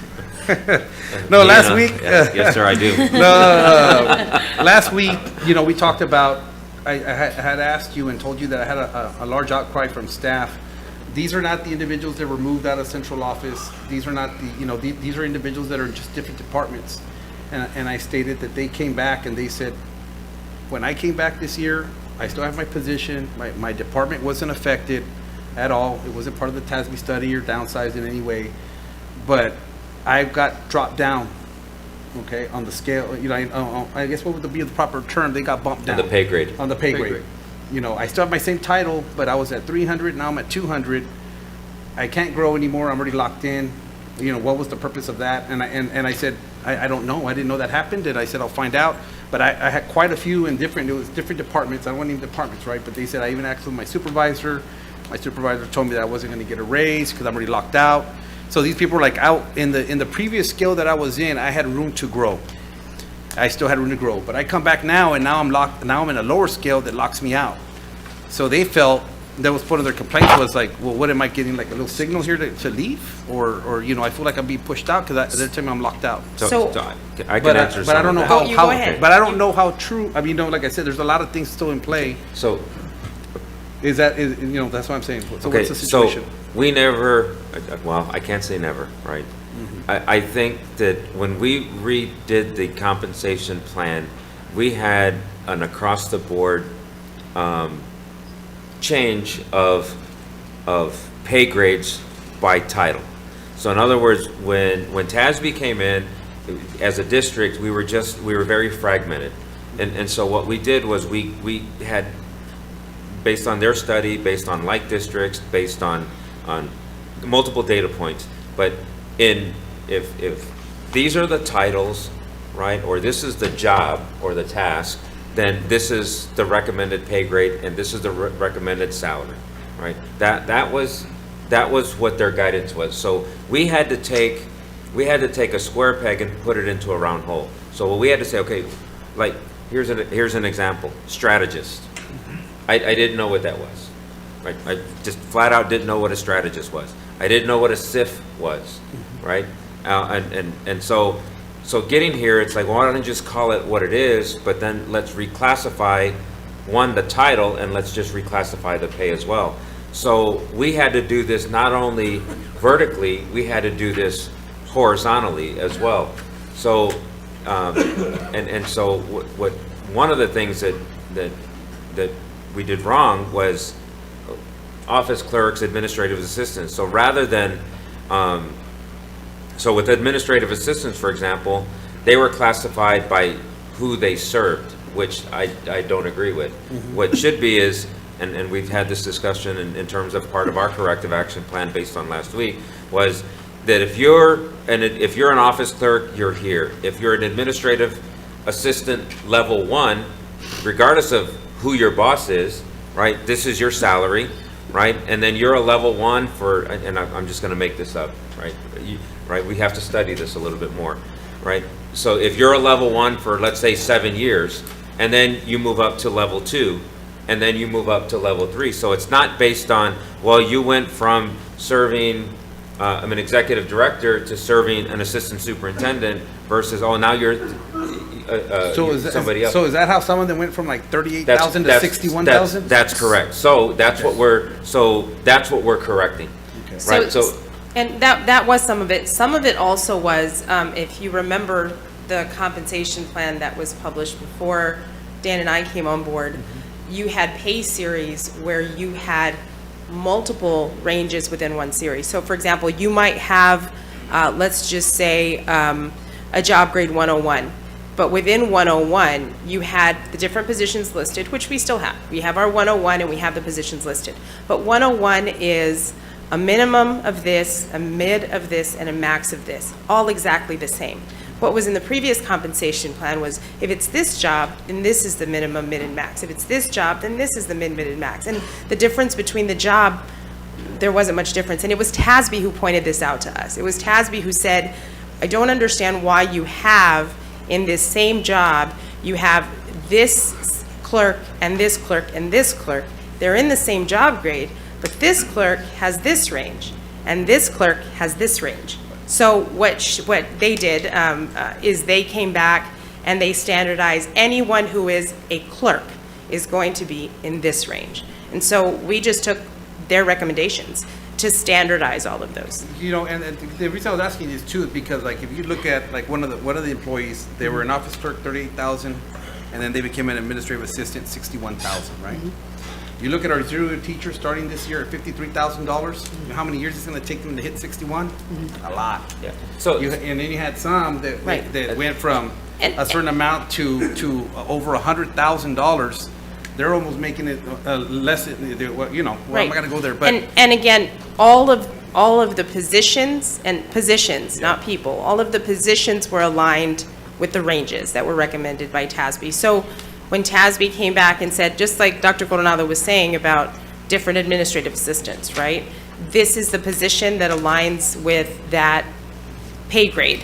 Right. So whether you set the position by, like Dr. Coronado was saying, we're going to go back and adjust to levels or years of experience, or the other option was you can set it to by who they serve. And again, they provided, and actually that was the only position where they said you could go this way or that way. Right. The other positions, they just said, this is the position, this is the range. And of course, and it's based on the equity study that they do with the market. And I know you said you're going to bring up earlier an action plan, right? Yes. The compensation plan, I really would like to delve deep into that, because when you have an individual with so many little years, a small amount of years in the district, and they're making just as much as the high school principal who's in charge of 2,500 students, athletics and math, and the entire campus, and all that responsibility, it just seems like something went wrong, you know? And it did, and I own that, but and it did go wrong, and so we're correcting it. Too. We're fixing it all. Oh. Right, we have to, so the compensation plan, sir, it's very fluid, though. Okay. Right? I mean, at least this year, we have to be able to say, okay, what corrections are we going to make as we move forward? Right. And if you look at every month, we're bringing back updates to the compensation plan. Right. We owe you another update in September, mostly pending your approval for one of the items on here for the Esser stipend. So we have to bring back that anyway, Right. and at that time is when we're going to bring back the other changes, right, that we'll make, and that will adjust those pay for those folks. And I think the biggest difficulty has been that for decades, we can say, at least a decade, nobody knew what it looked like. So No, you're right. it was kind of taking years and years and years of ambiguity and looking at, and you know, Tasby said this too, they said, wait, we really can't follow how this was put together or the rationale behind it. And so, you know, even for Dan and I, when we were going through it, I mean, we couldn't follow it either. I asked for, I'm a board member, and I asked for the compensation plan in December of 2020. I received it in January or February of 2021. That's how long it took with multiple emails to get the compensation plan. So I know what you're saying. Right. It was years of error. And obviously. But then it's again, a- we can't repeat history. Right, So- and duly noted and identified, and we're correcting those things. Great, So, thank you. Thank you.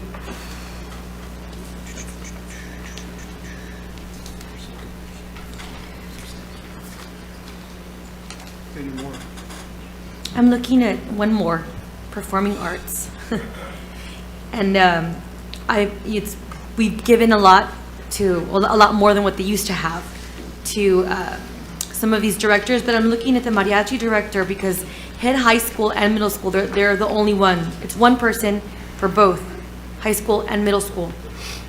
And then I'm looking at band, and it's assistant high school and then middle school director, 8,500. And then I'm looking at the mariachi, head high school, middle school, 7,500. I know there's less kids in mariachi than band, but it's one person in charge of all those kids, and they do travel around, during the year for events as well as band. But I don't know if we can kind of level them out with the assistant high schools, because they are the head high school, and the assistant high school is still making more than the mariachi. Board President and Mrs. Taita, you're absolutely right. I actually agree with you. I'm not gonna. You have a valid argument. I think that I'm not into the stipend piece at all, right? To me, I'd rather give everybody, and I've said this before publicly, we stipend people, in other words, it's nickel and dimes, right?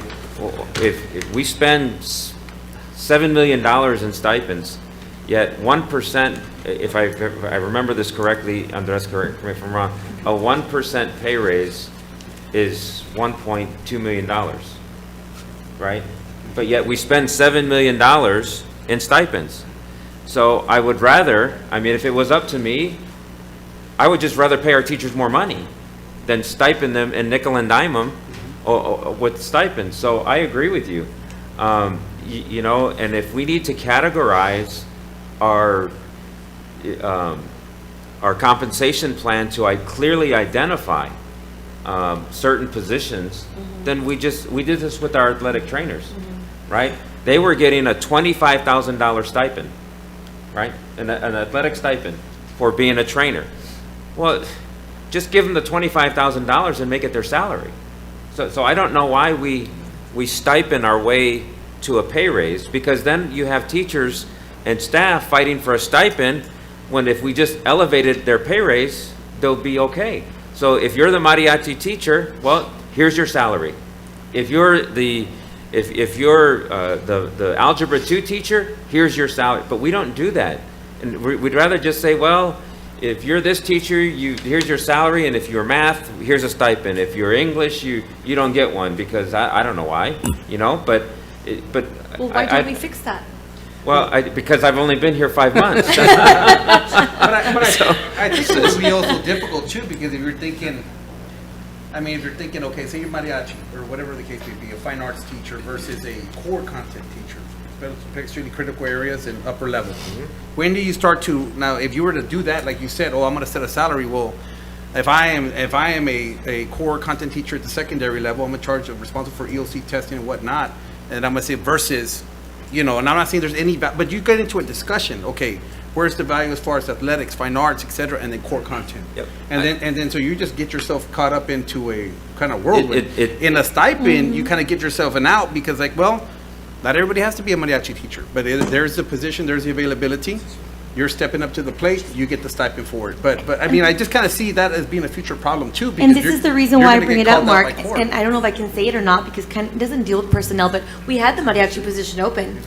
A person declined it, said we're not competitive enough with other districts. And it's because, and again, this is why I brought mariachi. I think, and again, I agree with you. Contrary to popular belief, I actually do agree with board members every now and then. So, But you're right, if we're going to title a teacher a mariachi teacher, then we need to establish a competitive salary, rather than say, well, you're just, we're not gonna say, well, you're a music teacher, oh, by the way, you teach mariachi, and here's your stipend. Right. But Right? where's the- But to your point, sir, is then where does it end? Where's the unit of measure? where's- That's what I'm So here's, Lisa's left. TIA, right? The teacher incentive allotment Right. for teachers that show growth. Well, is a mariachi teacher eligible for TIA? No, no. Not right now? No, they're not. No, no. No, Only content but, area. so again, so there is a level playing field out there that exists, but we haven't explored everything yet. You know, so we have to really, and again, that's why I go back to so we're working through some things, right? The compensation plan, you know, I bring it back every month because, well, crap, we got to do this. Well, man, we should do this, and then so it's very fluid. But we'll get it right by the end of the year. I'm guaranteed we'll get it right. Just in time to adopt another one, right? Right. My question is like, going back to like academics and versus athletics, fine arts, and all the other programs, which are extremely, I mean, they're outstanding. The more I get to see them, my kids aren't at that level yet, but when I see them through being a board member, I mean, yeah, I see the value 100% of what they offer. I do. I really do. But somebody asked me one time, and I just thought about it. I said, well, I don't know actually how, like what we're talking about right now, how do you measure everything that's not core content, everything that's not instruction? How do you put a price on that? Like, do you all look at, or like you say, chart, do you look at, say, other districts and say, okay, you know what? These individuals, they're winning, you know, That's exactly what we national do. titles or whatever. They're paying their director excess amount. They're paying, That's you know, those type of exactly what things. we do. And when To put the value, like say, if we're paying somebody over there 130 and they're winning title after title after title, does that set a So unit it- of measure? Yeah, so Yes, and then, that's- so another example is this, I'm sorry. No, go ahead. I figure I outrank you, so. You do, absolutely, sir. You go ahead. So here's another example there's a district, all right, that APs, they have a flat rate for AP. So all APs make, I'm making this number up, okay? I don't know how much our APs are making, but I'm just making the number up. Let's say an AP, the flat rate is $75,000, okay? So that flat rate it's applicable to elementary school APs. Now, if you're a middle school AP, they add $10,000, right? And then if you're a high school AP, they add I'm just making these numbers up. They add $20,000, right? Because the duties are different, right? But if you go from, but now that flexibility allows you to play with the stipend. Well, not play with it because you don't want to. You're not playing with people here. It's just there's no guarantee of the stipend. In other words, just like when somebody says, you know what, I don't want to coach anymore. Well, then you lose that stipend. But so there are many ways to kind of to do that or to approach that. I think my take on this is one, when we start playing with stipends, right, then where's the equity? Well, but they're getting a stipend and I'm not getting a stipend, but they're teaching this and I'm not teaching this, but they're doing this and so and to me, right, the only way to avoid that is just to raise everybody's salary and just have an expectation. But, and you see, my point is, like, I look at teachers, and I've said it multiple times, when are we going to start giving stipends for those that teach in the testing grade level? Because that's where you struggle to keep teachers. From third and on, you start saying teachers, well, I'd rather go, you know, depending on who they are. We have a lot of great teachers, we saw it in our scores, but when do we start to reward that? Because you see our competition out there, they do reward academics and very, very well. Well, so this is my question is that I keep hearing like more, like in all these other departments, more, you know, but I don't hear more for teachers. I don't hear more for core content. And I mean, I asked for the master stipend to go up, and I think it went up $500. You see another stipend for something else go up like a few thousand. And so my thing is that's my question. I'm not saying it's wrong. I'm not, you know, that's for everyone else to decide on, as a whole. But what is your unit of measure? You see what I'm saying? That's what I'm saying is you say, okay, I want to add $18,000 or $10,000 to these people for this, but then, okay, when are we going to start looking at the academic side, and when are we going to start throwing money that way? You know, because that's what brings in the bread and butter. That's why people walk through the door. Is because initially, and I'm saying this, I'm going to be honest, every single program is important, and that's why we're way better than IDEA. I said, because we offer a well-rounded education. But people drop their kids off because of academics, and if I'm wrong and people want to hold me against that, then so be it, I'll take it, because I am an educator and I know that education comes first, you know? So when are we going to start pulling that way? And what is the unit of measure? Because if we're going to use a unit of measure for all these other areas and say, well, 'cause I've heard people say it, we want to be the best, we got to pay more, we're losing people because of this and this and that. Okay, well, guess what's happening in the classroom? The same thing. Now you're losing teachers. Now you have a thing on the agenda item here because you can't fill slots because they're in such shortage, and especially highly qualified, experienced ones. So, you know, I really do kind of like get very carried away and into this topic because, you know, I haven't heard anybody else talk or support me or say, hey, you're right. I just kind of throw it out there and I'm the only one firing out, but we are agreeing with you. I'm not So scared of shaking yeah, feathers. no, you're preaching to the choir, know, yes. I think So- that, no, sir, I think, again, you, both Ms. Sustaita and yourself are right, and again, I'm advocating for teachers here that we don't pay them enough already with or without a stipend, right? And so the challenge, here's the challenge is we have to deal, you know, with our two revenue streams, right? Which is taxes, which are on here, right? And enrollment and ADA. Right? So if our enrollment drops, then we would need less teachers. So, or we can say, well, you know, we can, you know, Tasby had suggested that we cut 50 teachers or 60 teachers to raise the salaries.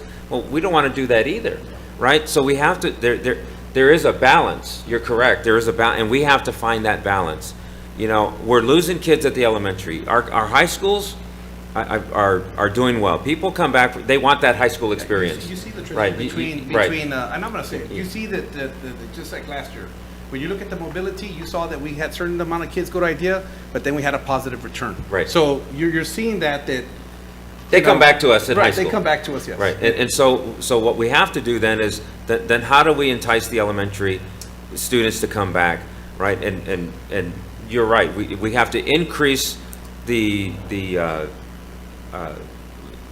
environment of our elementary schools. Right. Right, and so, and then we're gonna have to keep our teachers, right? We're going to have to keep our teachers, and the only way we're gonna be able to keep our teachers is to pay them more. On the other hand, we have to keep our kids so that we can keep our teachers. Exactly. Right. So much of it does come down to the funding and what's affordable. And just to answer your initial question on what we do, yes, we study other districts. We start with the equity study that Tasby provided this year. And they do that background work for us because they study our neighboring districts and the districts that compare to us in size and demographics. So they provide us with that information.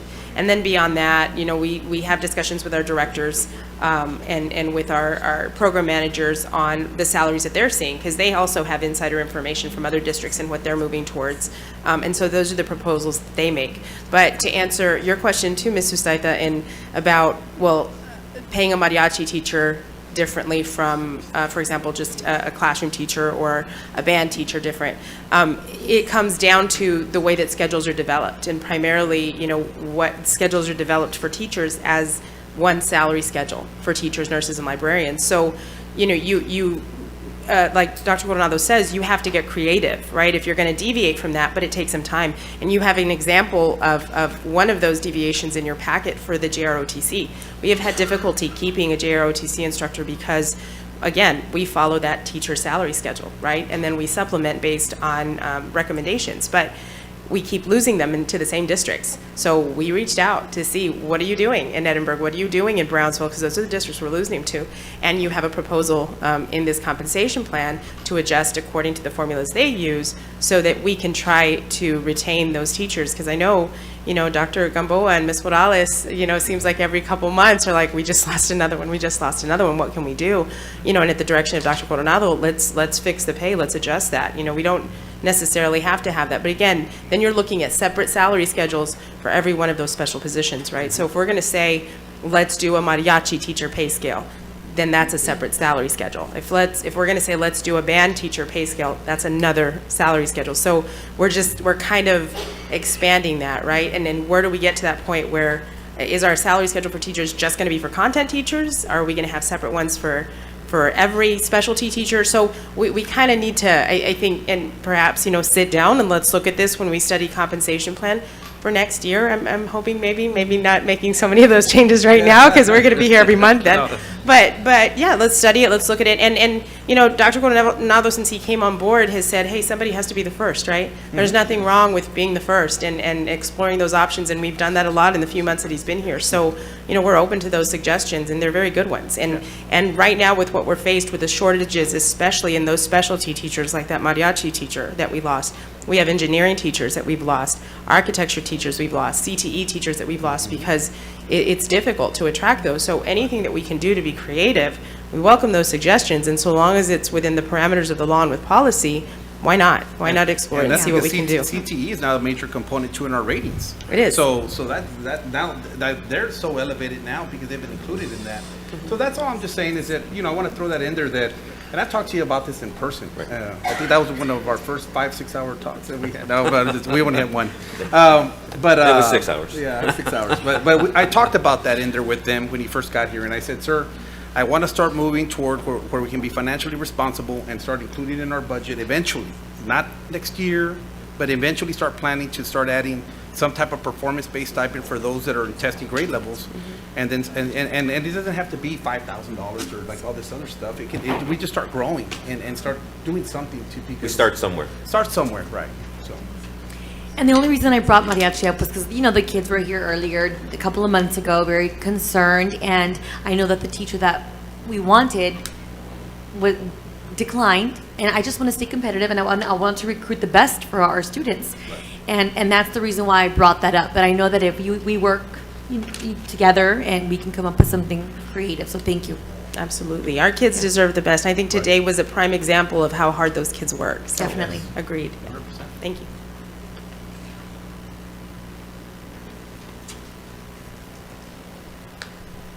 Okay, do we have a motion for that item? And again, this is coming back again next month, so. Motion to approve. Second. Okay, we have a motion by Mr. Los Santos. The stipend. Second by Mr. Gonzalez. And the second by Mr. Gonzalez. Okay, we've had discussion. Let's vote on it. Mr. Nieto? Aye. Ms. Strikedom? Aye. Costa Trevino? Aye. Dr. Rodriguez? Aye. Mr. Los Santos? Aye. And Mr. Gonzalez? Aye. Okay, motion carries. Item R, discussion and possible action for the board to consider approval of the WISD Employee Handbook for the 2022-2023 school year. Dr. Coronel. Board President, members of the board, again, this is every other year, or Tasby used to do it every other year, sometimes depending on the legislature. So this is a Tasby download. We add our own, I guess, unique language in it sometimes. Again, I recommend approval of this year's employee handbook. Move to approve. Have a motion by. Second. Motion by Doctor, and a second by Mr. Los Santos. Any discussion? On page, let's see, what page? Page 15. Page 15. It talks about contract and non-contract employment. And there's a paragraph there that says non-certified professional and administrative employees. And it talks about how we're not required to give a contract if they're not certified with SPEC. But we can still give one-year contract employees who are in the professional or administrative positions. And that brings me back to the policy that I've been asking about for, 2 years, but I haven't gotten quite a good answer on policy DC when it deals with employment and other types of contracts, non-Chapter 21. Our policy says that we should have a list, a board-approved list of people that we want to have on a contract basis, even though they're non-Chapter 21. And I know I've gotten different answers from who's on this list, what employees belong on this contract list with the non-Chapter 21. But I'm seeing this in the employee handbook, and I just want to get some clarification. Where could I go as an employee and check to see who is contract or non-contract employee if there is no list? So that's a great question. My recommendation, or my initial thought on this is that we only, as an educational institution, we only have an issue Chapter 21 contracts, and we stay away from contracts outside of Chapter 21. Because when you start getting into contracts, they become binding. And so now those we can make a decision or not on an employee, right? And if a contract is it kind of holds, it ties our hands a little bit. Right. What if we want to get out of the contract, Right. right? Or what if they want to get out of the contract? So why are we dealing with it when there's no contract required for the state of Texas? But So- but you're saying leave them at will, or? Yes, sir? Anybody who's But not, But, you know, that kind of goes back to our, okay, you know where I'm going to go with that one, right? Yes, sir, I do. Okay. But Well, I mean, again, kinda what happened so last week. if again, but these are policy decisions, these, Yeah. you know, if the board has every right to issue contracts to all employees, right? I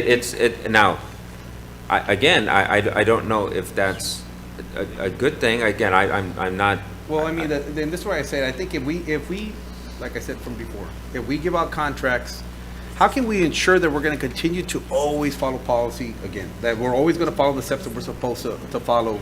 And I think if you give non-Chapter 20 contracts to some of these positions, we avoid the appointing, reassignment at will, and all those things. I mean, we avoid some issues that we just recently saw, if we were to give them contracts. Is that what you're saying? There's no problem with giving people contracts who are not certified. What I'm saying is, this policy says that we have a list of people that have non-Chapter 21 contracts, because not everybody, some people are at will, but there is no list of non-Chapter 21 contracts. The board has to approve a list. Right, which we haven't.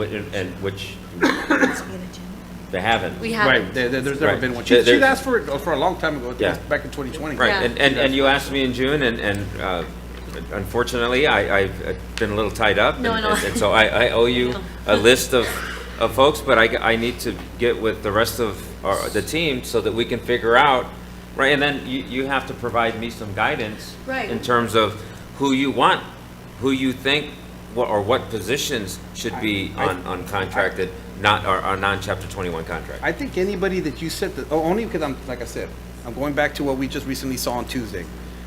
I don't know if that position is there that went over 6 figures, if that's on contract or not, but if it isn't, then it should be. I mean, because that's a massive salary, so, you know, increase. And just for it to be done at will, I just feel, I always said, it's not about who gets hired, it's the fact that everybody has a chance to get hired, right? And so I think the board's responsibility is to make sure we follow policy guidelines and proper governance, and that we're equitable. Excuse me, if I But- may, I think, Ms. Saita, I think what might address your concern is, it sounds to me like maybe you want to amend policy, because if you either, I don't know whether you're saying, show No. me the list, or you're saying we don't want the list. No, I'm saying let's make a list, because we Okay, don't have that's one. what, yeah, because if, Right. I thought I wasn't clear, and I'm like, if you're saying we're not following this policy, well, then that may be something to put No, on the she's saying future to make a agenda, list. is do we need to amend the policy? She's saying to make a list, Yeah, and I'm let's make just one. saying any at-will position. I just don't want somebody saying, well, we're gonna pay 50 now, we're gonna pay 60 now, we're gonna pay 110 now.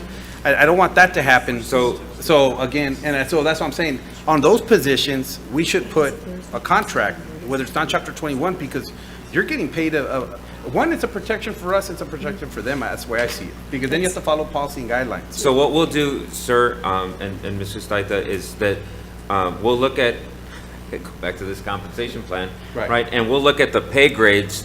Based on pay grades, we'll formulate the list and then bring it to you in September, right? To say this is a recommendation of people based on our compensation plan that would merit a contract. And- Does that sound fair? And then we avoid the problem of reassignments, you know, and how we define reassignment. Because if you have somebody who's at will and we moved them over to a position that has a contract, well, that's not a reassignment. You know, we avoid those type of problems because we know exactly what type of employee or where you fall under. Not necessarily, because, Okay. like, here's an example. Let's say, I would guess I'd use a real-world example, Ibarra, right?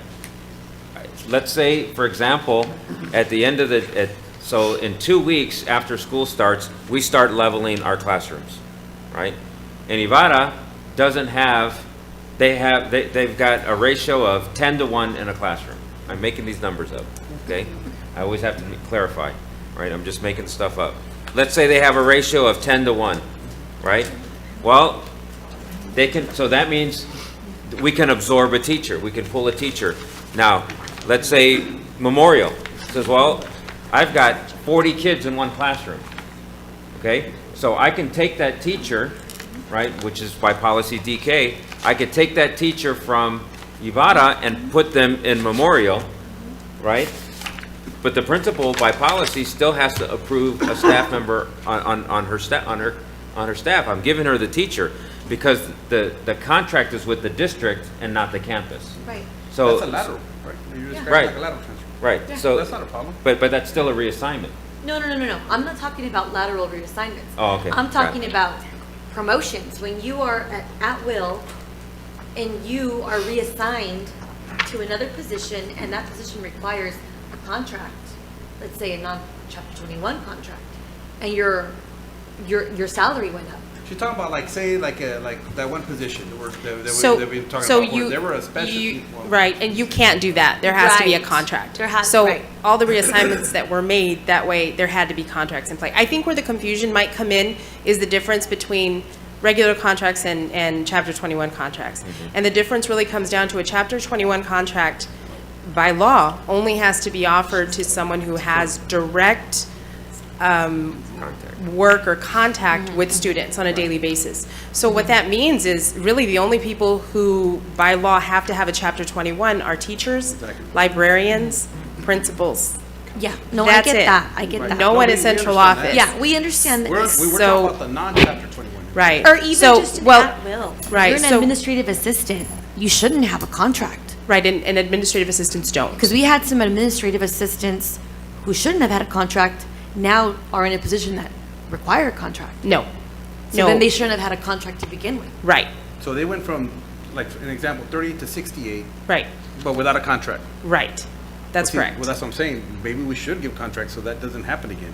Well, Like, and that again, way I the think, board can prevent- I think in cases like that, we really do Should need we- to look at legal recommendations and seek legal advice, because again, and this is information that I've received from personnel attorneys and employment attorneys is, and from Tasby, because I know that question came up, Mrs. Saib, months ago when Dan and I first came on board. And so we posed it right back at Tasby. And what they said is, you don't require the Chapter 21s, but what most districts do in good faith for their employees is they offer them, because it offers that employee that sense of security, that they're valued and I that, wanted it both. right, and that their employment is valued. It gives them the desire to stay with the district, because you're going to come across a situation perhaps where you're offering someone a position like that is high responsibility, high pay, but you don't offer a contract, and another district does. Well, that employee's going to go to the other district. So it's while it's not legally a requirement, it's just something that's practiced. It's a best Yeah, practice. because they get due process. They Right. have a Right. safety net. Yeah, Exactly. I understand all that. Exactly. So then all that discussion that we had Tuesday, all those people that we discussed, that's like, they were all at will? None of them had contracts? or Some no of them contracts? were and some of them weren't, but there wasn't any crossing. Well, some of them Do you were, under- or some of them weren't? What'd you say? All of the people on the list that you received, some of those people are under contract and some are not, but there was no crossing. There was no one that went from having a contract or not having a contract to having a contract. But Do you understand what I mean? But even though they got title changes and increased pay. They were still non-contract. It was. That was it still within board it policy? was still, yes, it was still either they did have a contract or they didn't to begin with or end with, because you can't move them if you're making that change. We actually had 3 on that list. We actually had, 4 voluntary reassignments, right? They were voluntary, and they took a pay cut. But Right. No, I they, know, that's all but they And- also had to be on that, with on that that contract. within that contract. So, okay. Right, because they wanted to, they chose a position, right? And this was, they volunteered. They interviewed for the position because the position was open, but they volunteered and with understanding is, this is a $10,000 pay cut and they took it. So the people that got increases say they went from director to executive director, right? And they got that pay increase. Right. All that is just, all that can just be done without even board approval. That just can be done at your discretion, that you can just say, yes, you're now going to be called the executive director, here's 30K. Yes, sir? Yes, sir. Okay. I guess it is what it is.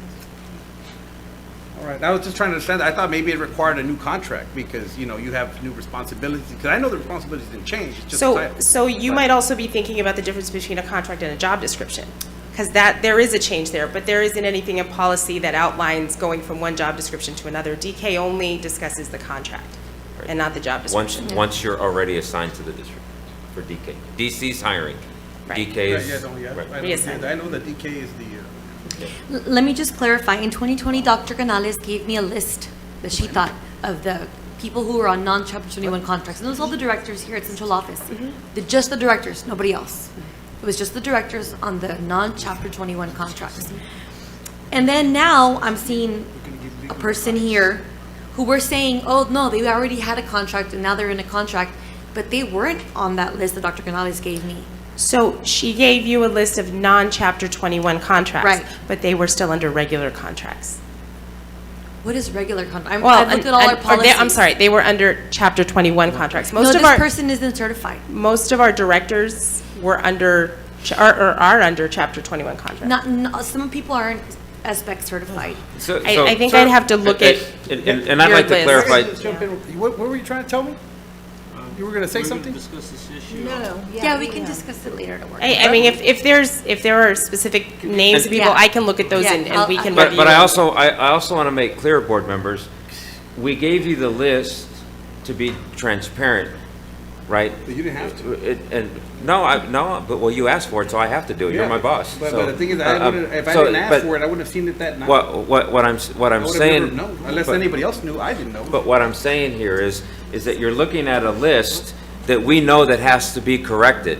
Because you keep on going back to the list. The process. We got to What- correct the process what- too. You can fix the what- list all you want. we- We got we- to fix the process so it never happens again. Well, to fix the list, we have to fix the process. But you keep on going back to the list, and I understand that. That was made very clear last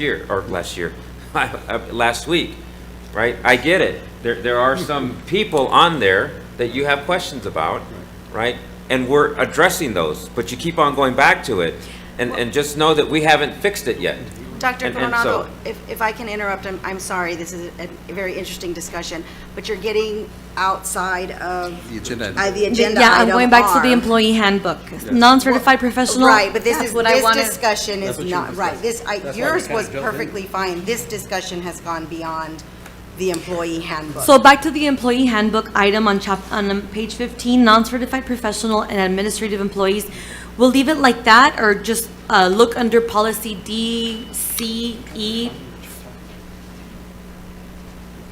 Because we have to approve this employee handbook item, don't we? Is it policy or is it just a handbook? It's just a handbook. It's just a handbook, but it's what So it doesn't what dictate how we TASB, operate. No, it's your policy dictates. It's like a regulation. Right, yeah, that's what I'm saying. it's what TASB provides. Then this one was pulled from TASB. The only things that were changed is there were some changes to names, like the Title VII coordinator, Title IX coordinator, things like that, that had to be amended and changed. And they made all the changes that required, according to Update 119, that required changes because of the policy changes that were made this year. So we don't have to change anything on here. We'll just move on with the item and talk about whatever we have to fix in a different item. Because this is employee handbook. Motion approved, or somebody already put a motion? Okay, we have a motion. We already have a motion. Okay, wait a second. Take it to a vote. Mr. Nieto. Aye. Mr. Saita. Aye. Mr. Trevino. Aye. Dr. Rodriguez. Aye. Mr. Los Santos. Aye. And Mr. Gonzalez. Aye. Motion carries. Item S, discussion and possible action for the board to consider approval of the WISD student handbook for for the 2022-2023 school year. Dr. Coronel.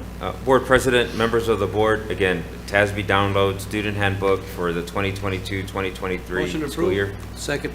Okay, we have a motion by Mr. Los Santos and a second by Mr. Nieto. Correct. Any discussion? Nope. Take it to a vote. Mr. Nieto. Aye. Ms. Taitam. Aye.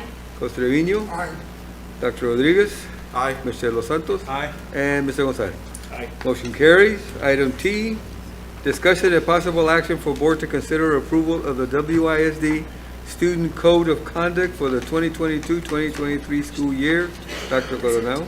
Board President and members of the board, this is the Student Code of Conduct. Now, I will tell you that a lot of work actually went into this because based on one of the board meetings I heard before, Coach Trevino, if you look on page 34, right, we actually added a discipline matrix.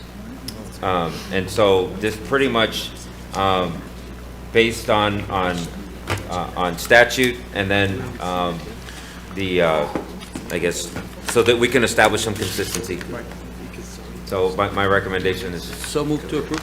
Okay, we have a motion by Mr. Nieto, Second? second by Mrs. Taitam. Any discussion? Dr. Coronado, and this, this matrix includes some language in there in regards to first-time offenders. Right, so we're giving this a lot, we're giving a latitude to a lot of the principals in terms of how they do this, but the discipline matrix is there, that's the base at a minimum. Thank you. Okay. Take it to a vote. Mr. Nieto. Aye. Ms. Taitam. Aye. Costeño. Aye. Dr. Rodriguez. Aye. Mr. Los Santos. Aye. Mr. Gonzalez. Aye. Motion carries. Item U, discussion and possible action for the board to consider approval of amendment to the adopted debt service fund budget for the fiscal year 2022-23. Dr. Coronel. Board President and members of the board, this this goes for the INS rate, which is from 4 pennies, it'll actually lower it to 0.36 pennies.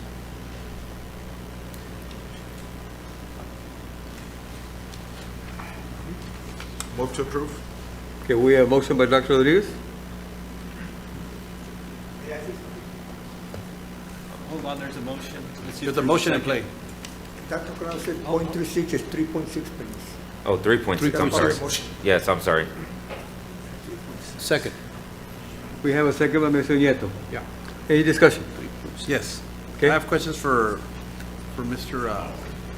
Sanchez. Okay.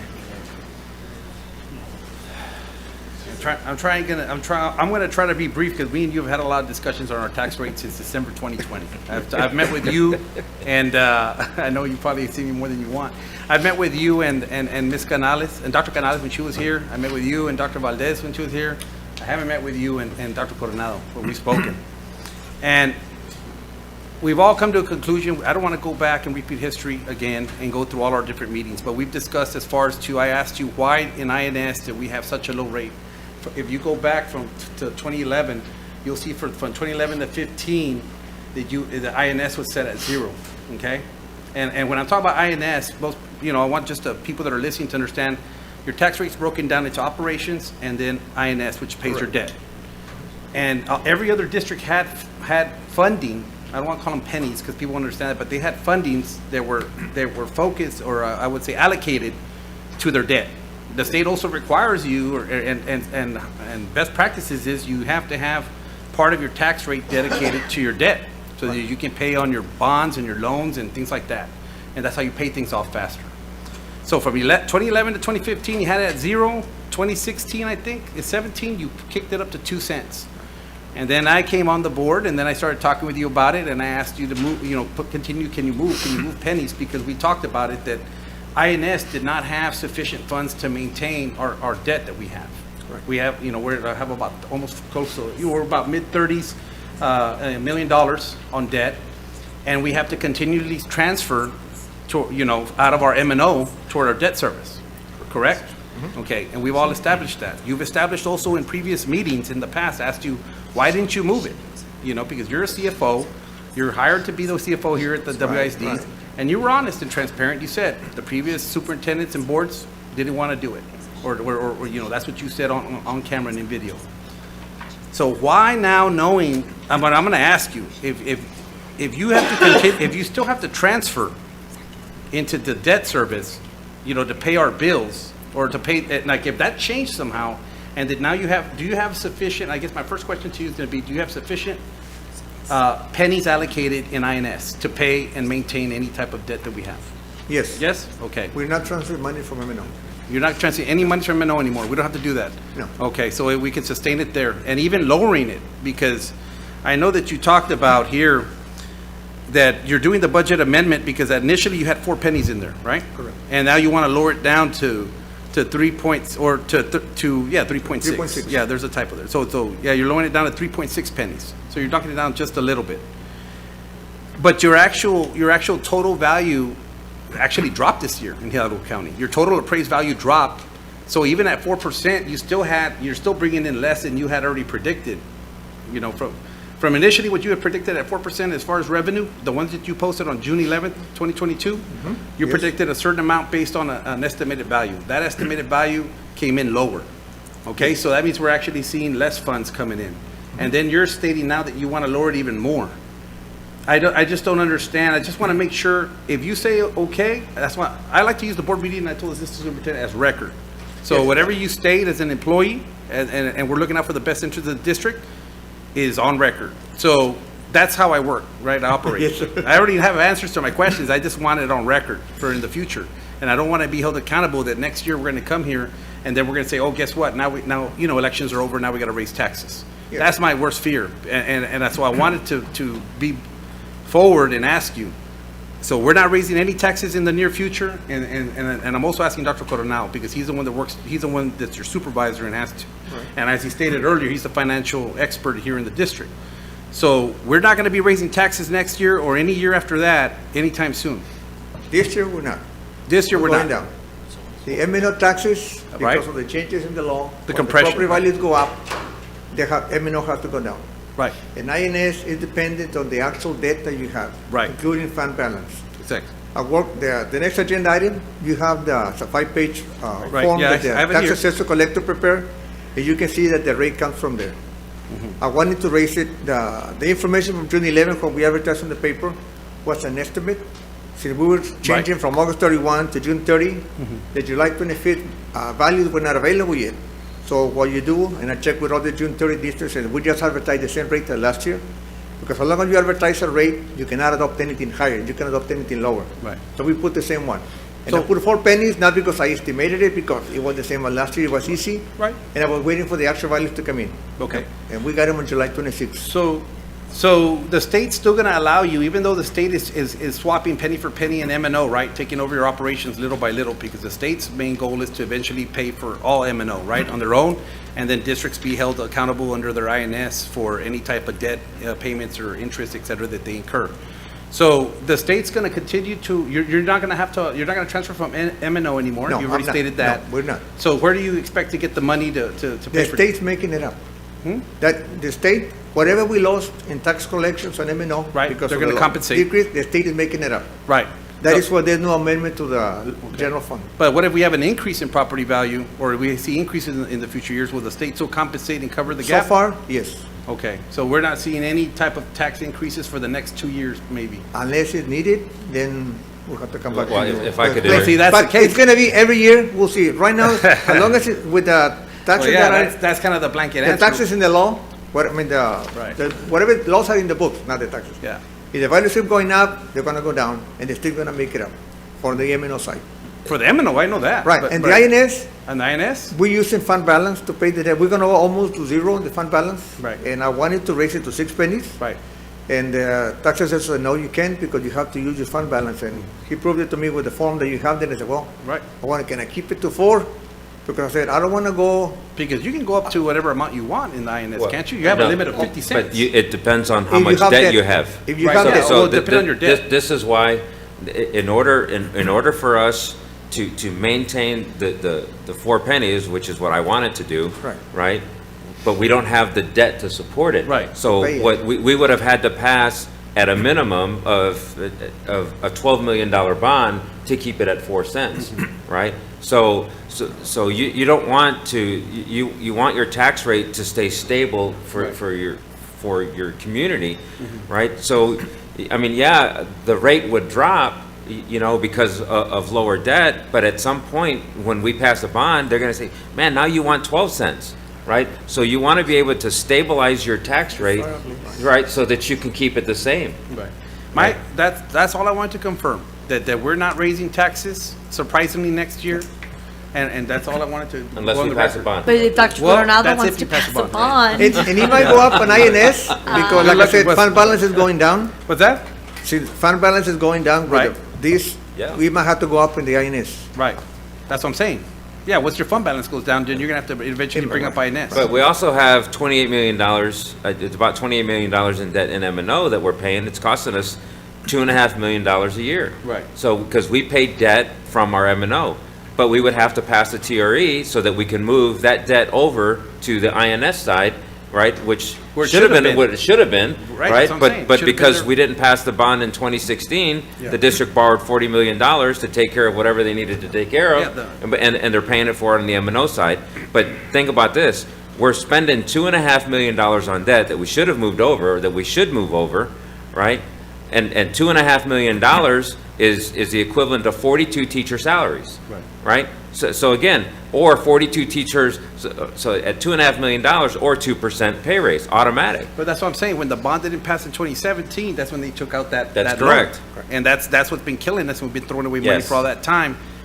That's my argument that I've been saying for the longest. Thank you. Because I've been saying we should have moved everything back to where it belongs. Right.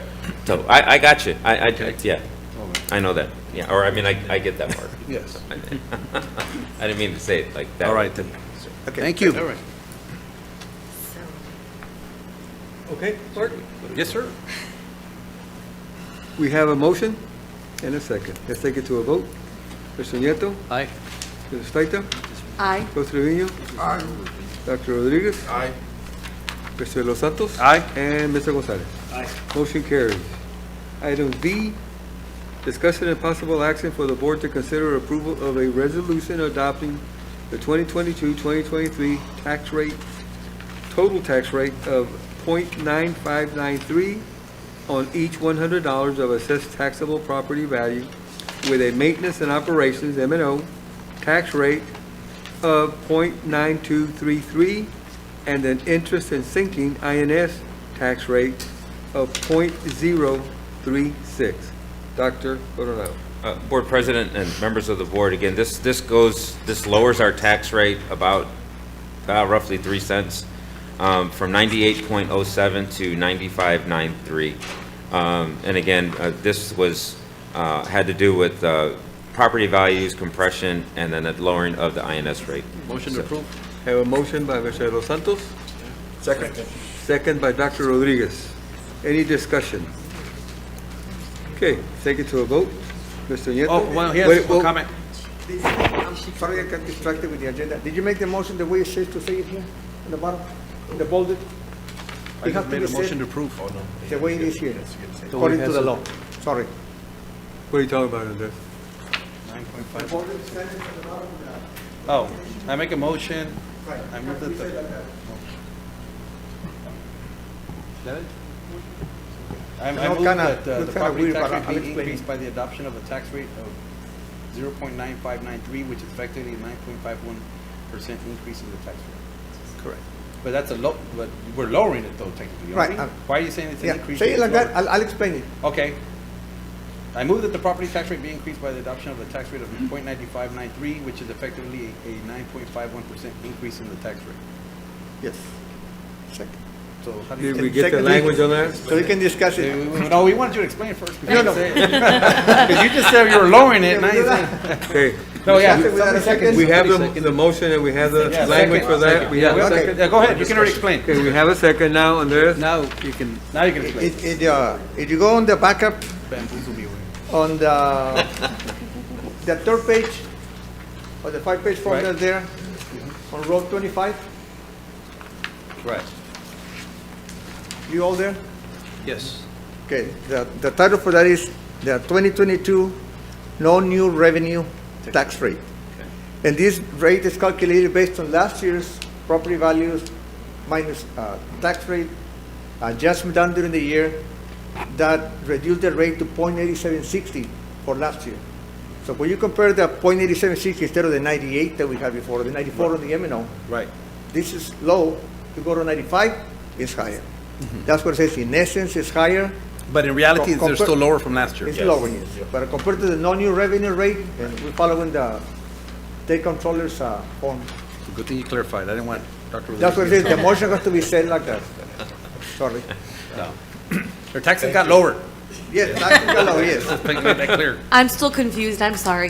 No, it's because of the don't adjustment. He's get taking the it. adjustment and adding the 9 point Yeah. to come out with the 0.9593. So what's increasing? Nothing is increasing. On the He's forms, increasing from the they adjustment. calculated last year's tax rate. Last year's. Throughout the year, we come back every month. We come to you every month, approval of monthly tax adjustments in the consent agenda. So the values go up, go down, and with all those changes in the year, the tax rate as recalculated by this form ended up being 0.8760 for last year. Okay. When we now recommend that we approve 95.93, even though it's lower than the 98 that we had last year, it is higher than this. It is higher than the no-new revenue tax rate. The state has a no-new revenue, the same as last year. There's 2-3 different tax rates that are used in the descriptions. But because of that, it has to be set the way I said.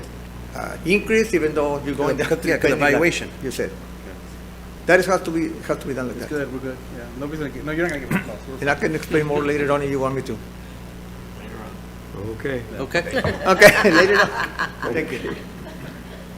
Now, we can take it to a vote. Now you can. Mr. Nieto? Aye. Mrs. Staito? Aye. Mr. Trevino?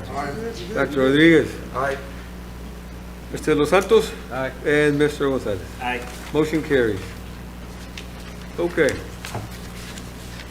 We now go to item W, discussion and possible action for the board to consider approval of a recruiting and retention stipend for all employees from the Coronavirus Response and Relief Supplemental Appropriations Act Esser 2 funding. Dr. Coronel. Board President and members of the board, I'd like to recommend a $5,000 Esser stipend to be Motion. paid for, first, for all staff members. We have a motion She made it. Second. by Ms. Staito? I beat Yes. you. I said second. Okay, and a second by Mr. Los Santos. Do we need to discuss this? I think it's a good move, and Dr. Dinos, you know, for all the, it's going to be all the staff? Everybody. All staff except for the district leadership team. Perfect. All security, all maintenance? security, Everybody across the board. Everybody. Cafeteria workers, everybody but the district leadership team. And I'm it'll glad be, you- yeah, I'm glad you all went back and looked at that. It was Yeah. very important. So, and it'll be paid in December and May? 2,500 in December, 2,500 in June? June? June. Okay. outstanding. Not to get into the details about this, if you didn't start in August, September, you came in later during the year, We're will it be making it prorated? September 30th because it's recruiting and retention. Okay, so it doesn't matter. So in other words, we have a few folks on the agenda to be approved tonight. They will be eligible for Okay. this funding. That's fine with me. Mr. You want it- Garlic has something to say. Wants to increase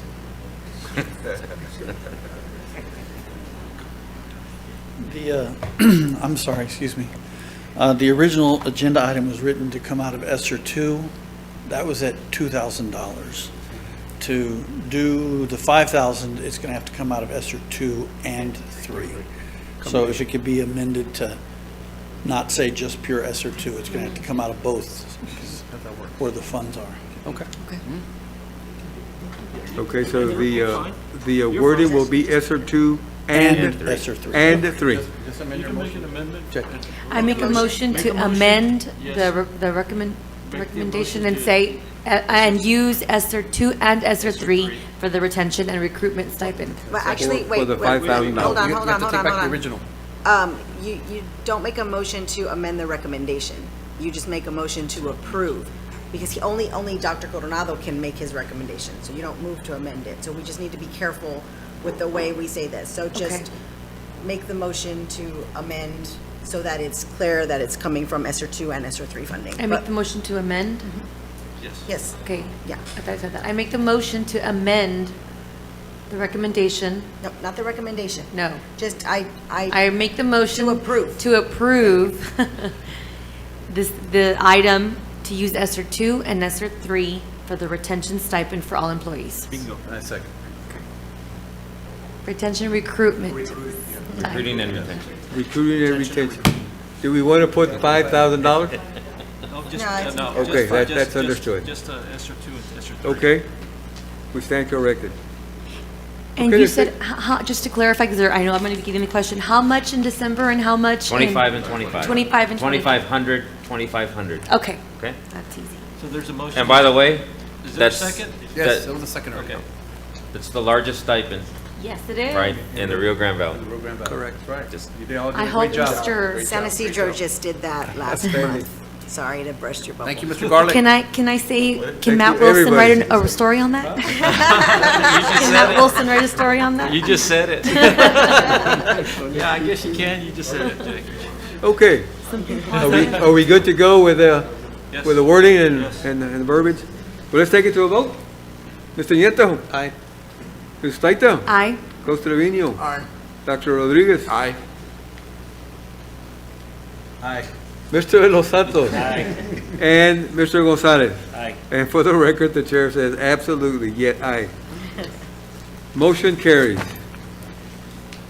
Item X, discussion and possible action for the board to approve a resolution regarding extension of leave for COVID-19. Dr. Coronel.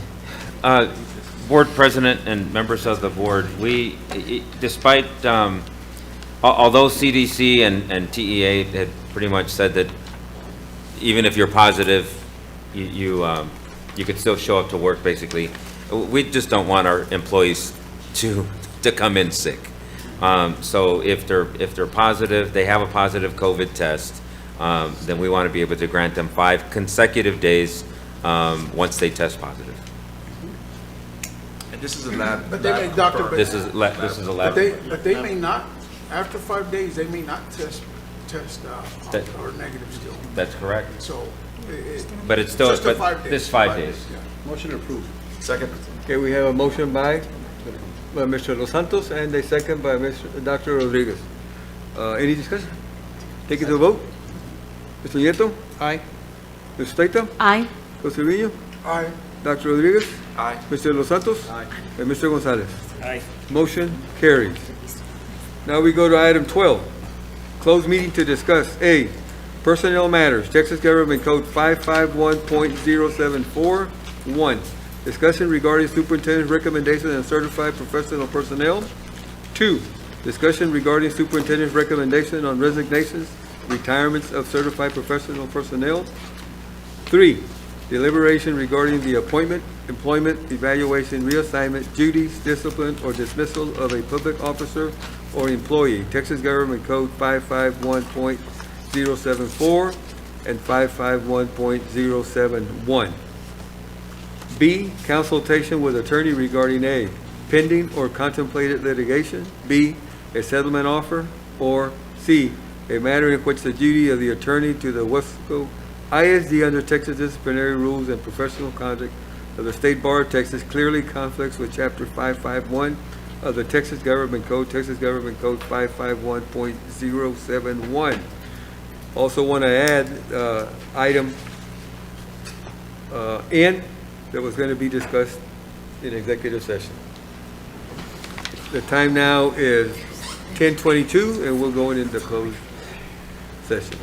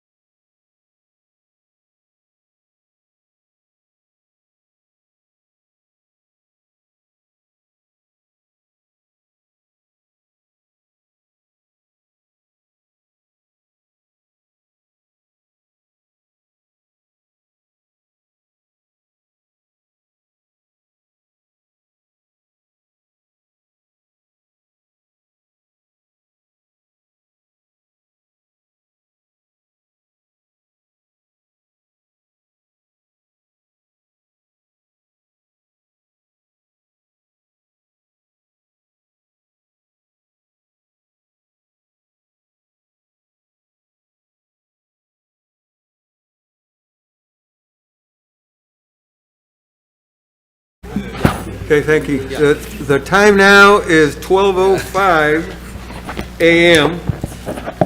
and we have reconvened an open meeting. First item that we're going to discuss was item N. Discussing a possible action for the board to consider approval of the administration's ranking recommendation of the proposed response, or of the proposal responses received for the design, build, construction, and of HVAC improvements projects district-wide RFP number 22-06-27 phase 2 of design build process. Dr. Coronel. Board President and members of the board, I recommend the committee's decision to select Verigy for the HVAC improvements project district-wide. Is there a motion? Do we have a motion? Is there a? I'll move to approve. Okay, we have a motion by Andrew to approve the item N, discussion and possible action for the approval of the administration's ranking for the recommendation of the proposed response received for design, build, construction of HVAC improvements project. Do we have a second?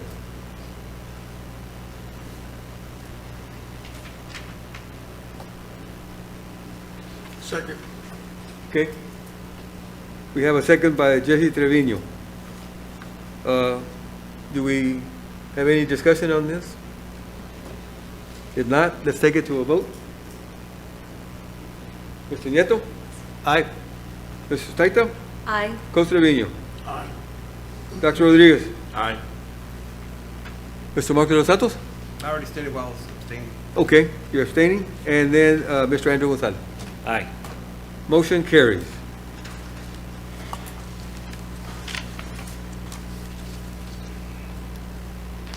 Item A, possible action if necessary on items discussed in closed meeting. 1, discussing if possible action regarding superintendent's recommendation of employment of certified professional personnel. Dr. Coronel? Board President, members of the board, I'd like to recommend the employment of certified professional personnel as discussed in closed session. I move to approve. We have a motion by Mr. Gonzalez and a second by Mr. De Los Santos. Take it to a vote. Mr. Nieto? Aye. Mr. Staito? Aye. Costa Trevino? Aye. Dr. Rodriguez? Aye. Mr. De Los Santos? Aye. And Mr. Gonzalez. Aye. Motion carries. Item 2, discussion and possible action regarding superintendent's recommendation on resignations, retirements of certified professional personnel. Dr. Coronel. Board President, members of the board, I'd like to recommend that you accept the resignations, retirements of certified professional personnel as discussed in closed session. So move to approve. Okay, we have a motion by Mr. Nieto and a second by Mr. De Los Santos. Let's take it to a vote. Mr. Nieto? Aye. Mrs. Staito? Aye. Costa Trevino? Aye. Dr. Rodriguez? Aye. Mr. Dos Santos? Aye. And Mr. Gonzalez. Aye. Motion carries. Item 14, adjournment. So moved. The time now is I'm waiting for you. 12:09. We are adjourned. Is this yours? Okay.